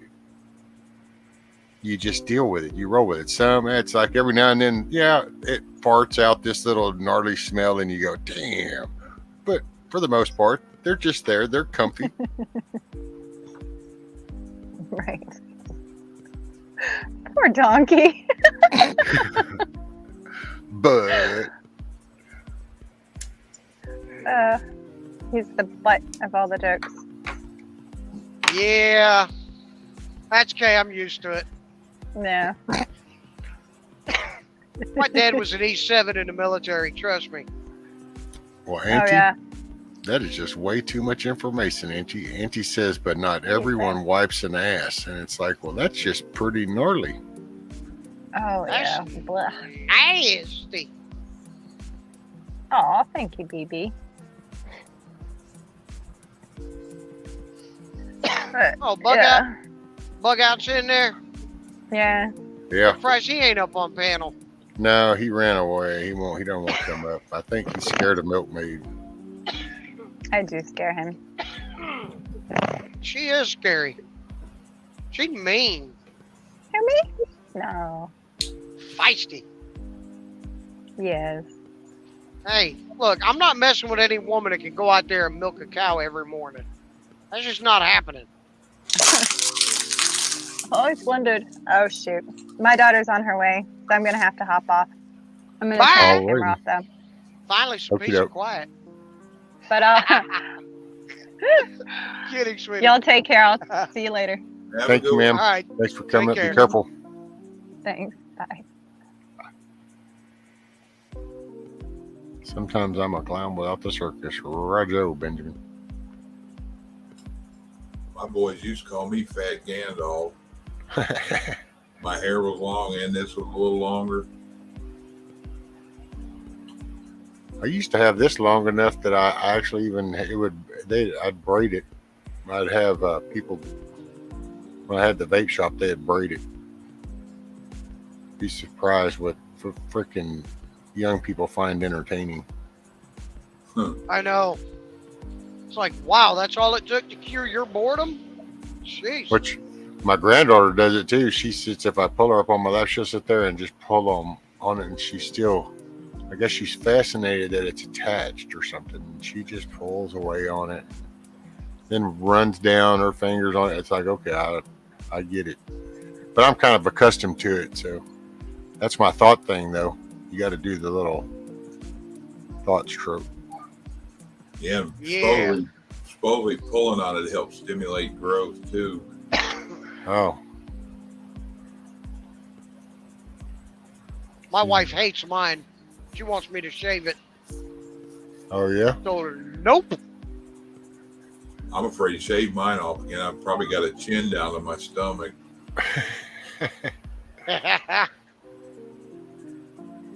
Getting that old man turkey neck and stuff. I'm like, nah, I'm good. Damn. Yeah, I'm due for a trim again.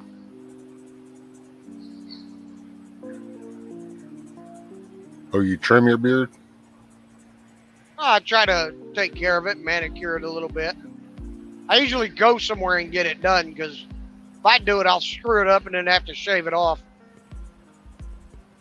Well, I mean, do you trim it to keep it right there, or do you just trim like the dead ends to keep promoting growth? So you're okay with it keep growing? Trying to promote growth. I want to see how long I can get it in a year. Oh, okay.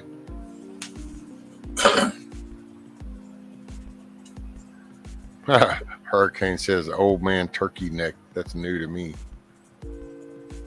Well, that's what happens when we get older, and if we're kind of big, and then as the stuff starts to settle, all of a sudden your neck seems like it's a lot longer, and then it's kind of like you got that turkey neck. Yeah, you move your head fast, and it looks like somebody's bottom of their arm when it goes. Wobble, wobble, wobble, wobble. Oh, and hello everyone in chat. How y'all doing this morning? Auntie says if donkey's married, still don't get any trim. Damn, they know you well, huh? Damn. Donkey what? Says donkey's married and still don't get any trim. Shit. I get trim when I go home. TJ Cat says, I never dated a man without a beard. I say kissing a man without a beard is like kissing a woman. That's not my thing.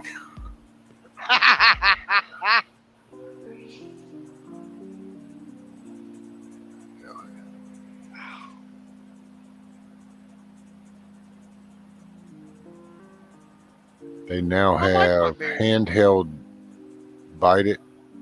Looks like a syringe. I don't know what I bite it. Huh? Okay. Yeah, I don't know what what that a bite is, it but is. all right. Boudet, bite it, whatever's kind of like a. Oh, let's see. So it's like TP or baby wipes, and then T-Girl's like bite it and wipes. So I don't know what a bite it is. And then there's bottle top bite it's. And You know the things that look like a toilet they sit on that sprays their butt? Bidet. Yeah. oh, a bidet. Pronounced bidet. Called the butt washer. Yeah, I don't know Can't what remember, can't remember what movie it was I saw. Might have been like Dumb and Dumber, but they were like, hey, look, You got a toilet and a drinking fountain next to the toilet. Yeah. And I'm just like, oh, dear Jesus. What's the matter, dumbass? You drink too much? Yep. Puking it all up. You drunk? But see, the problem with the bidet is okay, so now your ass is all wet and you basically got poop water all in your crack, and so now you just have to clean that all up. So it's like, how did it pick up any ground from just wiping your butt? Not to mention the shock of that cold water hit. Oh, man. I'm telling you. Cold water right on a poop chute? Woo! You'd be like, Oh. oh! T-Girl says, hi, cray cray donkey. Hello. You drip dry? What? No way. Drip dry. Oh my God. So you're okay. So, oh wait, I'm starting to get the picture of this. So, okay. So it's kind of like the truck stop when you go over here, you wash your hands and you walk over and you hit the button and you put your hands underneath the little jet force. So I guess when you stand up and you hit the little button back there, then you kind of just take a step forward and churn your ass and get the jet up the ass. There you go. Blow dry it.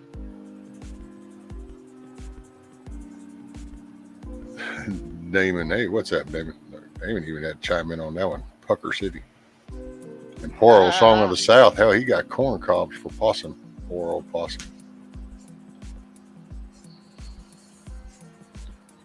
Oh, there you go, Benjamin. Can you use a bidet at night? Because then it would be a benite.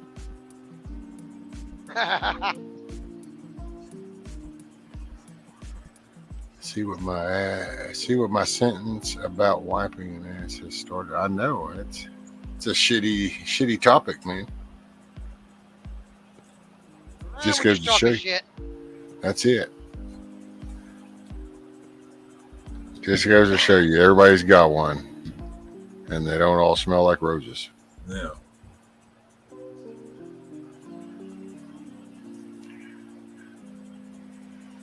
So damn, a butt washer.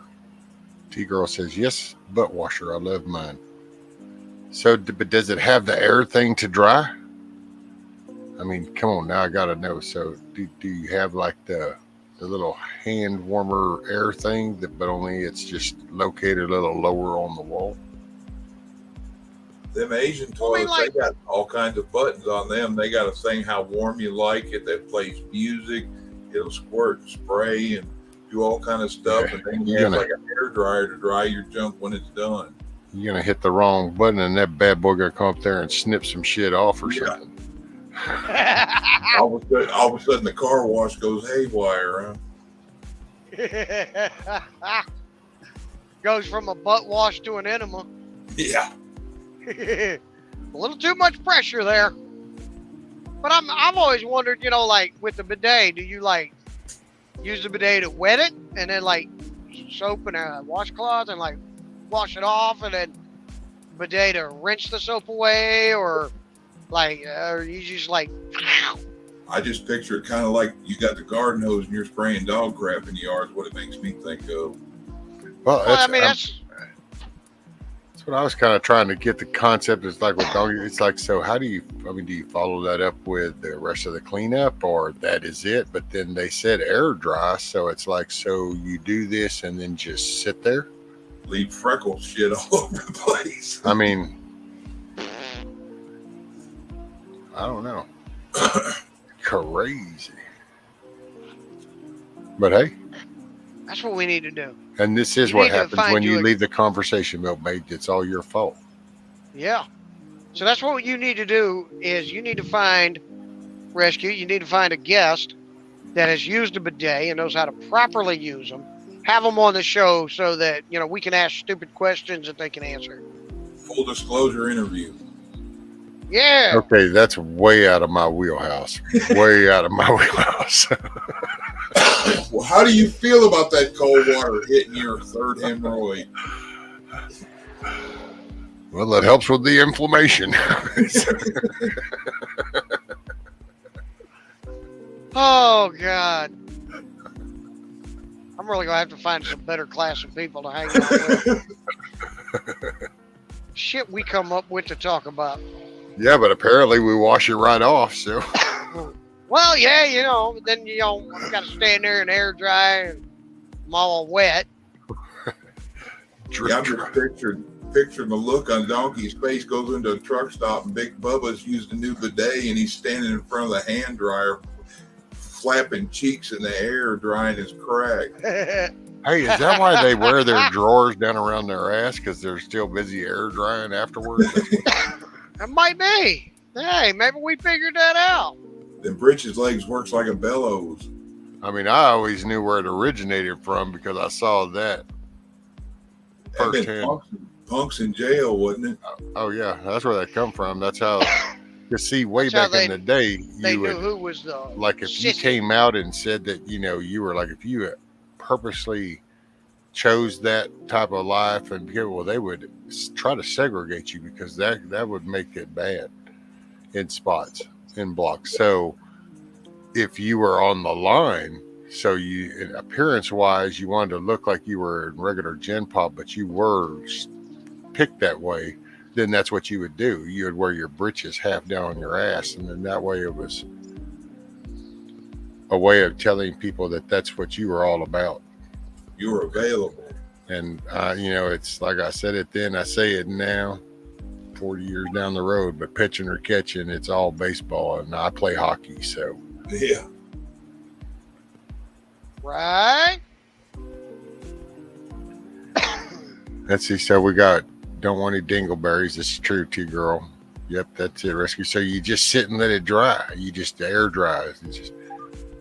So you got poop water on your butt. Yeah. I mean, and it just dries. I'd be like, squish again. Okay, one cheek, squish, hit the other cheek. And they'd be like, what the fuck are you doing in there? Why is the floor wet? I need to make sure it all gets off of there. Hell, I don't just walk down the side of my vehicle when I pressure wash it. I kind of go and come back and go back. And hey, what's up, Larry? I really have a bidet. Is it a pressure spray or just water splash?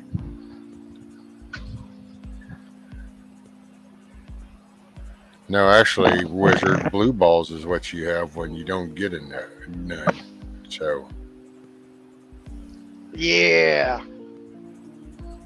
You can get the portable ones at Home Depot. I understand. Girl, my hubby didn't make it past 13 months. What a bunch of ass wipes. I know. And we don't even come with lotion. The shit we talk about.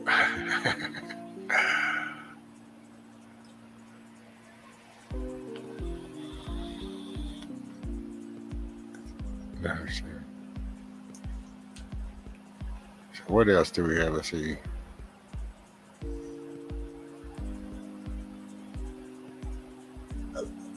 Donkey, that'd be your next thing to ask next time you stop. Say, when y'all going to get some bidets they're talking about in California? Oh, why? They barely clean the toilets. There's a bidet.org, apparently. How to use a bidet. I ain't pulling it up, so. Larry's wondering if he should come back later. No, just sitting at an air dry, Larry. That's what we're. Yeah, if you can't shake it, stomp your feet. Donkey froze up.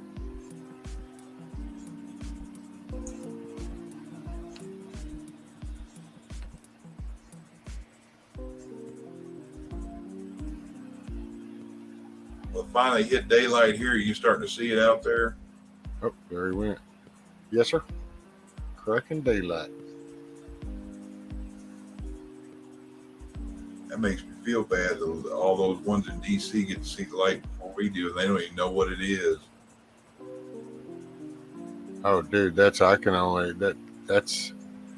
J6 people, dude, their life is miserable. I can only imagine, just because theirs is intentionally being directed that way.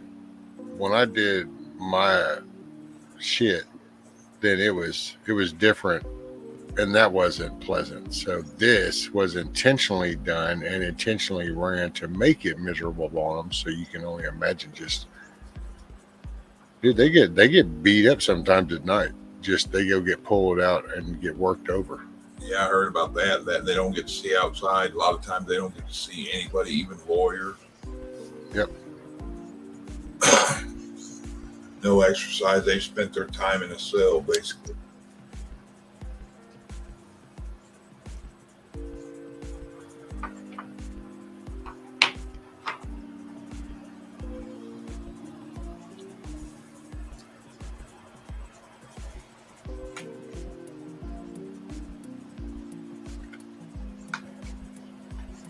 Oh goodness, what is the temperature supposed to be today? I think in the 70s. Let's see. It's 66 now.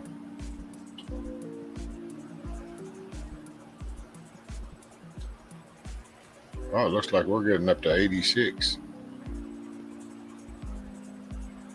That's what it says here. High by 4 o'clock, 86.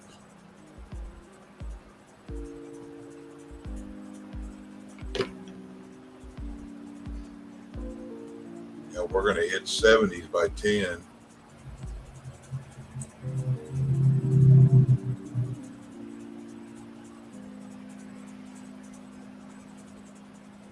Was that something outside yours? That noise, did you just hear that noise? Uh-uh. Oh. I guess I did something.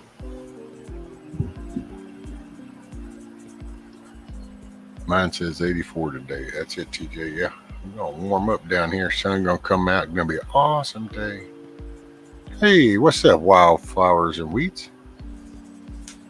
Dang, I just woke from the shittiest dream. We just talked about it for the past hour. Well, we just gotta give it a few more minutes and it'll dry. Yeah, stump your feet.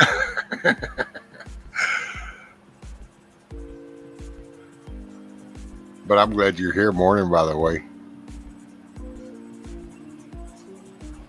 Very cool to see you.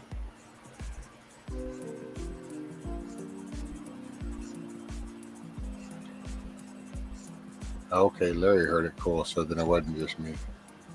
Man, that was cool.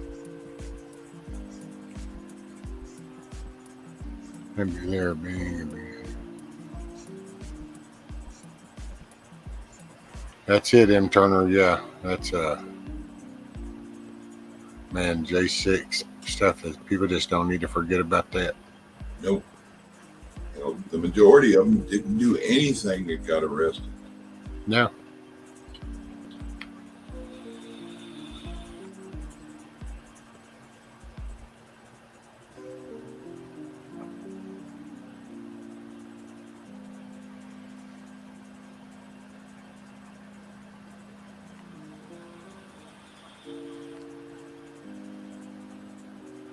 Yeah, I'm gonna have to shorten that wildflowers and weeds to. We'll just go with W and W, or we'll call her a little wildflower. There we go, wildflower.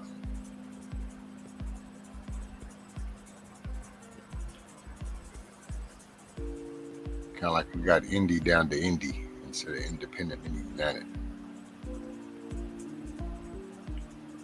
Get tongue tied. That takes thought process to say that out at all at one time. Intentional.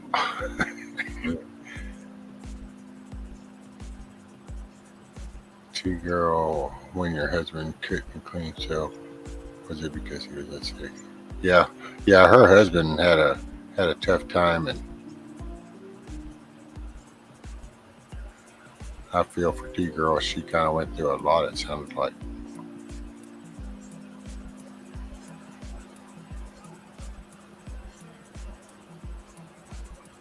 There you go. Yep, Independent Mini United's canning tomorrow.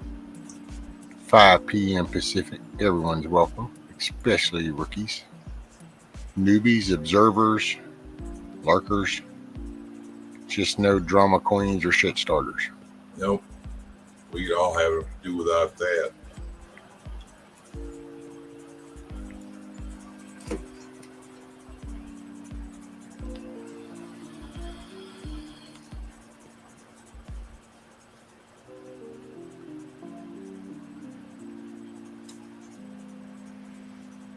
And I guess I'm going to get off here and go look around outside. Roger, brother. Well, have you a good day, Chuck.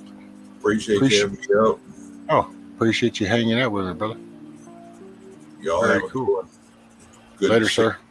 you. Take it easy, y'all.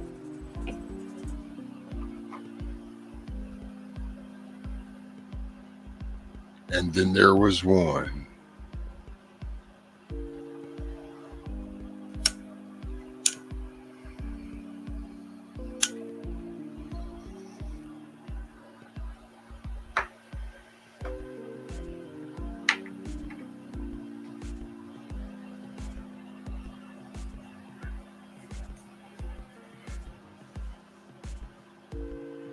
Hey, Will. How are you, sir? How's your day going? And here we can drive hurricane crazy. Everybody can say hello to William. And when everybody's done, we'll pick another name. Hey, everybody can say bye to Chuck. Have a good day, Chuck. Smile, brother, or be the reason somebody else smiles. So see everybody say bye, Chuck. Hey, we could really drive hurricane crazy. We'll say bye, Chuck, and say hello to William. All at this bam, bam, bam. She won't know how to deal with it.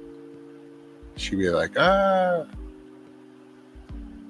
Oh, we got Miss Mary. Benjamin. Benjamin isn't rich, and he brings the coffees and donuts. Oh, does he now?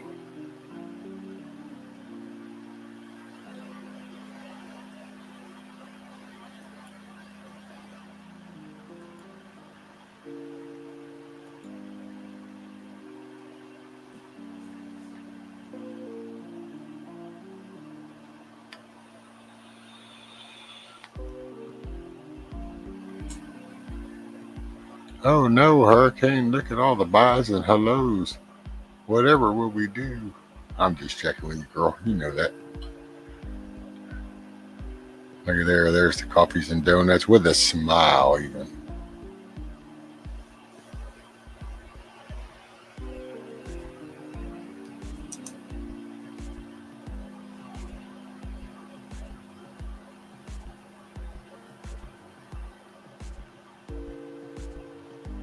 Yes, sir. And I would say, don't thank me. Thank Mary. She's the one that twisted my arm. But no, I'm just picking.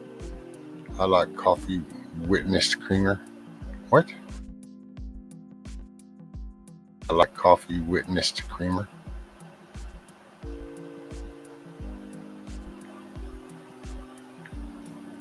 The coffee witnesses to the creamer, or the creamer witnesses to the coffee? Aha, I see you took it away over there, but it was still showing in StreamYard, so I like creamer with my coffee. There we go. Dang, them fingers just make all them letters come out. I've been on a music binge for a few days. Can't handle all the war talk.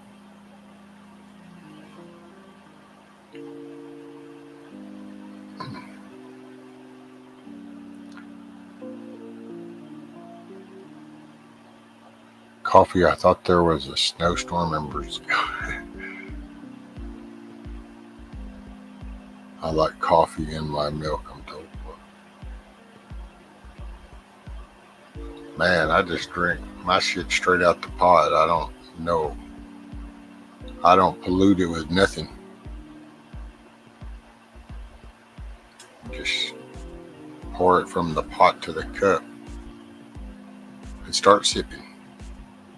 Now, if you want a dessert, you know, like after supper or something, I used to put the sweetener stuff off in a cup of coffee. But that was just drinking dessert. Just like, you know, take Bailey's, put it with coffee. Tastes great, but it's a dessert.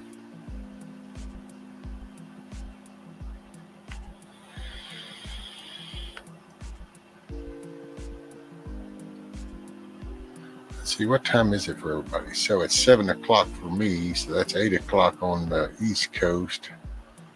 And then that's what, 5 o'clock on the West Coast. So it's a morning time for everybody. So hopefully everybody is going to start this day off with a smile and in a good mood.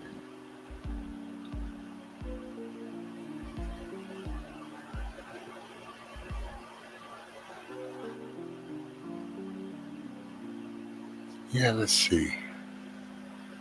I wonder if I should play something.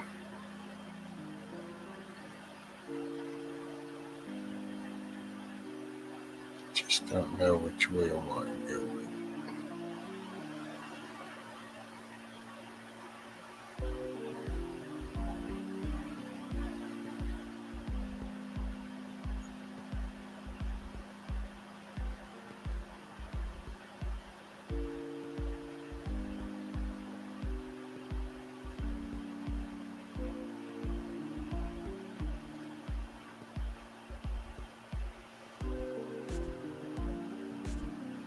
There you go, Song of the South. 30 weight.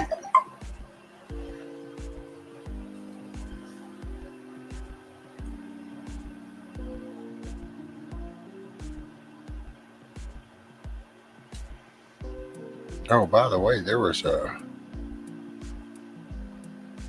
Let's see if I can find this link.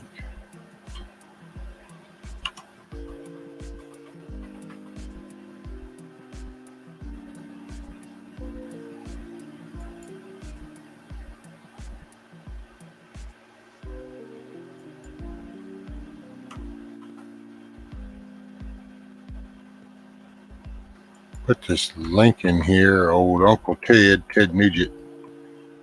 He was actually yesterday during his show was recommending this 2A warehouse for Freedom Seeds. So apparently that guy's got a decent deal on Freedom Seeds and has a decent stock for now. So anybody in search of Freedom Seeds, you got 2A warehouse.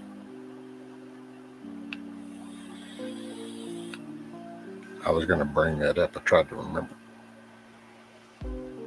Ain't no sponsorship shit or nothing. I just kind of respect the person I hear something from and pass it on. And that's all. And that's a particularly useful item.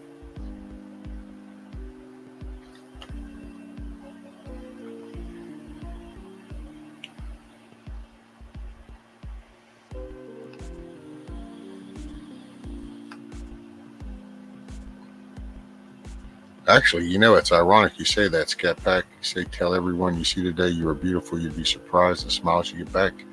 You know, actually,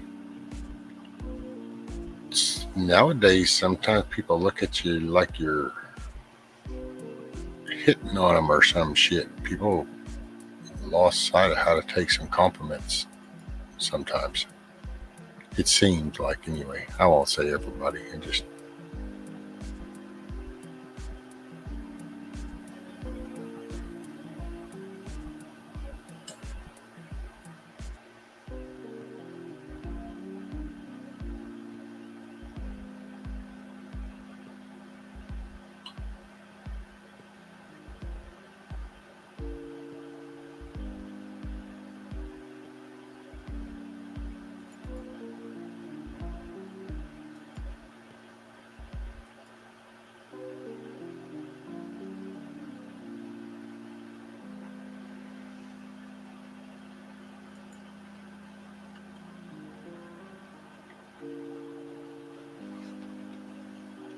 Oh, you got it, Wildflower.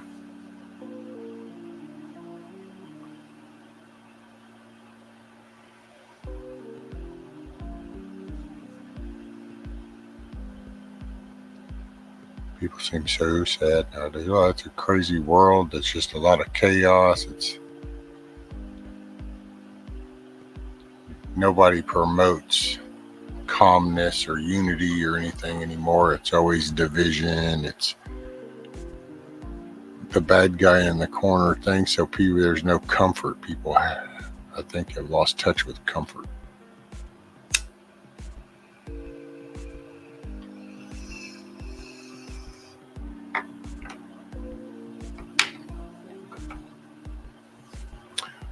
Not particularly chicken noodle soup south, but I remember when, the soup cans being 15 cents. Most of the time, back in the day, everything was homemade. For me, my mom, both my moms loved to cook.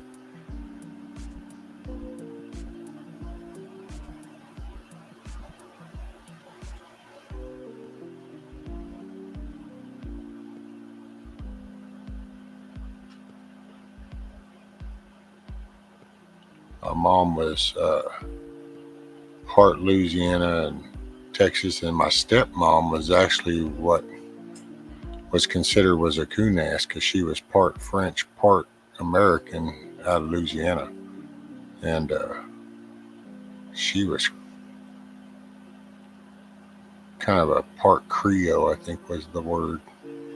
But man, gumbo making woman there.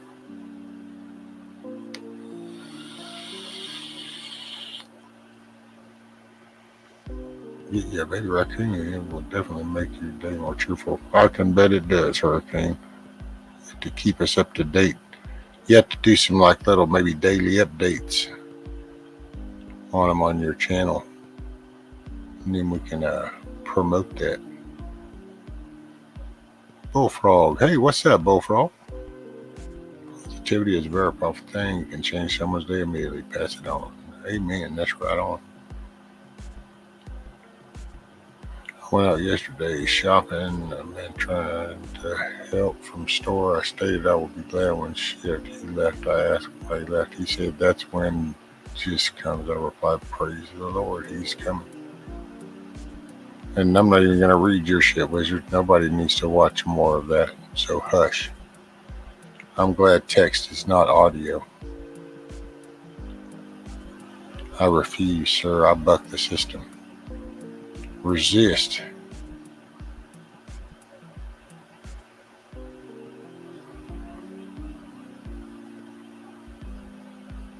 It'll be saying where you have a ranch. I know, right? He tried to go there, didn't he? So that's your Cajun Texan pretty much. From both sides, my real mom was that way, and then my stepmom. I mean, my stepmom was actually more so than my mom, but and my dad was just a damn redneck out of Texas. So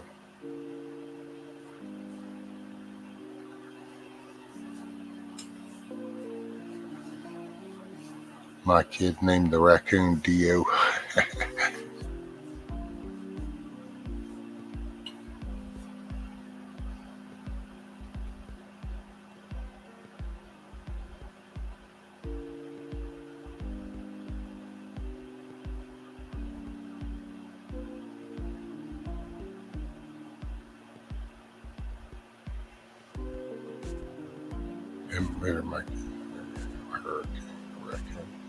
Yeah, and Mare, she has a little baby raccoon.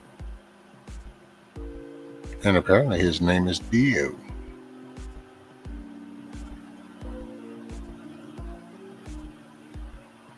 Now, is the whole name Ronnie James Dio? I'm just saying. T-girl, I always call people beautiful, gorgeous, handsome. I hope they don't think I'm hitting on them.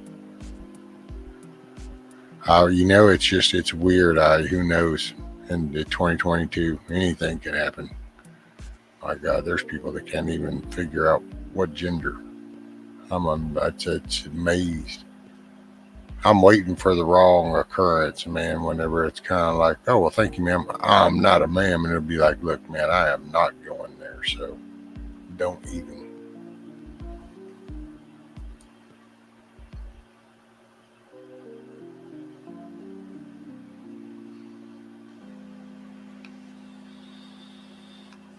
I thought the possums did have this little icon looking thing. What's that little thing that V used to put up? I sure do miss V. I guess I upset her somewhere along the way, and I wish I didn't. So anybody would run in and say I miss her. Didn't mean to do whatever it is I might have done. That's for sure. But she used to put the little sniper gun and then have it look like little possums or something. I don't know. Alrighty, Song of South. Be safe, brother. Keep your head on a swivel and your powder dry.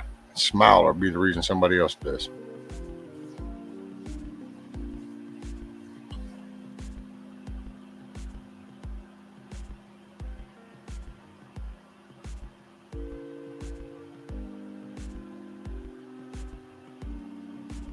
That's it. See, that's how it is down here, right, TJ? It's just, alrighty, darling.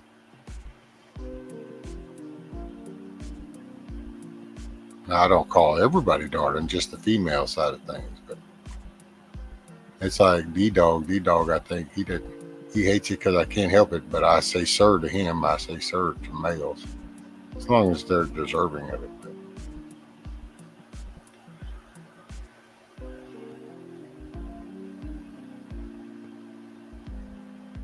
Bullfrog, T-Crow, I say shug, darling, etc. to women. I had to explain it to Northern Girl Hobbies from Canada. It's a running joke now. I wasn't hitting on her. I was just being polite the Southern way.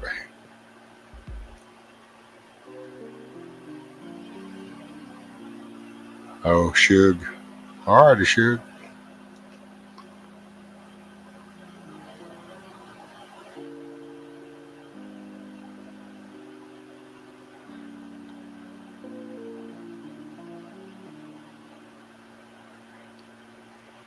Oh, okay.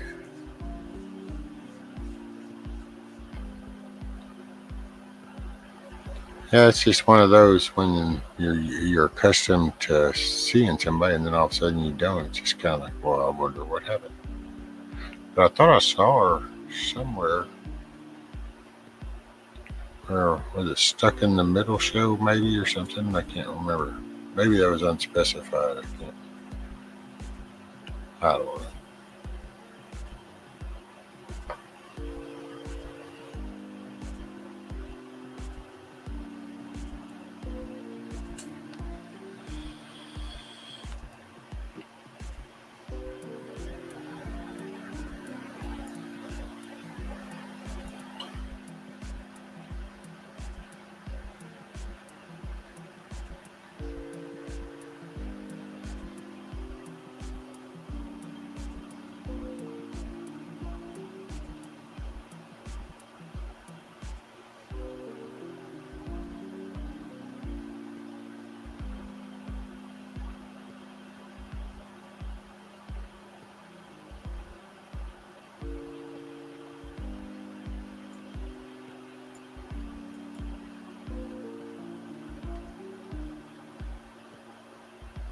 Oh, okay. Cool.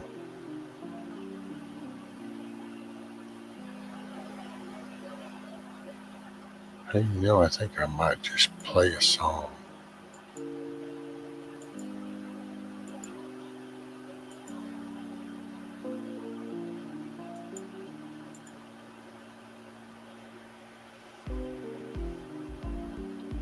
So I'm going to take a quick 1 second break to give me some more coffee going, and I'm going to play this song in the process. So I'm going to turn off the background. Here we go.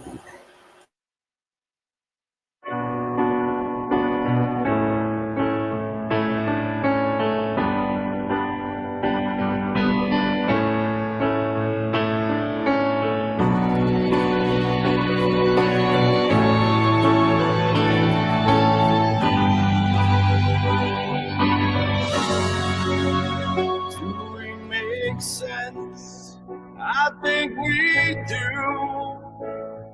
In spite of everything that we've been through, when you say black, and I say white, it's not about who's wrong, as long as it feels right. Don't think those stars won't align under your skies. I pray you're like a shooting star in the rain. You're everything that feels like home to me. Yeah, under your skies, I could live inside you time after time. If you'd only let me live inside of mine. live inside of mine.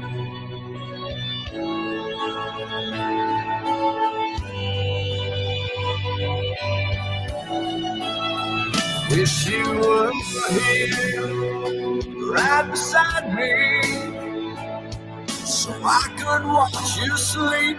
Hold your body closer, breathe you deep, and everything feels broken. You're not next to me. Would you still be you if we weren't we? Under your stars I pray. You're like a shooting star in the rain. You're everything that feels like home to me. Yeah. Under your stars I could live inside you time after time. If you'd only let me live inside of mine. So hey, if you feel like coming down, feel like coming around, just call my name out loud. Nah, nah, nah, hey. If you feel like coming down, if you feel like coming around, just call my name out loud. Nah, nah, nah,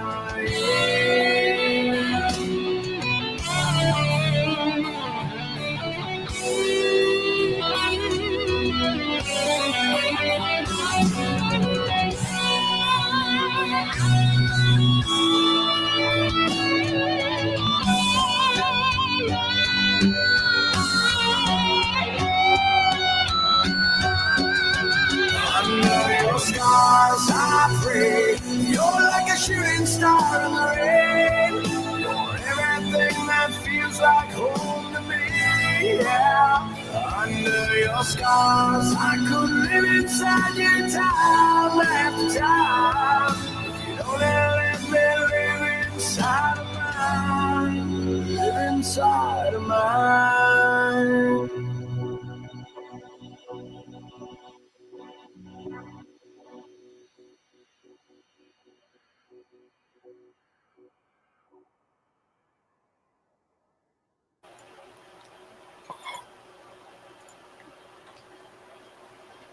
All righty.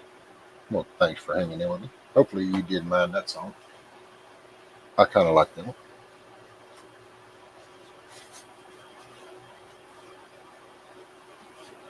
I need to do my background music. That's what I forgot. Well, hey, Bullfrog, thanks for coming, hanging out. Hopefully you smile or be the reason somebody else smiles.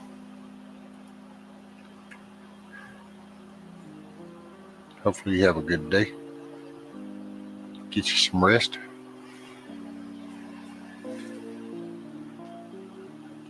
Did we lose anybody else? Let's see, my friend.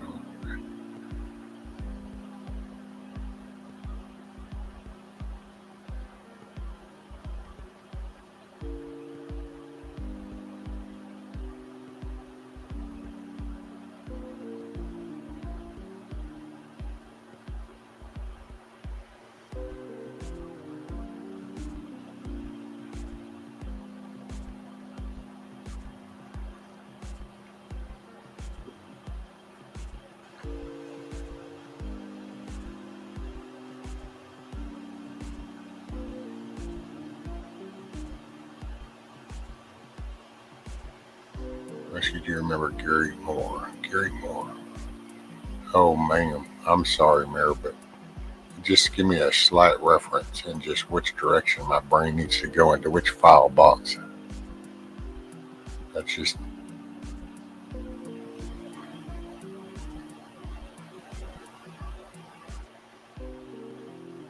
It's time to go home. Oh, look at you, Summer. There you go. Gary Moore, musician.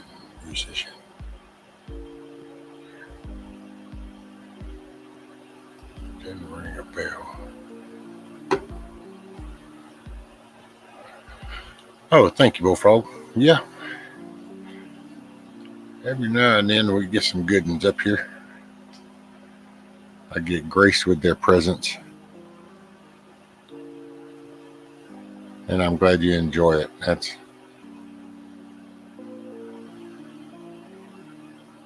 Oh, still got the blues. Okay, Mayor.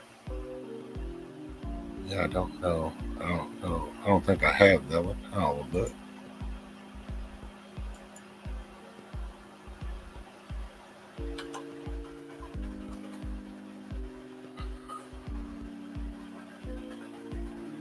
Nope. I don't have that one. I have to look it up.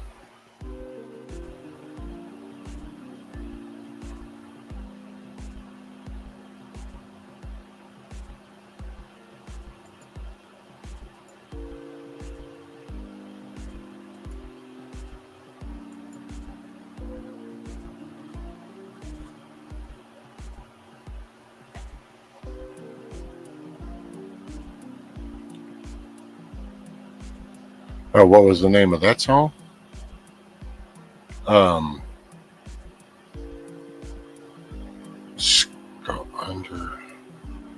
under the scar, under your scar. Yeah, under. Hold on. Yes, Godsmack under your scar. There we go. My goodness, I can get it out eventually.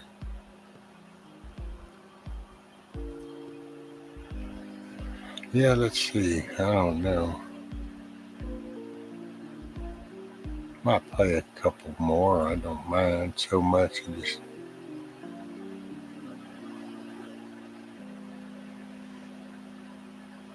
What time is it? 7:50. So let's see if I go here. And hey, Crystal, I just now realized it's like, wait a minute, I just saw new names. There was Crystal and oh damn, that's still over there. Hey, Crystal and Twisted. I sat there and read Twisted's comment and didn't even say morning. Sorry about that. Morning, Twisted. Morning, Crystal. Let's see. Let's see. Where do we go? Over here. Damn.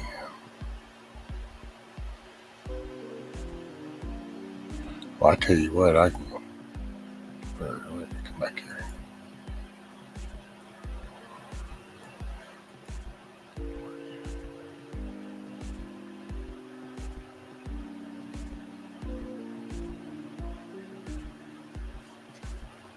Where's that?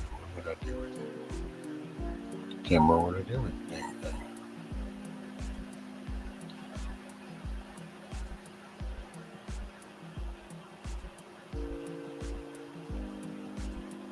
Love cream of chicken. Oh, it's your cream of chicken. Damn, I don't know what I did. I just did that song. What did I do with it?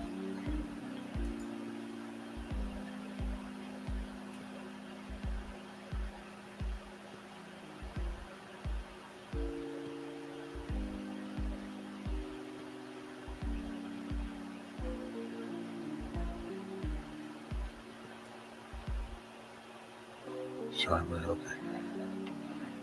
Oh no, Hurricane, look at you. You done said hello twice in a row. Oh my God, the chat's going to fill up with all these hellos. Here we go again. Look at you. What are we doing? We're out of control. I tell you, Hurricane. No, ma'am. Actually, you know what? I might just give that a run later today because I finally got my other one came in that wasn't charged. I went and checked the thing and it shows that all cleared out. And I'm like, huh. So I might just bust open one of those cans and see, kind of start examining that.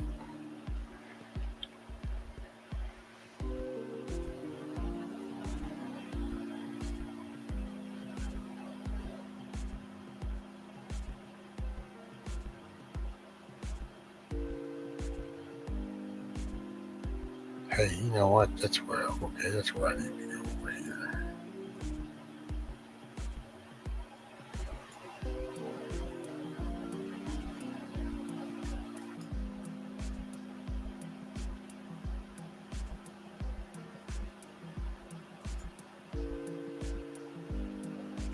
Oh, not there. Sorry, Barbara. Oh, yes, ma'am. I will definitely let you all know if that ends up being a disaster.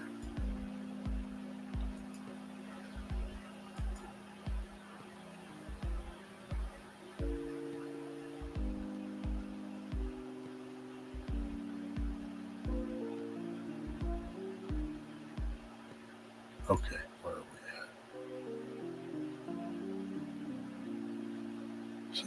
at? And I thought I had that. Where did it go?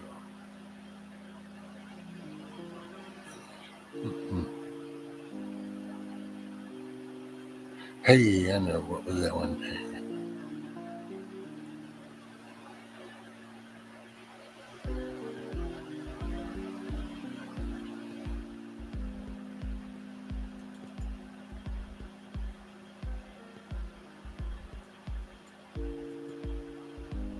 Oh yeah, okay.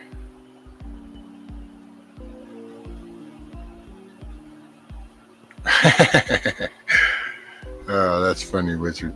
Let's see what I heard.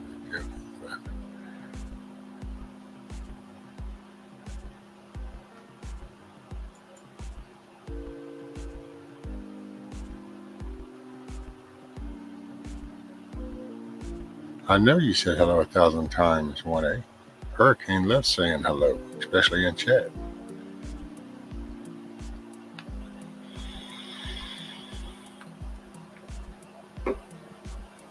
Okay, I'm going to do another song. This is a short song, though, but I just felt like listening to this one. I guess I heard that one. It made me think of this one, and everybody seems to like this one, so we'll go with this one. Turn my background music off. Bam, bam.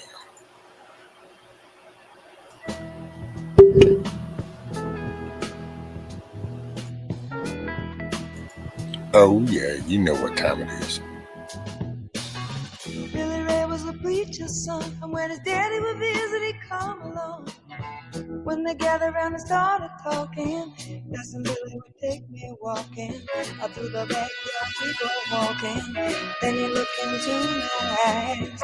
Lord knows to my surprise, the only one who could ever reach me was the son of a preacher man. The only boy who could ever teach me was the son of a preacher man. Yes, he was. He was. Yes, he was. Morning, Nikki. Being good isn't always easy, no matter how hard I try. When he started sweet talking to me, he coming to me, everything is alright. He kissed and tell me everything's alright. Can I get away again tonight? The only one who could ever reach me was the son of a preacher man. The only boy who could ever teach me was the son of a preacher man. Yes, he was. He was. Oh, yes, he was. Yes, he was.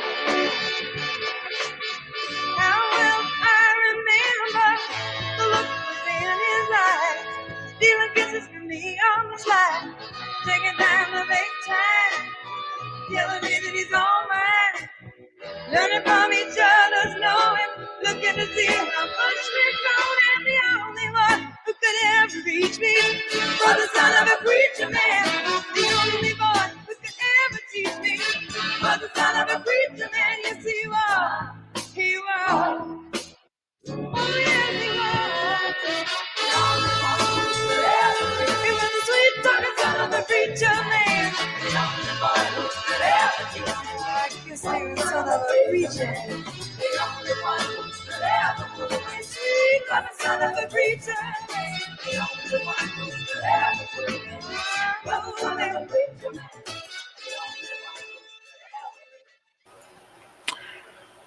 Okay, fine. One more. If you're going to twist my arm over it, I tell you.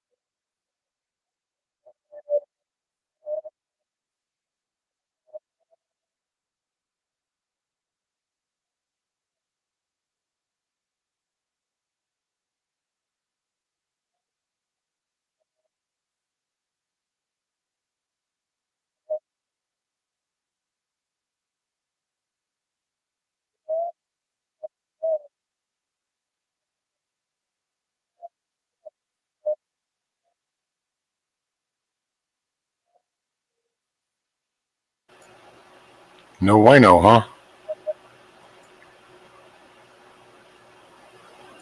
So no audio?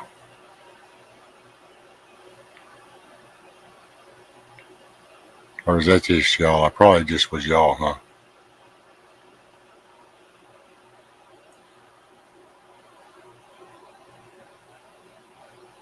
Oh, you do. I don't know what happened. Can you hear me now? Okay. So it just totally went quiet? Oh, wow.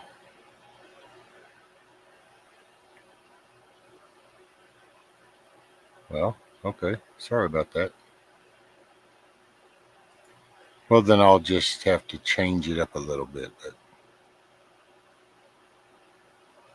okie doke. So now we're 5x5. Oh my goodness, I'm going to go country on you. So we're going. I know them damn FBI agents, the bastards, just pull up a chair or shut the hell up and go on with your business. Go get a damn donut or some shit. So I'm going country with you now. So Well, there's always been groups of people that never could see eye to eye. But I always thought if they ever had a chance to sit down and talk face to face, they might realize they got a lot in common. 5x5.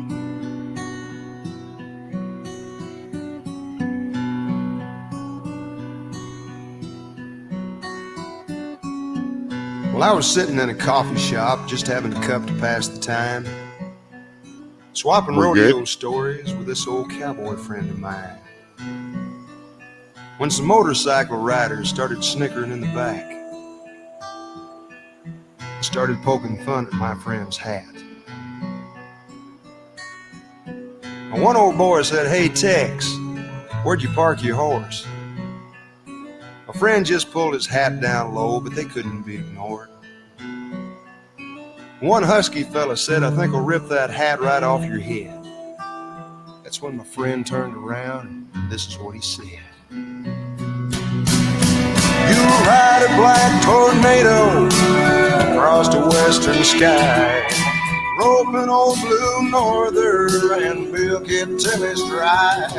Bulldog the Mississippi, and its ears down flat, long before you take this cowboy's hat." Now, partner, this old hat's better left alone. See, it used to be my daddy's, but last year he passed Hell, I on. can't do music at all, but I My love nephew listening to skinned it. the rattler that makes up this old hat band. But back in '69, he died in Vietnam. Now, the eagle feather was given to me by an Indian friend of mine, but someone ran him down somewhere around that Arizona line. And a real special lady gave me this hat pin, but I don't know if I'll ever see her again. You ride a black tornado across the western sky, roping old blue norther and milk it till it's dry. Bulldog the Mississippi, then its ears down flat, long before you take this cowboy's hat. Now, if your leather jacket means to you what this hat means to me, then I guess we understand each other and we'll just let it be. Can you hear me now? But if you still think it's funny, man, you got my back up against the wall. And if you touch my hat, you're gonna have to fight us all. Well, right then I caught a little sadness in that gang leader's eyes. And he turned back to the others and they all just kind of shuffled on outside. But when my friend turned back towards me, I noticed his old hat brim, well, it was turned up in a big old Texas grin. You ride a black tornado across the western sky, rope an old blue norther and milk it till it's dry. Roll dog the Mississippi and it's ears down flat, long before you take this cowboy's hat.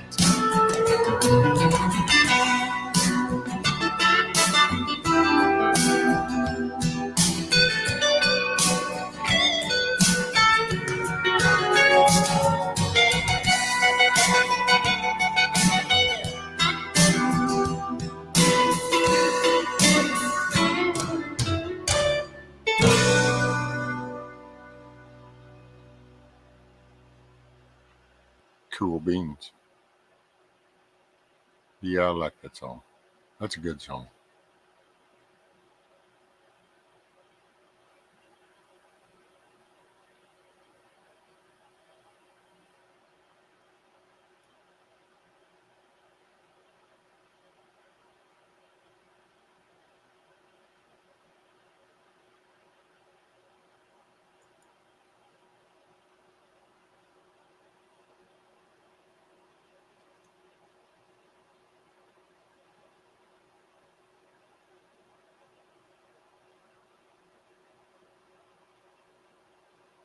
Oh yeah, how's your squirrel doing?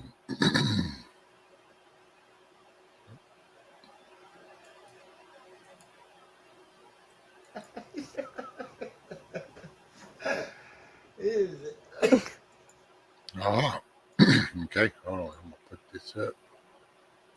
Go here. There we go. So here's Hurricane Squirrel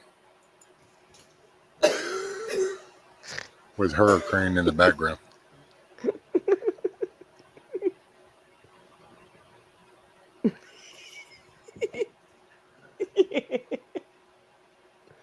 you getting it? Yeah. Oh, that's cute.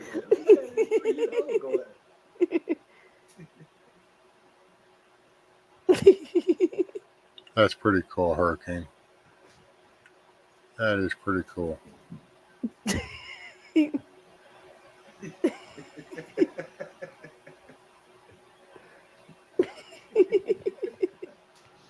Oh yeah, he looks like a mess.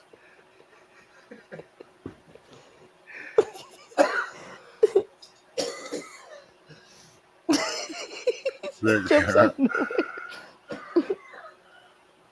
damn, that's cool, Hurricane. Very cool.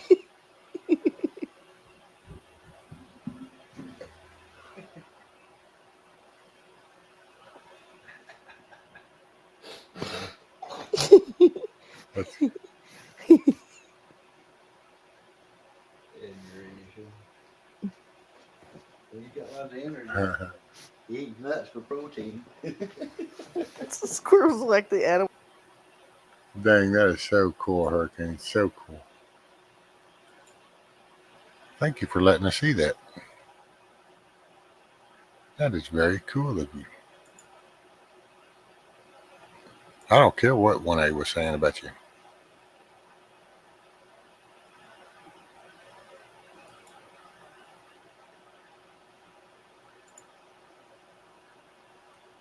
Oh, yeah, there you go. Look at you, Ron.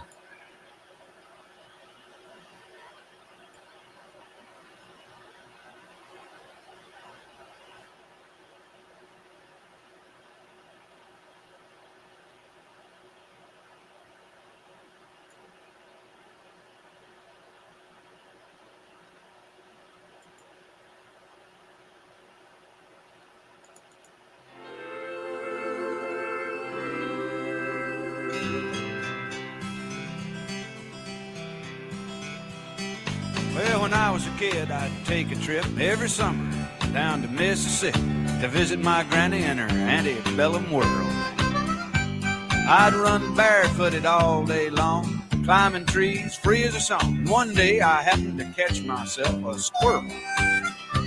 Well, I stuffed him down in an old shoebox and punched a couple holes in the top. When Sunday came, I snuck him into church. This one's for you, Hurricane. I was sitting way back in the very last pew, showing him to my good buddy Hugh, when that squirrel got loose and went totally berserk. Well, what happened next is hard to tell. Some thought it was heaven, others thought it was hell, but the fact that something was among us was plain to see. As the choir sang, I surrender all, the squirrel ran up Harv Newland's coveralls, and Harv leaped to his feet and said, something's got a hold on me. Yow! The day the squirrel went berserk in the First Self-Righteous Church in that sleepy little town of Pascagoula. It was a fight for survival that broke out in revival. They were jumping pews and shouting, hallelujah. Well, Harv hit the aisles dancing and screaming. Some thought he had religion, others thought he had a demon, and Harv thought he had a weed eater loose in his Fruit of the Looms. He fell to his knees to plead and beg, and the squirrel ran out of his breeches leg unobserved to the other side of the room. All the way down to the Amen pew where sat Sister Bertha Better Than You, who'd been watching all the commotion with sadistic glee. You should have seen the look in her eyes when that squirrel jumped her garters and crossed her thighs, and she jumped to her feet and said, Lord, have mercy on me. As the squirrel made laps inside her dress, she began to cry and then to confess to sins that would make a sailor blush with shame. She told of gossip and church dissension, but the thing that got the most attention was when she talked about her love life. And then she started naming names. The day the squirrel went berserk in the First Self-Righteous Church in that sleepy little town of Pascagoula. Morning, Chrissy Cat. It was a fight for survival that broke out in revival. They were jumping pews and shouting, hallelujah. Well, 7 deacons and the pastor got saved, and $25,000 got raised, and 50 volunteered for missions in the Congo on the spot. And even without an invitation, there were at least 500 rededications, and we all got rebaptized, whether we needed it or not.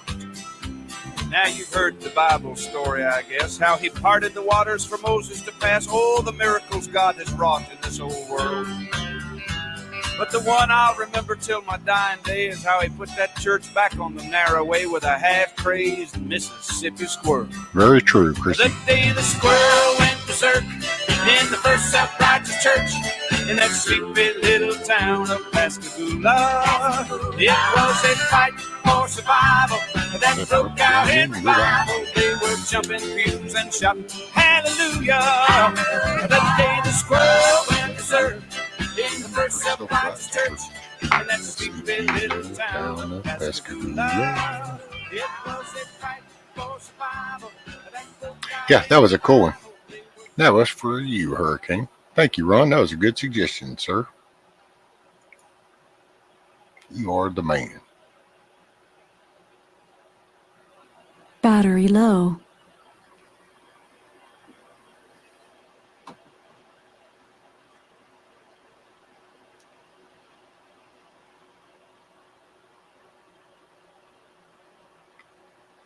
Charging battery.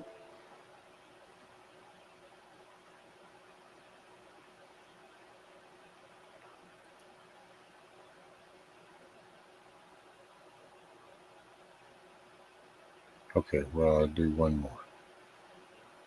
Just because I saw it, it sounded kind of cool. The tune popped in my head, and I was like, yeah, it's got a good little beat to it. And damn, poor old Scat Pack's going to run off, but it's another one of them country kind of songs. I'm just picking Scat Pack.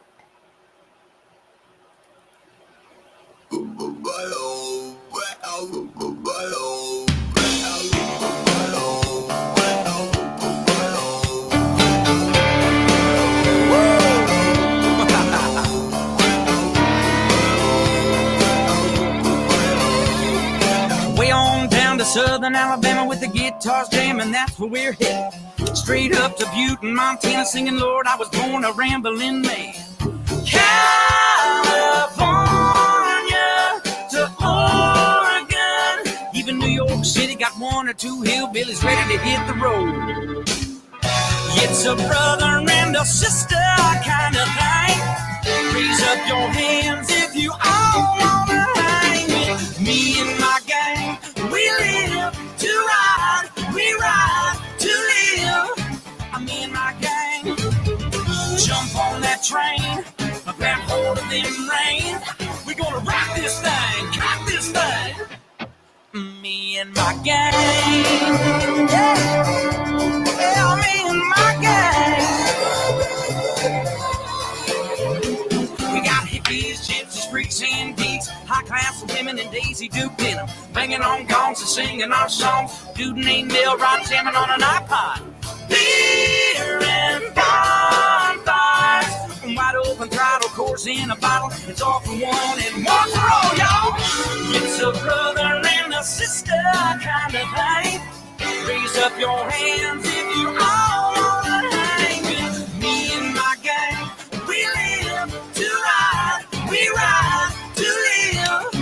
Me and my gang, jump on that train, grab hold of them reins. We gonna rock this thing, cock this thing. Me and my gang, yeah, yeah, yeah, yeah.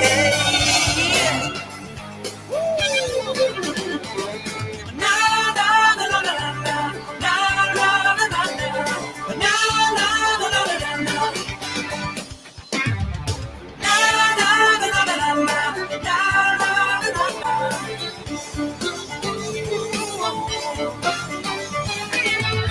It's a brother and a sister kind of thing. Raise up your hands if you all wanna hang with me and my gang. We live to ride, we ride to live. Me and my gang, I jump on that train, I grab hold of them reins. We gonna rock this thing, cock this thing. Yeah. Na na na na na na na na na na na na.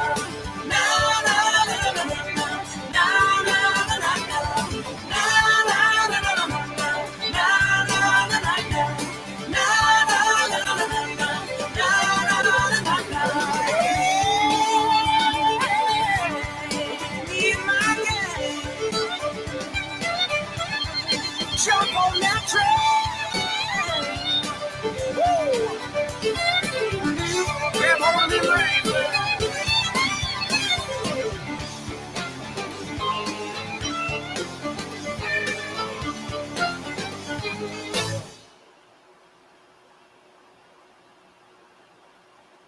Me and my gang.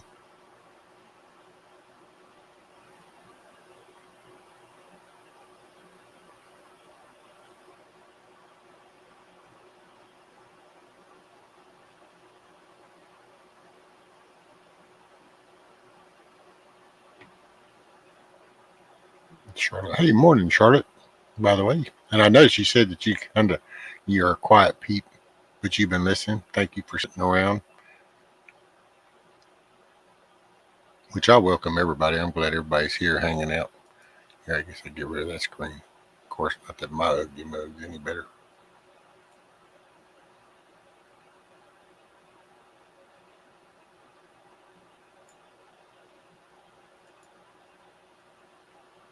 Oh, need my music background. Bam.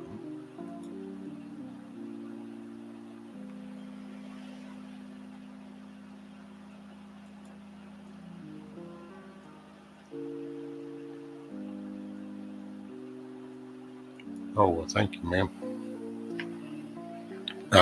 That's I'm learning to accept compliments. It's a little tough, but thank you. I'm just glad you guys enjoy it. I'm glad everybody hangs out.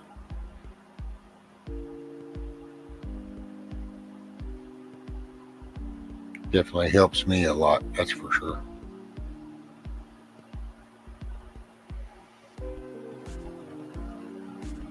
That's it, my Duck Commander. Most comfortable hat I think I've ever had my whole life, and I got 1,000 different hats.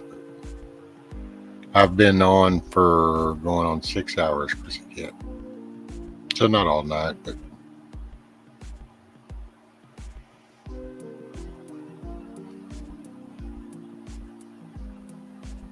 yeah, my good old Duck Commander. There you go, 1A. Oh, dang. Now you're back 1A, 2A. Look at you, Dung Beetle Nation. Got this icon back and everything. It's like, holy schmoly, look at you.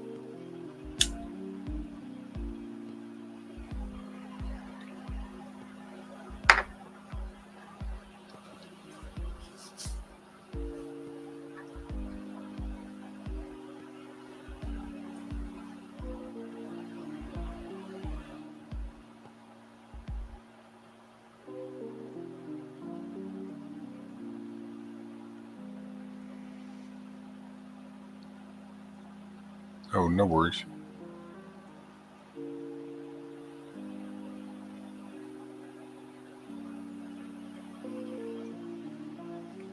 Oh, okay. You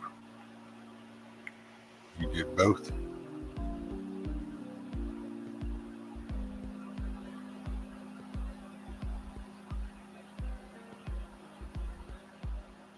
A cool deal. Makes complete sense. I didn't know. I thought there were more trash and bug eaters.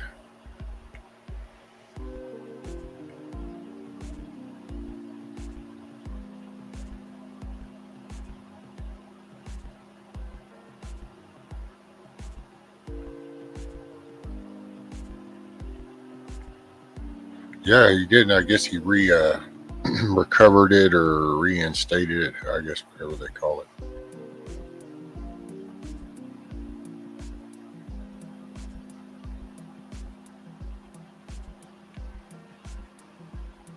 Right. Look at Hurricanes. 1A is a split personality. 1A and opossum. Hard to keep.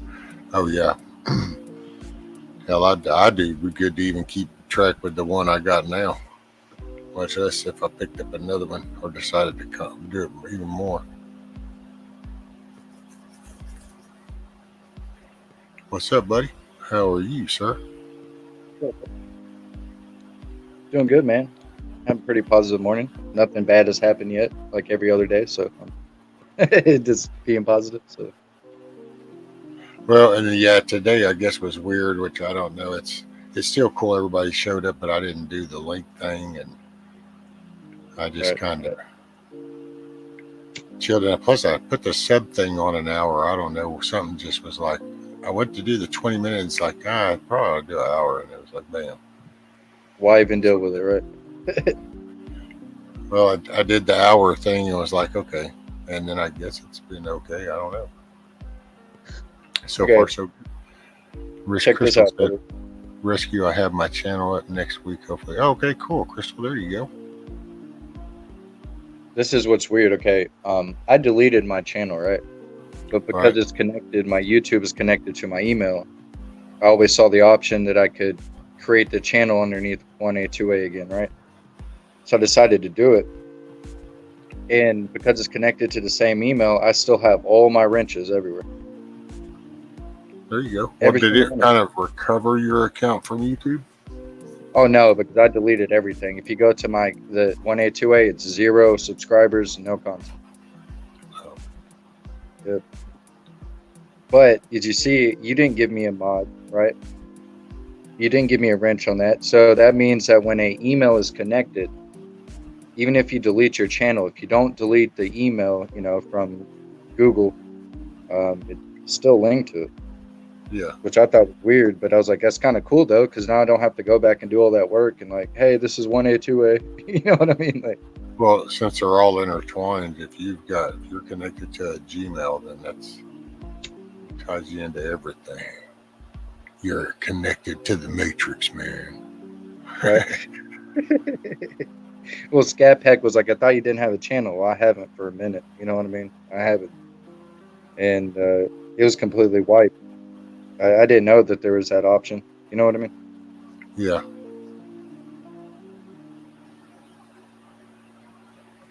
Hey. So, yeah, so all my watch hours are gone, subs, whatever. But oh yeah, well it's just like, see, this sub things, man. I mean, the two things about subs for me is one, the 500, you get the community tab, so then it becomes like a little goofy version of a Facebook, because then you can make a post and just comment on that post instead of going through videos or something. And then the second thing is it pretty much just encourages me and lets me know people are listening, kind of thing. That's all. But I gotta say, I don't know how I don't think I could dig trying to make a living out of this. It's just too hyperbolic. It's just too. I'm just do the job and get it over with. You've got to make it a point that you even make sure you smile the right way, and that's because you can't afford to lose any thing if you got money banking on it. And to me, the minute you're under that pressure for no reason. Well, it's the same thing we talk about the politicians. That's kind of what you're going to do. You're fixing to start to shift your main train of thought. You will shade it because now you have to make it fit a certain narrative that you're trying to sell instead of just being you. And well, then that makes you acceptable right there, because then that means it's not 100% no more. Now it could be 95, could be 90, could just be 75, might only get 50% out the deal. So, but the minute you got to cater or change your perspective to maintain a certain monetary value, see, that's. Well, I look at this YouTube thing. It's almost like hosting a party at your house, right? And you got all these people coming into your house, and you got to watch, and you got to pay attention, and like make sure it doesn't go the wrong way, and the vibe's right. And how can you do all that? Like you said, as soon as you put a monetary value on something, say you have a sponsor, say I'm sponsored by, I don't know, like some coffee company. Well, now there's certain things I can't say in my live stream because they're going to pull their sponsorship. Like you just said, you have to play that part. And that's not any fun, being told what you can or can't say for some money. Like, what? There's no fun in that.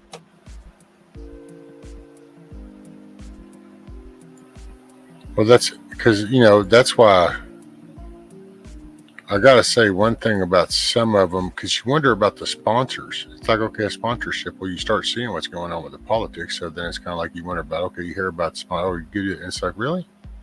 Because, I make fun of the Tom Selleck thing when I used to see it.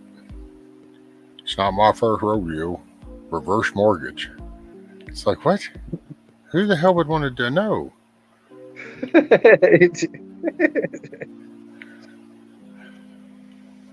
But that's, you sit there and so then it just kind of makes you start kind of going, okay.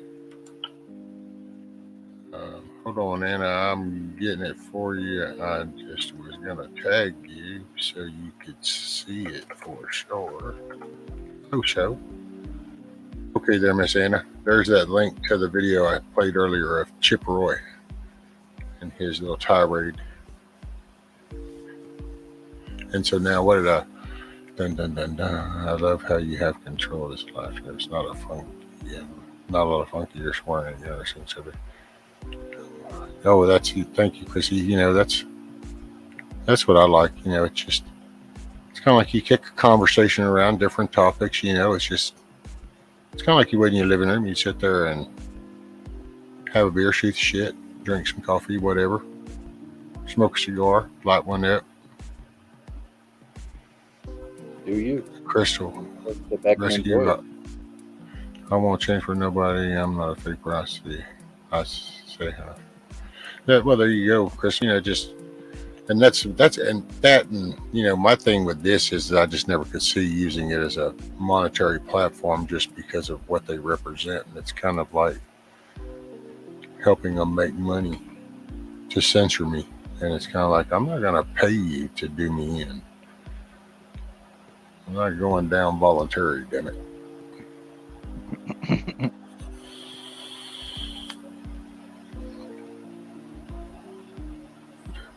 Oh, there you go, Chrissy Cat. That'd be a good. I've been thinking about having a live stream in the fall. It will be about love and the Lord and family. There you go.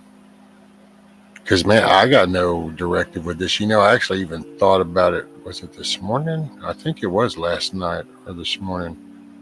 I started to pull out a notepad to take some notes on some stuff that I had kind of picked up on some interviews. And I grabbed that notepad and then it just clicked to me and I went, wait a minute, what? No, I ain't taking no notes. I'm not turning this into, no offense to you guys. I mean, I can gladly recommend CanCon, Cannabis Conservative, Brian Lupo, awesome little dude. There's plenty of news guys. You got Doug TeNapel if you're into that far. You got Jovan Poulter.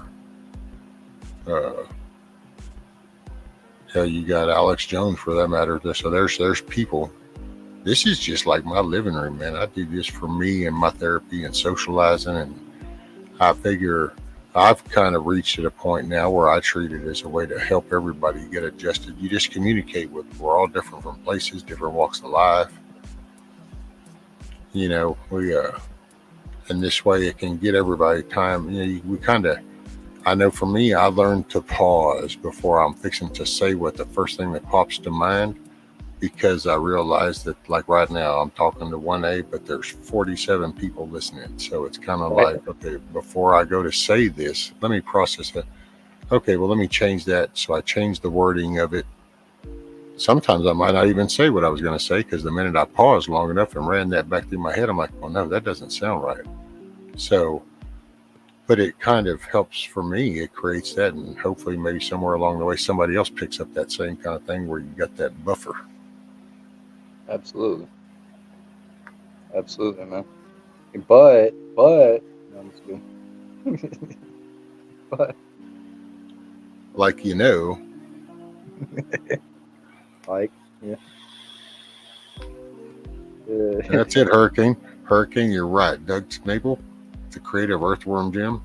He is a cool dude. He's got a channel over on Locals, and he does little things here. If you want to find him on YouTube, him and another guy, and oh my gosh, the other guy, I forgot his name, but you can go look his channel up. He'll gladly tell you all about his Oscar award. But they have a thing called News with Jim. I think here it's News with Jim. And it's all sock puppets, and that's actually Doug TeNapel and another guy.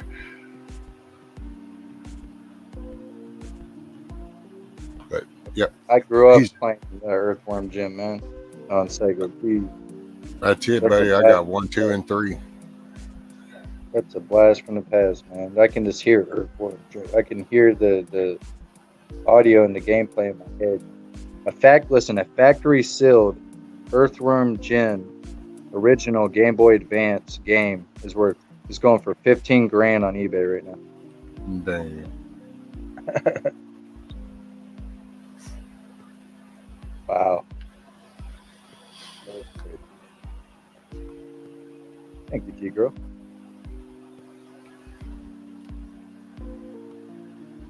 Does anybody ever there was a game that I played. I'm trying to think of the exact name. It was called like The Adventures of Fartman, or The Adventures of,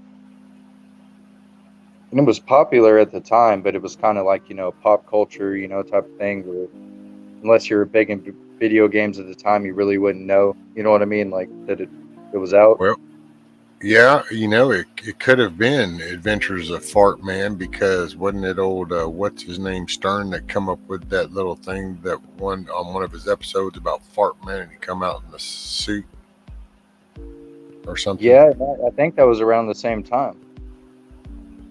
Honestly, the whole thing of the game was like, every game you have a way to fight, right? You were farting, burping. That was a way to get away from any. But as a 4-year-old, a 5-year-old playing that. Yeah, well, that's back when you used to do like the little armpit burp things, or if you belched, everybody giggled because you were innocent kids, and so that became a fun thing. Was and Hurricane says, yeah, it was Fartman. I think it was Fartman.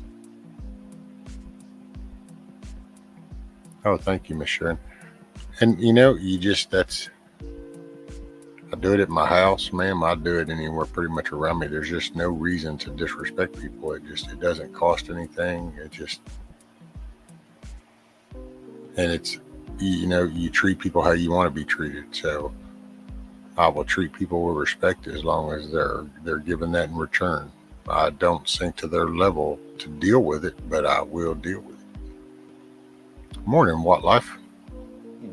And Crystal, that's the one thing you're not put up is disrespecting my chat, and that's good. Just, don't go too hard. I will say sometimes it's a rocky road. That's all I can say is just, it can be frustrating sometimes, but you just do you, and whatever you see is right. And people can have a bad experience, and maybe they think about it, they come back and realize that you didn't mean nothing. That's the way I take it. There's been some people that have gotten upset with the way things have happened before, and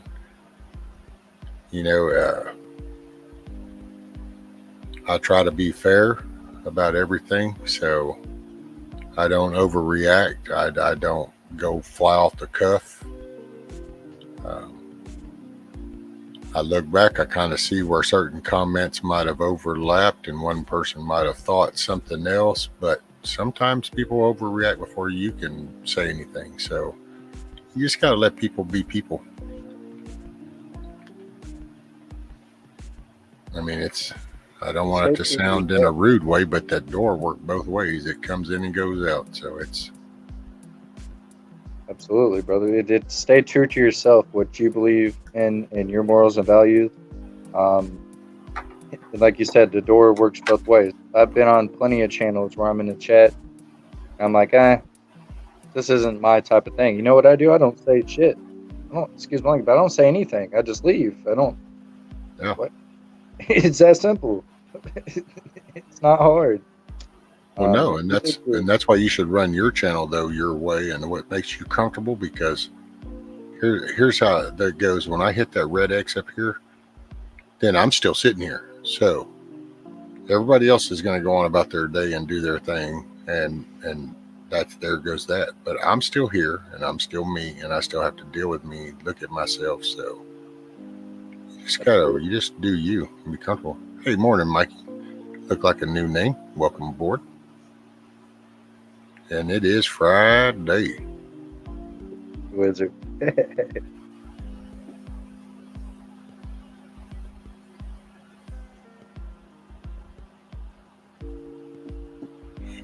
Drawing the line.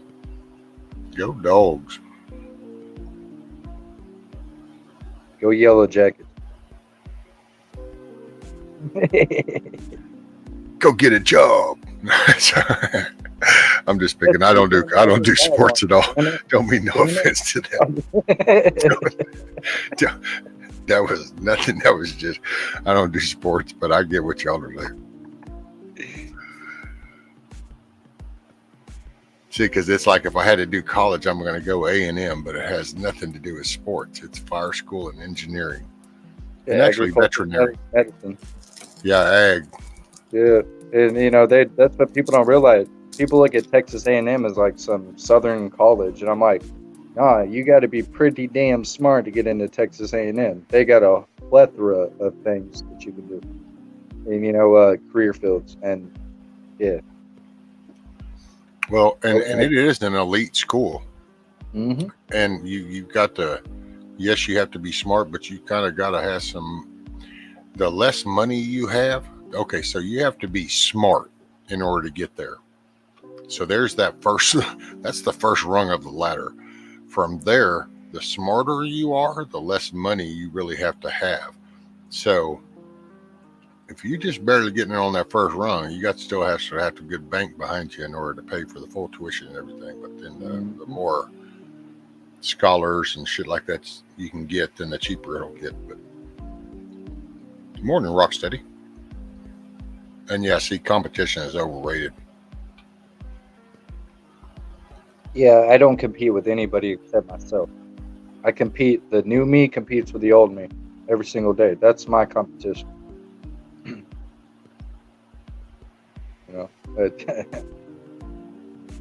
Now, is that Athens, Georgia, or Athens, Texas, Crystal? Because Athens is across the country. So exactly which Athens are you referring to?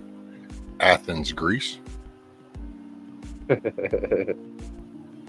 He's talking about the Olympics. Hey, morning, Michelle. All right, Scat Pecker, Athens, Ohio, right? Yeah, Athens, Ohio. Now, Chris was talking Fire about that GPS up. Where are we talking? Athens, Georgia.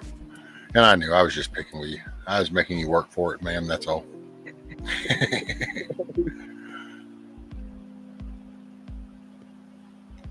It's a party town as well. A couple hours from me, college town. And that's it. There you go, nigga. Nikki's like gig 'em. Didn't Johnny Manziel play for Texas A&M? Oh yeah, little Mr. Football. Yeah, well, Mr. Asshole. That actually Man, is he a had prime it made, example, dude. That's a prime example of watching how the corruption can just totally ruin somebody. Because, dude, I gotta say, I'm not a sports person. Haven't been since like way back in the Steeler days and Chicago Bears and the good old days. But I watched the last few games of his, and man, it was. I gotta say, some of the moves in his games were just art form. But I saw the forest for the trees right out the gate. The minute it's like, okay, no, don't think you're ready to go off into that league. And sure enough, it didn't work. Yep. What's the thing, man, is imagine if he would have let go of his ego and his attitude, how good he would have been, where he would be at right now in the NFL. He would be a starting cornerback on a big team. Well, college, you're young enough and the game is fast-paced enough kind of that you can kind of, be part of the team and still have this little me mentality. And that'll work because especially if you have some skill to back it up. But and you're the quarterback. NFL?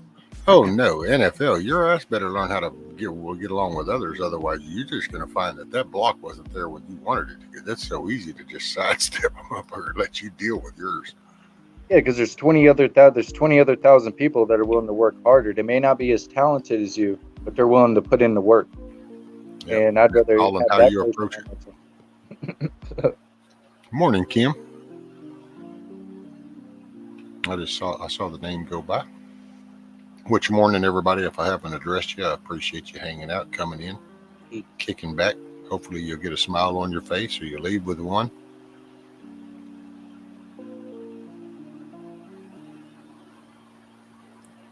You started out with a bad day, maybe you'll end it with a good day.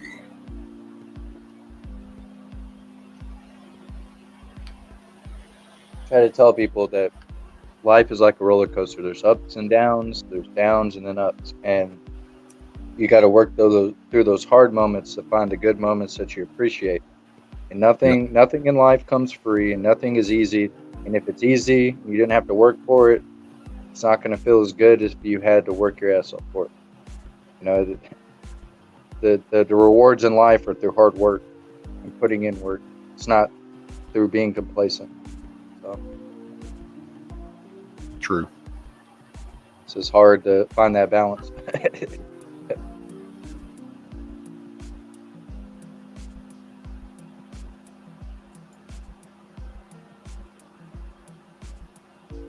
Crystal brought up a good point, Rescue. No, they get paid whether they win or not. Because I'll get pay them.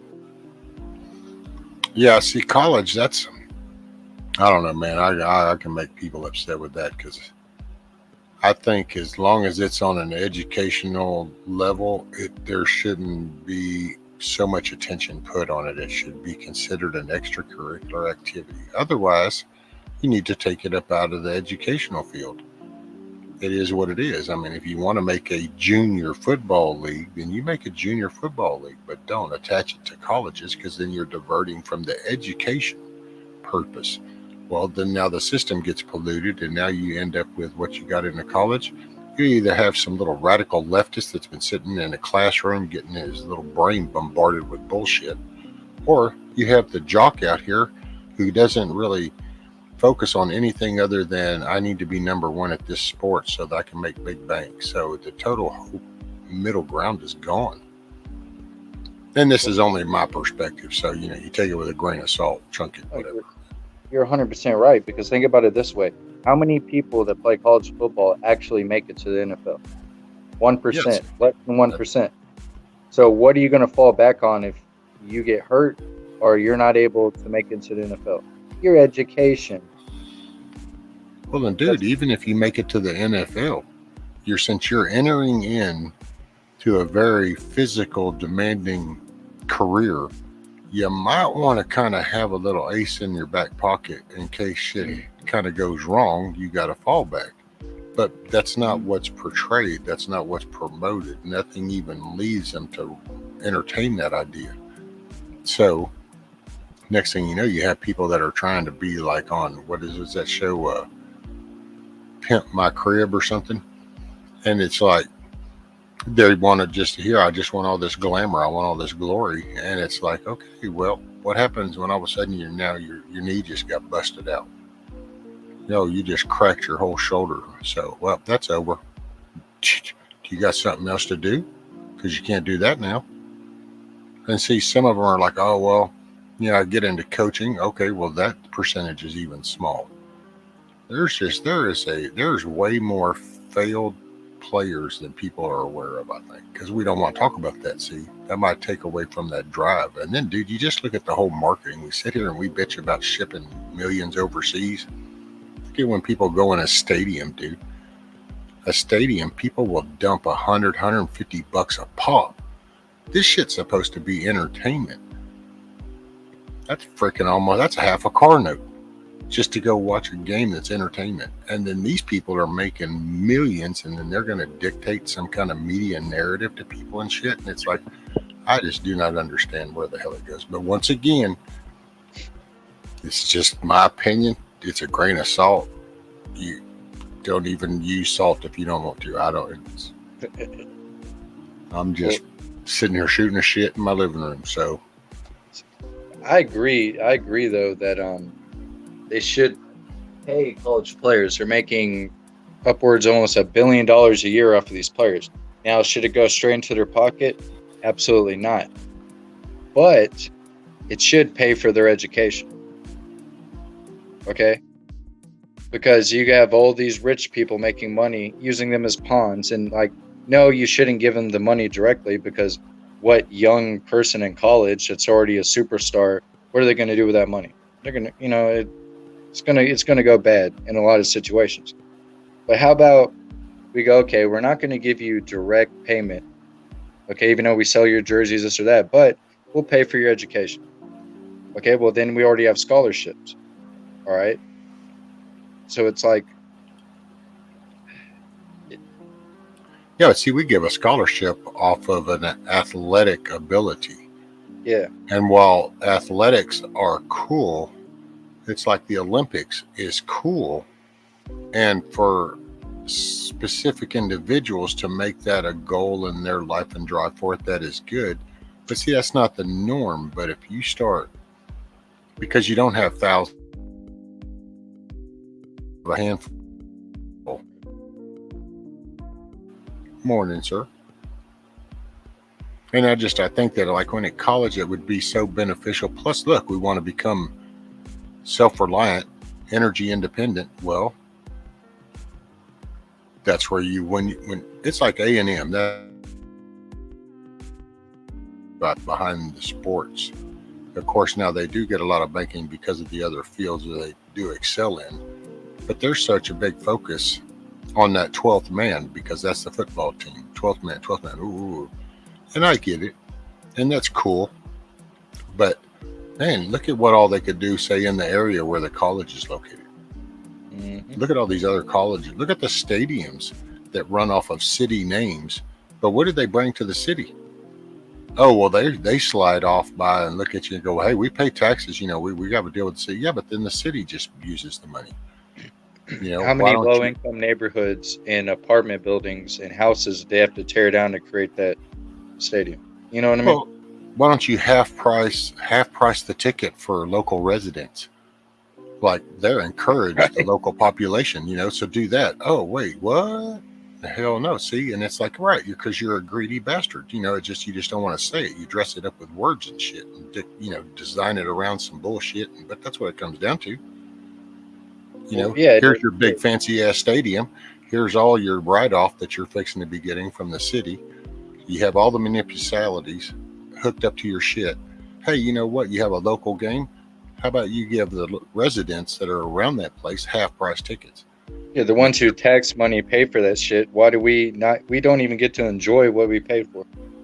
Yeah, and lower, dude. Look at the commodities in there.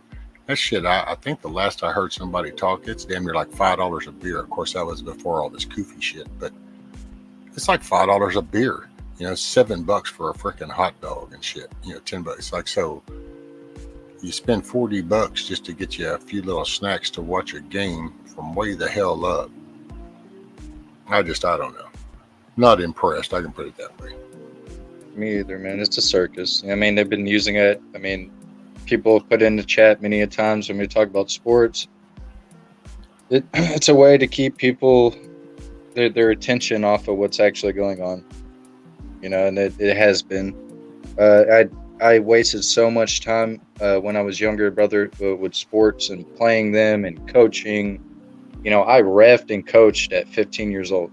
I coached my own team at 15 years old. People that were older than me, 17 and 18 years old, a U17 team, I was 15 years old, and I reffed.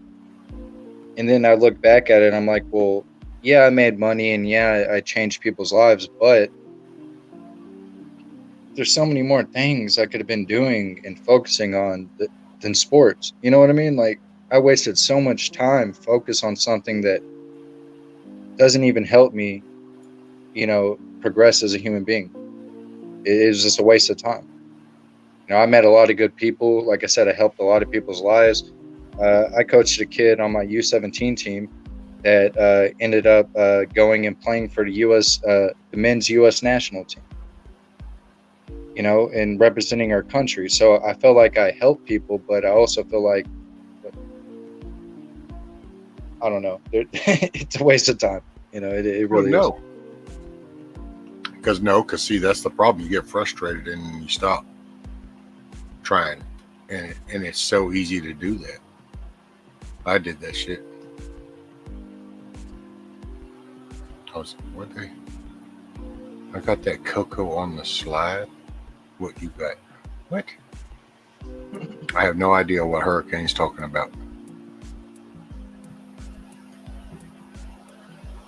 Let me read it. Hold on. Maybe I can translate. It says, get that cocoa on the slide. What you got? I don't know.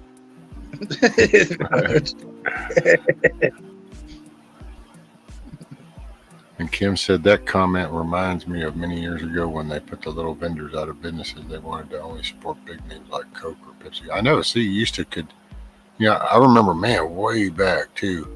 Go down to the Astrodome when that was like the big to-do. It was considered, what was it, like the seventh wonder of the world or some shit or whatever. It was like, but you had little hot dog vendors and you had people from the area that was out there, you know, and just, now it's like, hell, dude, look at the tickets. I think tickets, from what I think the last I heard, tickets even get real narrowed down to one damn ticket vendor is the only place you can get the ticket. You would be so surprised about the hike on tickets. Like, as soon as everything's sold out and you're sitting on tickets, bro. I used to do that with Upchurch concerts and sell them to people at a higher price, and then I felt bad because I was like, kind of taking advantage of these people. Like, you know, they can't find the tickets anywhere else. It's sold out. Most of the Astrodome is, I think, gutted nowadays. I know they're the Astrodome. And I tried Hurricane. I tried to get it translated. And then what we got up here? It was being a slave to sports and TV. Yep. Hurricane Katrina helped no win. Many hurricanes helped teams to win. I know them hurricanes. You know how them hurricanes are. No, she's right though, because anytime there's a natural disaster or something goes on with their country or there's a war, there's always a storyline behind these sports teams, and that same sports team that gets a storyline always ends up winning. What the hell is the world? The worlded or the Wilred? I don't know. Scatpack said something about Twitter saying Musk could solve the Wilred problems. Well, now they have 44 billion. What are they going to do with it? Save the world? I think you mean world? People bitching about Twitter saying Musk could solve the world problems. Well, now they have 44. What are they going to do with it? Save the world? I don't know who the hell would even begin to entertain the idea that Twitter has anything to do with the solution of the world whatsoever, much less being the solution. Hell, they are one of the main platforms.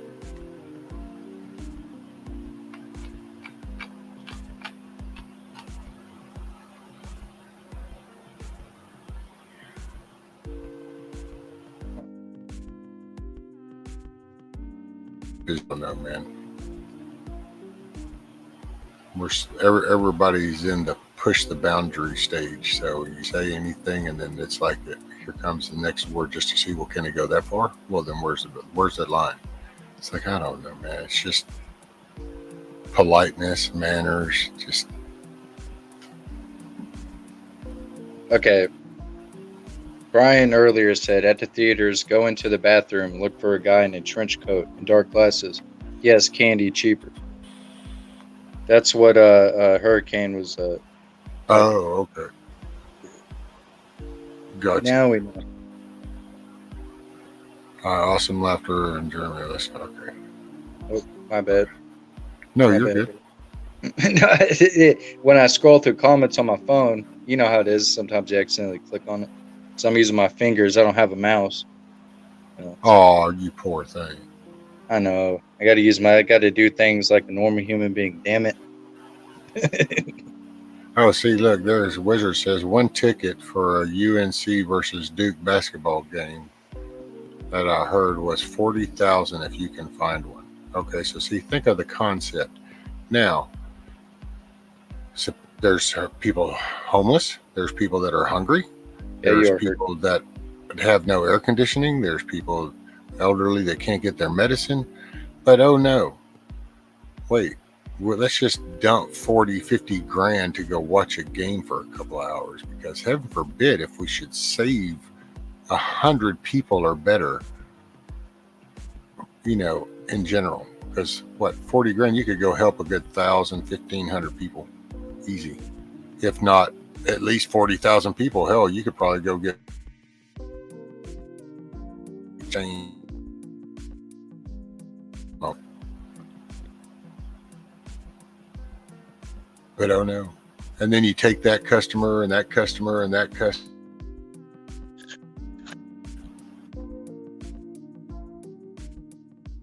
Because at what point do you say that you give a shit if that's still okay?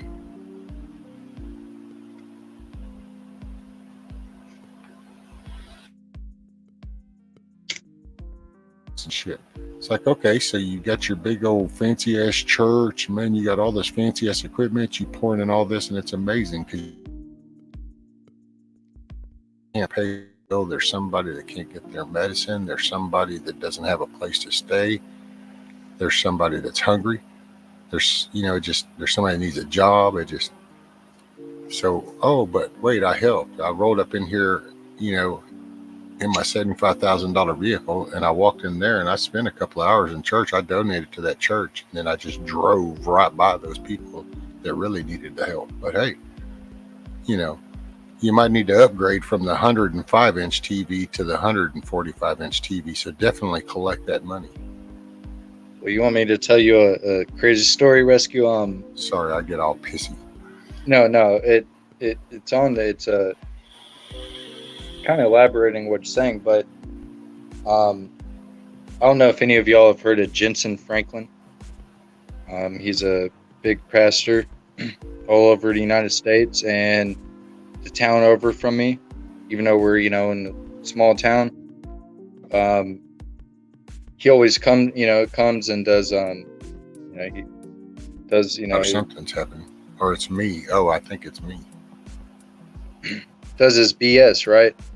And I decided to go to their church and just check it out. And there was about 2,000 people there. And the first thing he does is tells everybody, I don't even wear the same suit twice.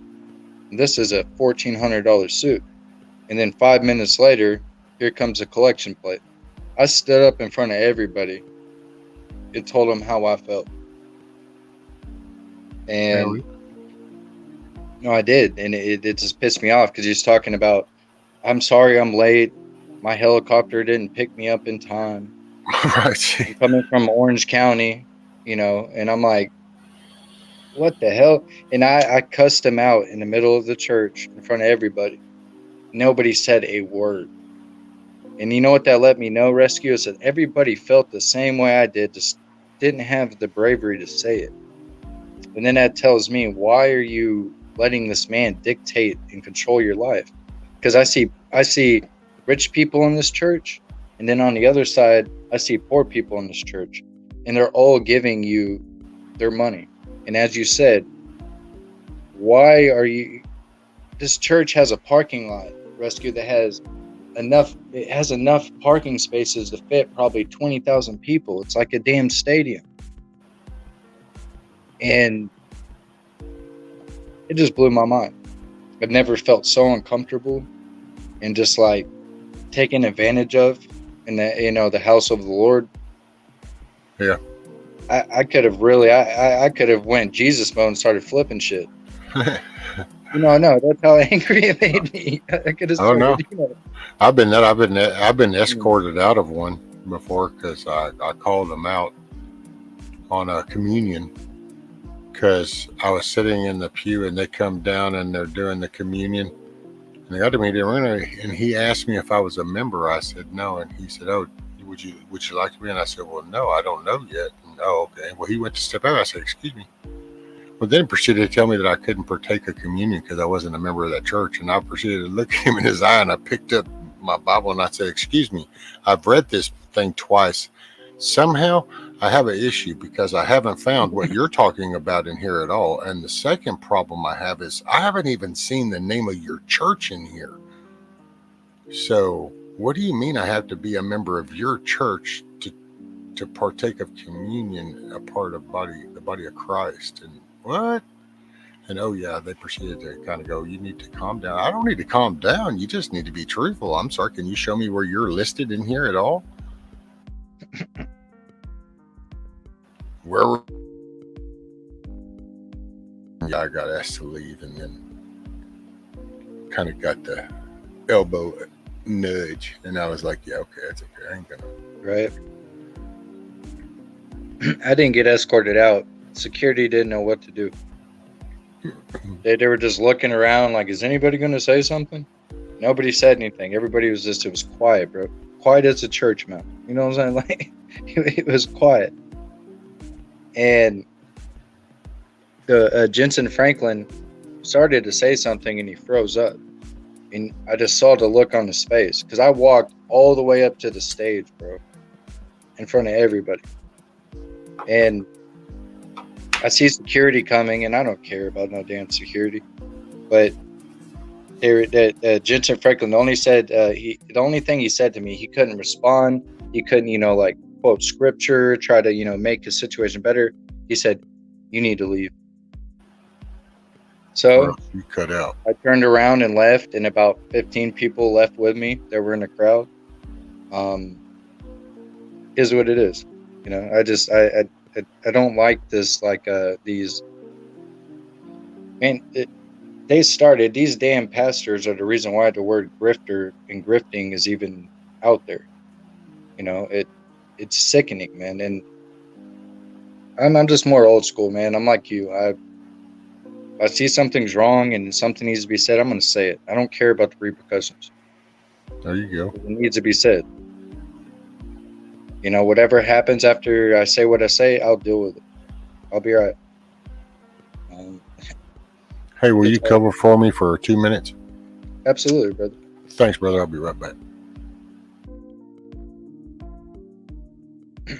Hey, Hurricane, you said earlier, I swear I'm not crazy. The lie detector, the lie detector test determined that's a lie. I'm just kidding.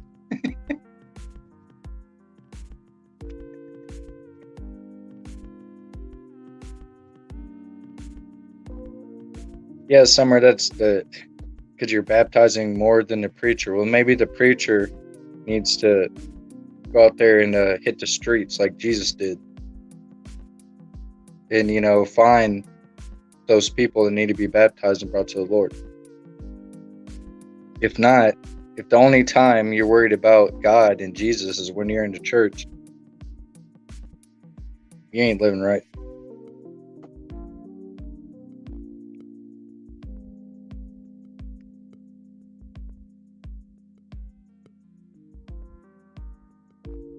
You know, that's just to take advantage of people that are hurting, you know, and people that are trying to find a better way of life. That's the lowest of the low.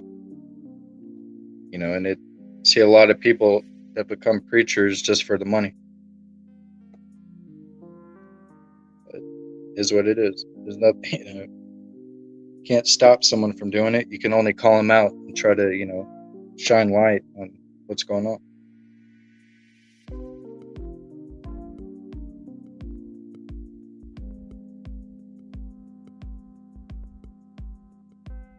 Absolutely, Scatback.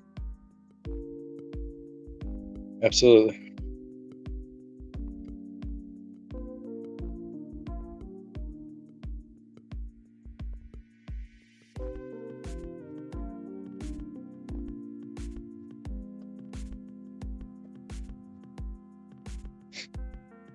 You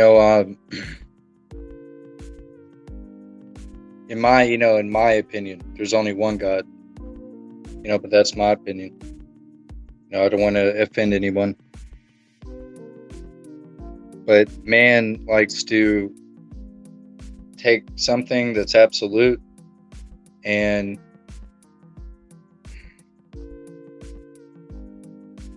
dilute it into what they feel is correct.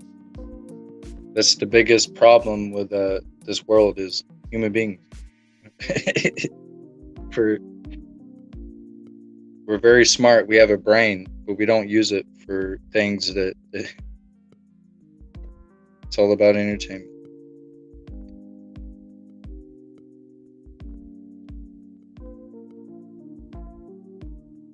Absolutely, Scatback.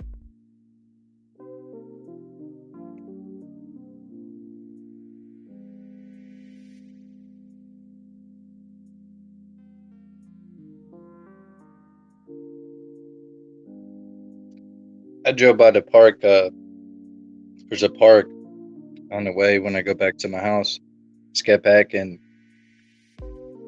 I saw mom and dad, a family, mom and dad, two beautiful kids out there, and they had a speaker, and they were all holding hands, just dancing around, laughing, having a good time. And I don't know, it kind of hit me. Kind of made me feel some type of way, like that you're right, that's the point of life, is being happy and enjoying it with your family, friends, and those around you. And I've been so angry the majority of my life, and I'm in this weird transition stage where letting go of the past and my anger and being more positive, and there's so much to be thankful for in this life. The most basic thing you can be thankful for is the fact that we wake up every day breathing. You know, we're not, you know. This morning I took the trash out and I see my cats out there, and I see squirrels running around. I hear the birds chirping. There's a whippoorwill in the background, and you know that feels good. there's something about nature and what God created for us that it's all there. You just gotta go out there and get it.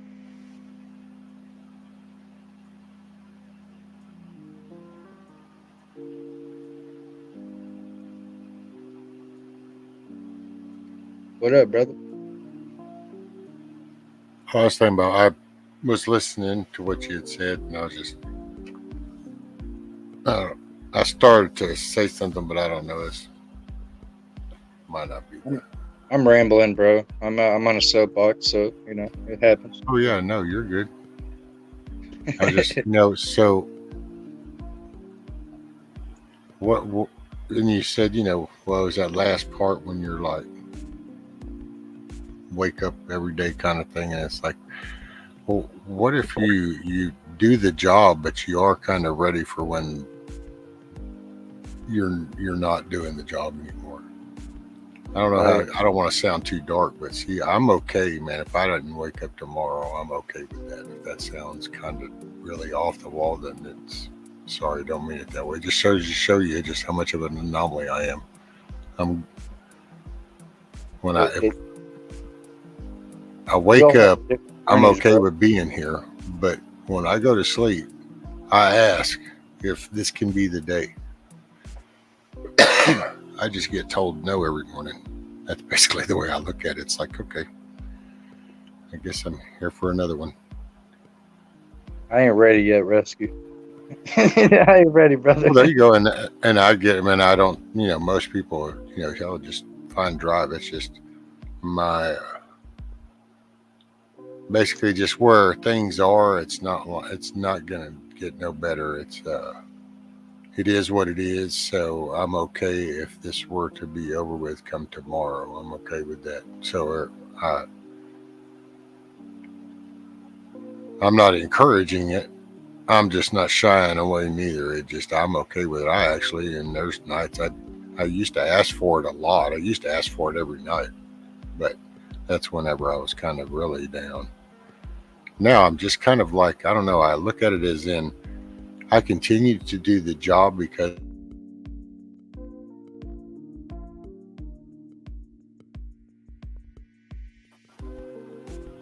brother.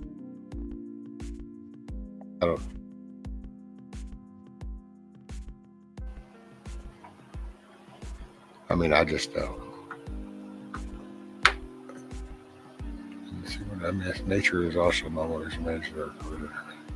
Oh yeah, God's awesome. And everything that a person needs is really all provided. It's all the man created, foo-ha-ha, that we find are supposedly what we think we need are really wants. And when we get desperate in the wants we have, well, those were really the needs. We just didn't address them at the time. It's kind of like when there's no food and you're going to want food. Well, that's because you should have needed to do that before.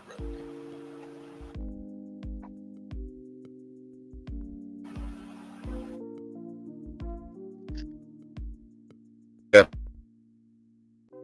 please don't take this wrong by any means. It's just me and God have had so much conversation at different levels of life that all I totally tell people that, yes, you can read about God has leveled cities. God has done some pretty moments, you know what I'm saying? But I'm here to tell you that God has a sense of humor too. So that's the way I view my shit. I've been shot, stabbed, ran over, fall off buildings. I've been through the gambit, overdosed, been stupid, made bad decisions, and somehow I'm still here, and somehow I always have whatever it is that I need. Might not be what I want, might not be content with it, might be all pissy, but in retrospect, it's only what I had, what I needed. So yeah, I am God's sense of humor. So, and I'm okay with it. I've come to terms with it. I do things that most people can't do, Hell, when they replaced my spine, they sat there and told me wouldn't be able to do shit anymore, and it was like, okay, whatever. And I do it. You know, I wake up every day because that's what God wants. It's my take on it.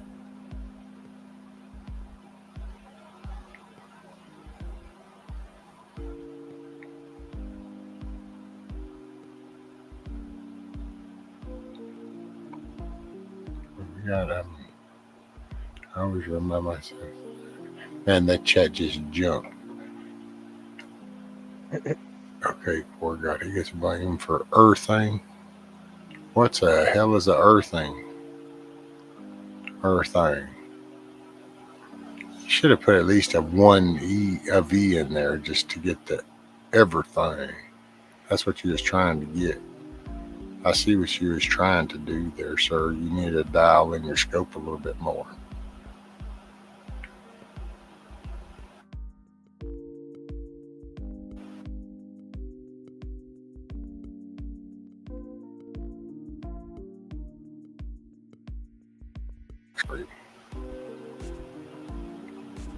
Is my shit cutting in and out for y'all? Yeah, I was trying to tell you a second ago. Oh. That's I don't know. There goes. I was trying to. I could have dropped down for a second, but I'll be back in a minute. All right, buddy.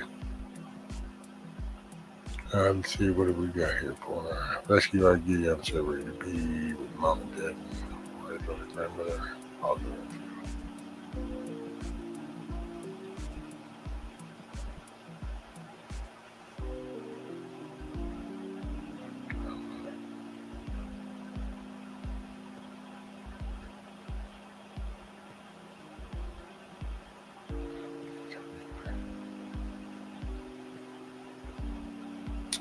Okay, well, I'm sorry it's breaking up. I have no idea what's up. Maybe somebody's hammering away at me or something. I don't know. Stupid FBI interrupting my shiznit. Could be a bad cable line. I don't know if the wind's bad out there. So,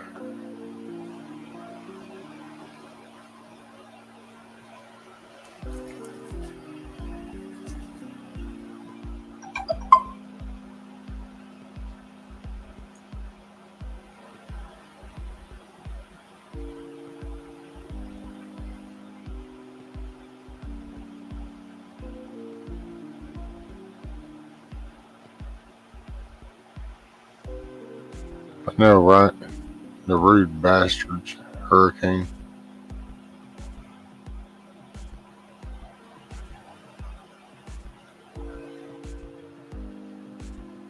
Pull up a chair. But oh no, I gotta freak out my internet.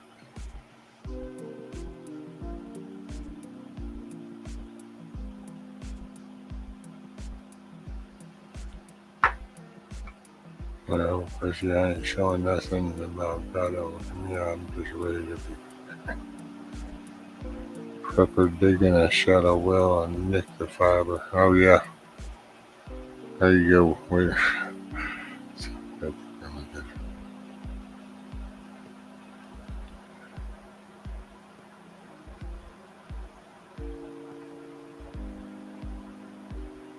I can put one of the fence post.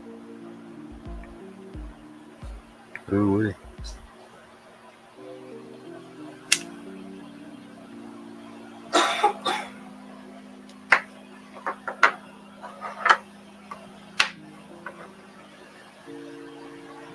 Pardon me, guys. I'll be right back.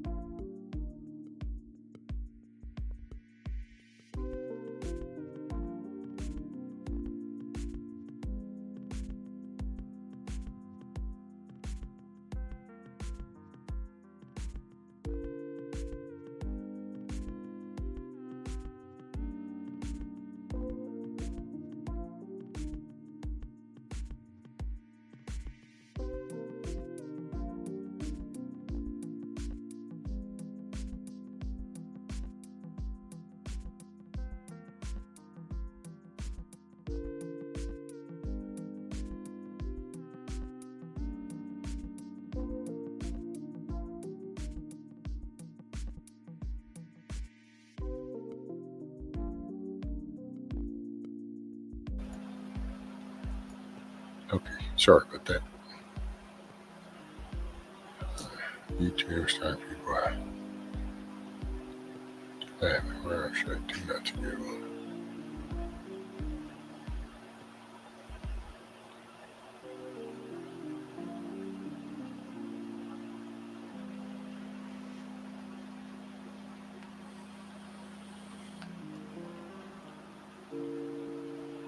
I wonder, is anybody else alive?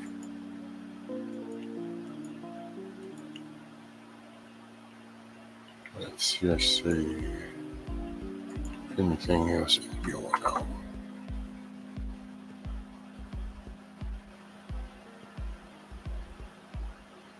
Oh, by the way, Sophie B's going to be canning. I think that's tomorrow at 7 o'clock. Wait, is that when is Indies? I can't remember when Indies was.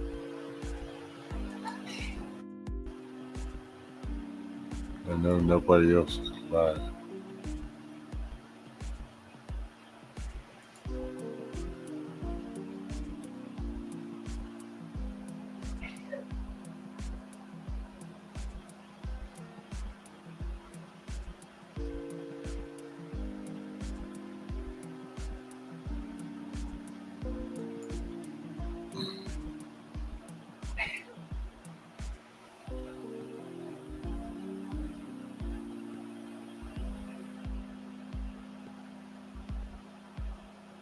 Okay, that's right. So India's tonight.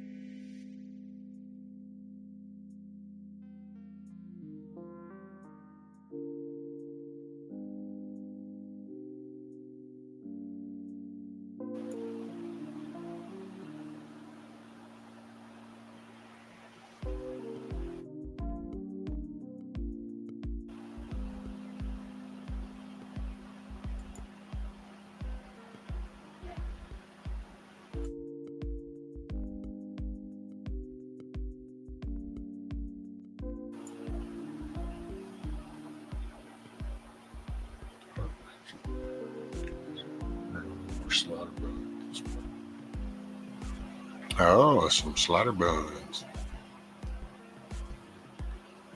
I remember it not being very happy.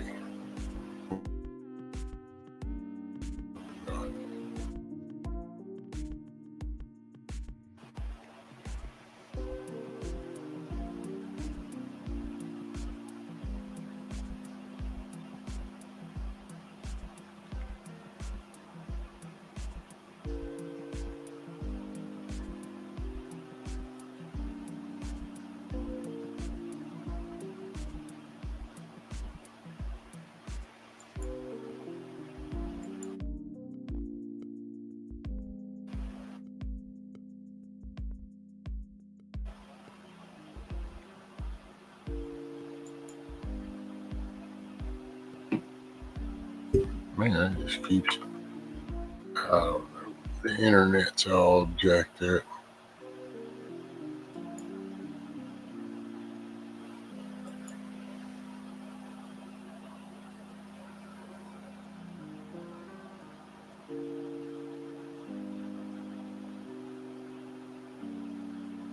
Well, I might just go ahead and call it, guys.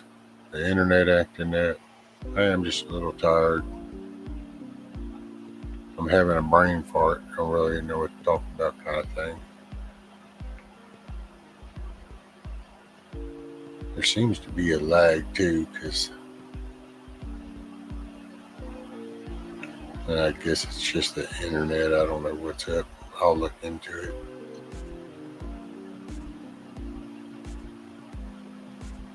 I'm a little bit, yeah. But I still had fun, and I love the fact that everybody was here. And man, see, I hate to leave this many people there.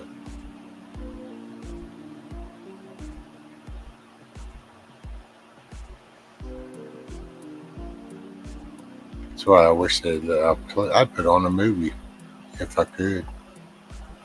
But I know the minute I started, 2 minutes into it, and all of a sudden the stream will end.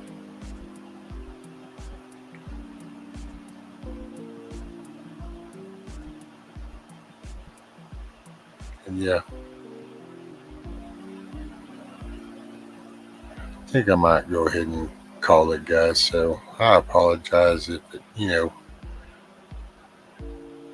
but yeah, it's been 7 hours. And thank you, Anna. Thank you, Benjamin. Thank you, everybody.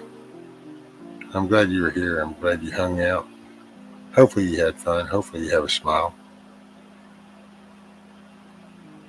I was looking to see if anybody else was doing anything, and I didn't see nothing.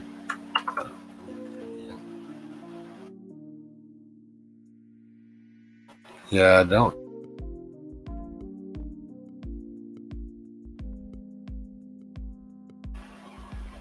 But much love, everybody. Have a great day. Sunshiny down here. Hopefully it sunshines where you are today. There's a silver.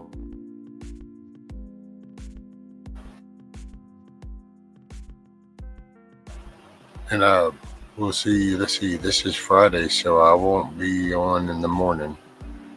And I probably won't be on Sunday morning. Maybe I will, though. I don't know. Last time I did that, it was kind of weird. But yeah, I might do that again. Who knows? But I'll definitely be back Monday morning. So much love, everybody. Take care. Try to smile or be the reason somebody else smiles.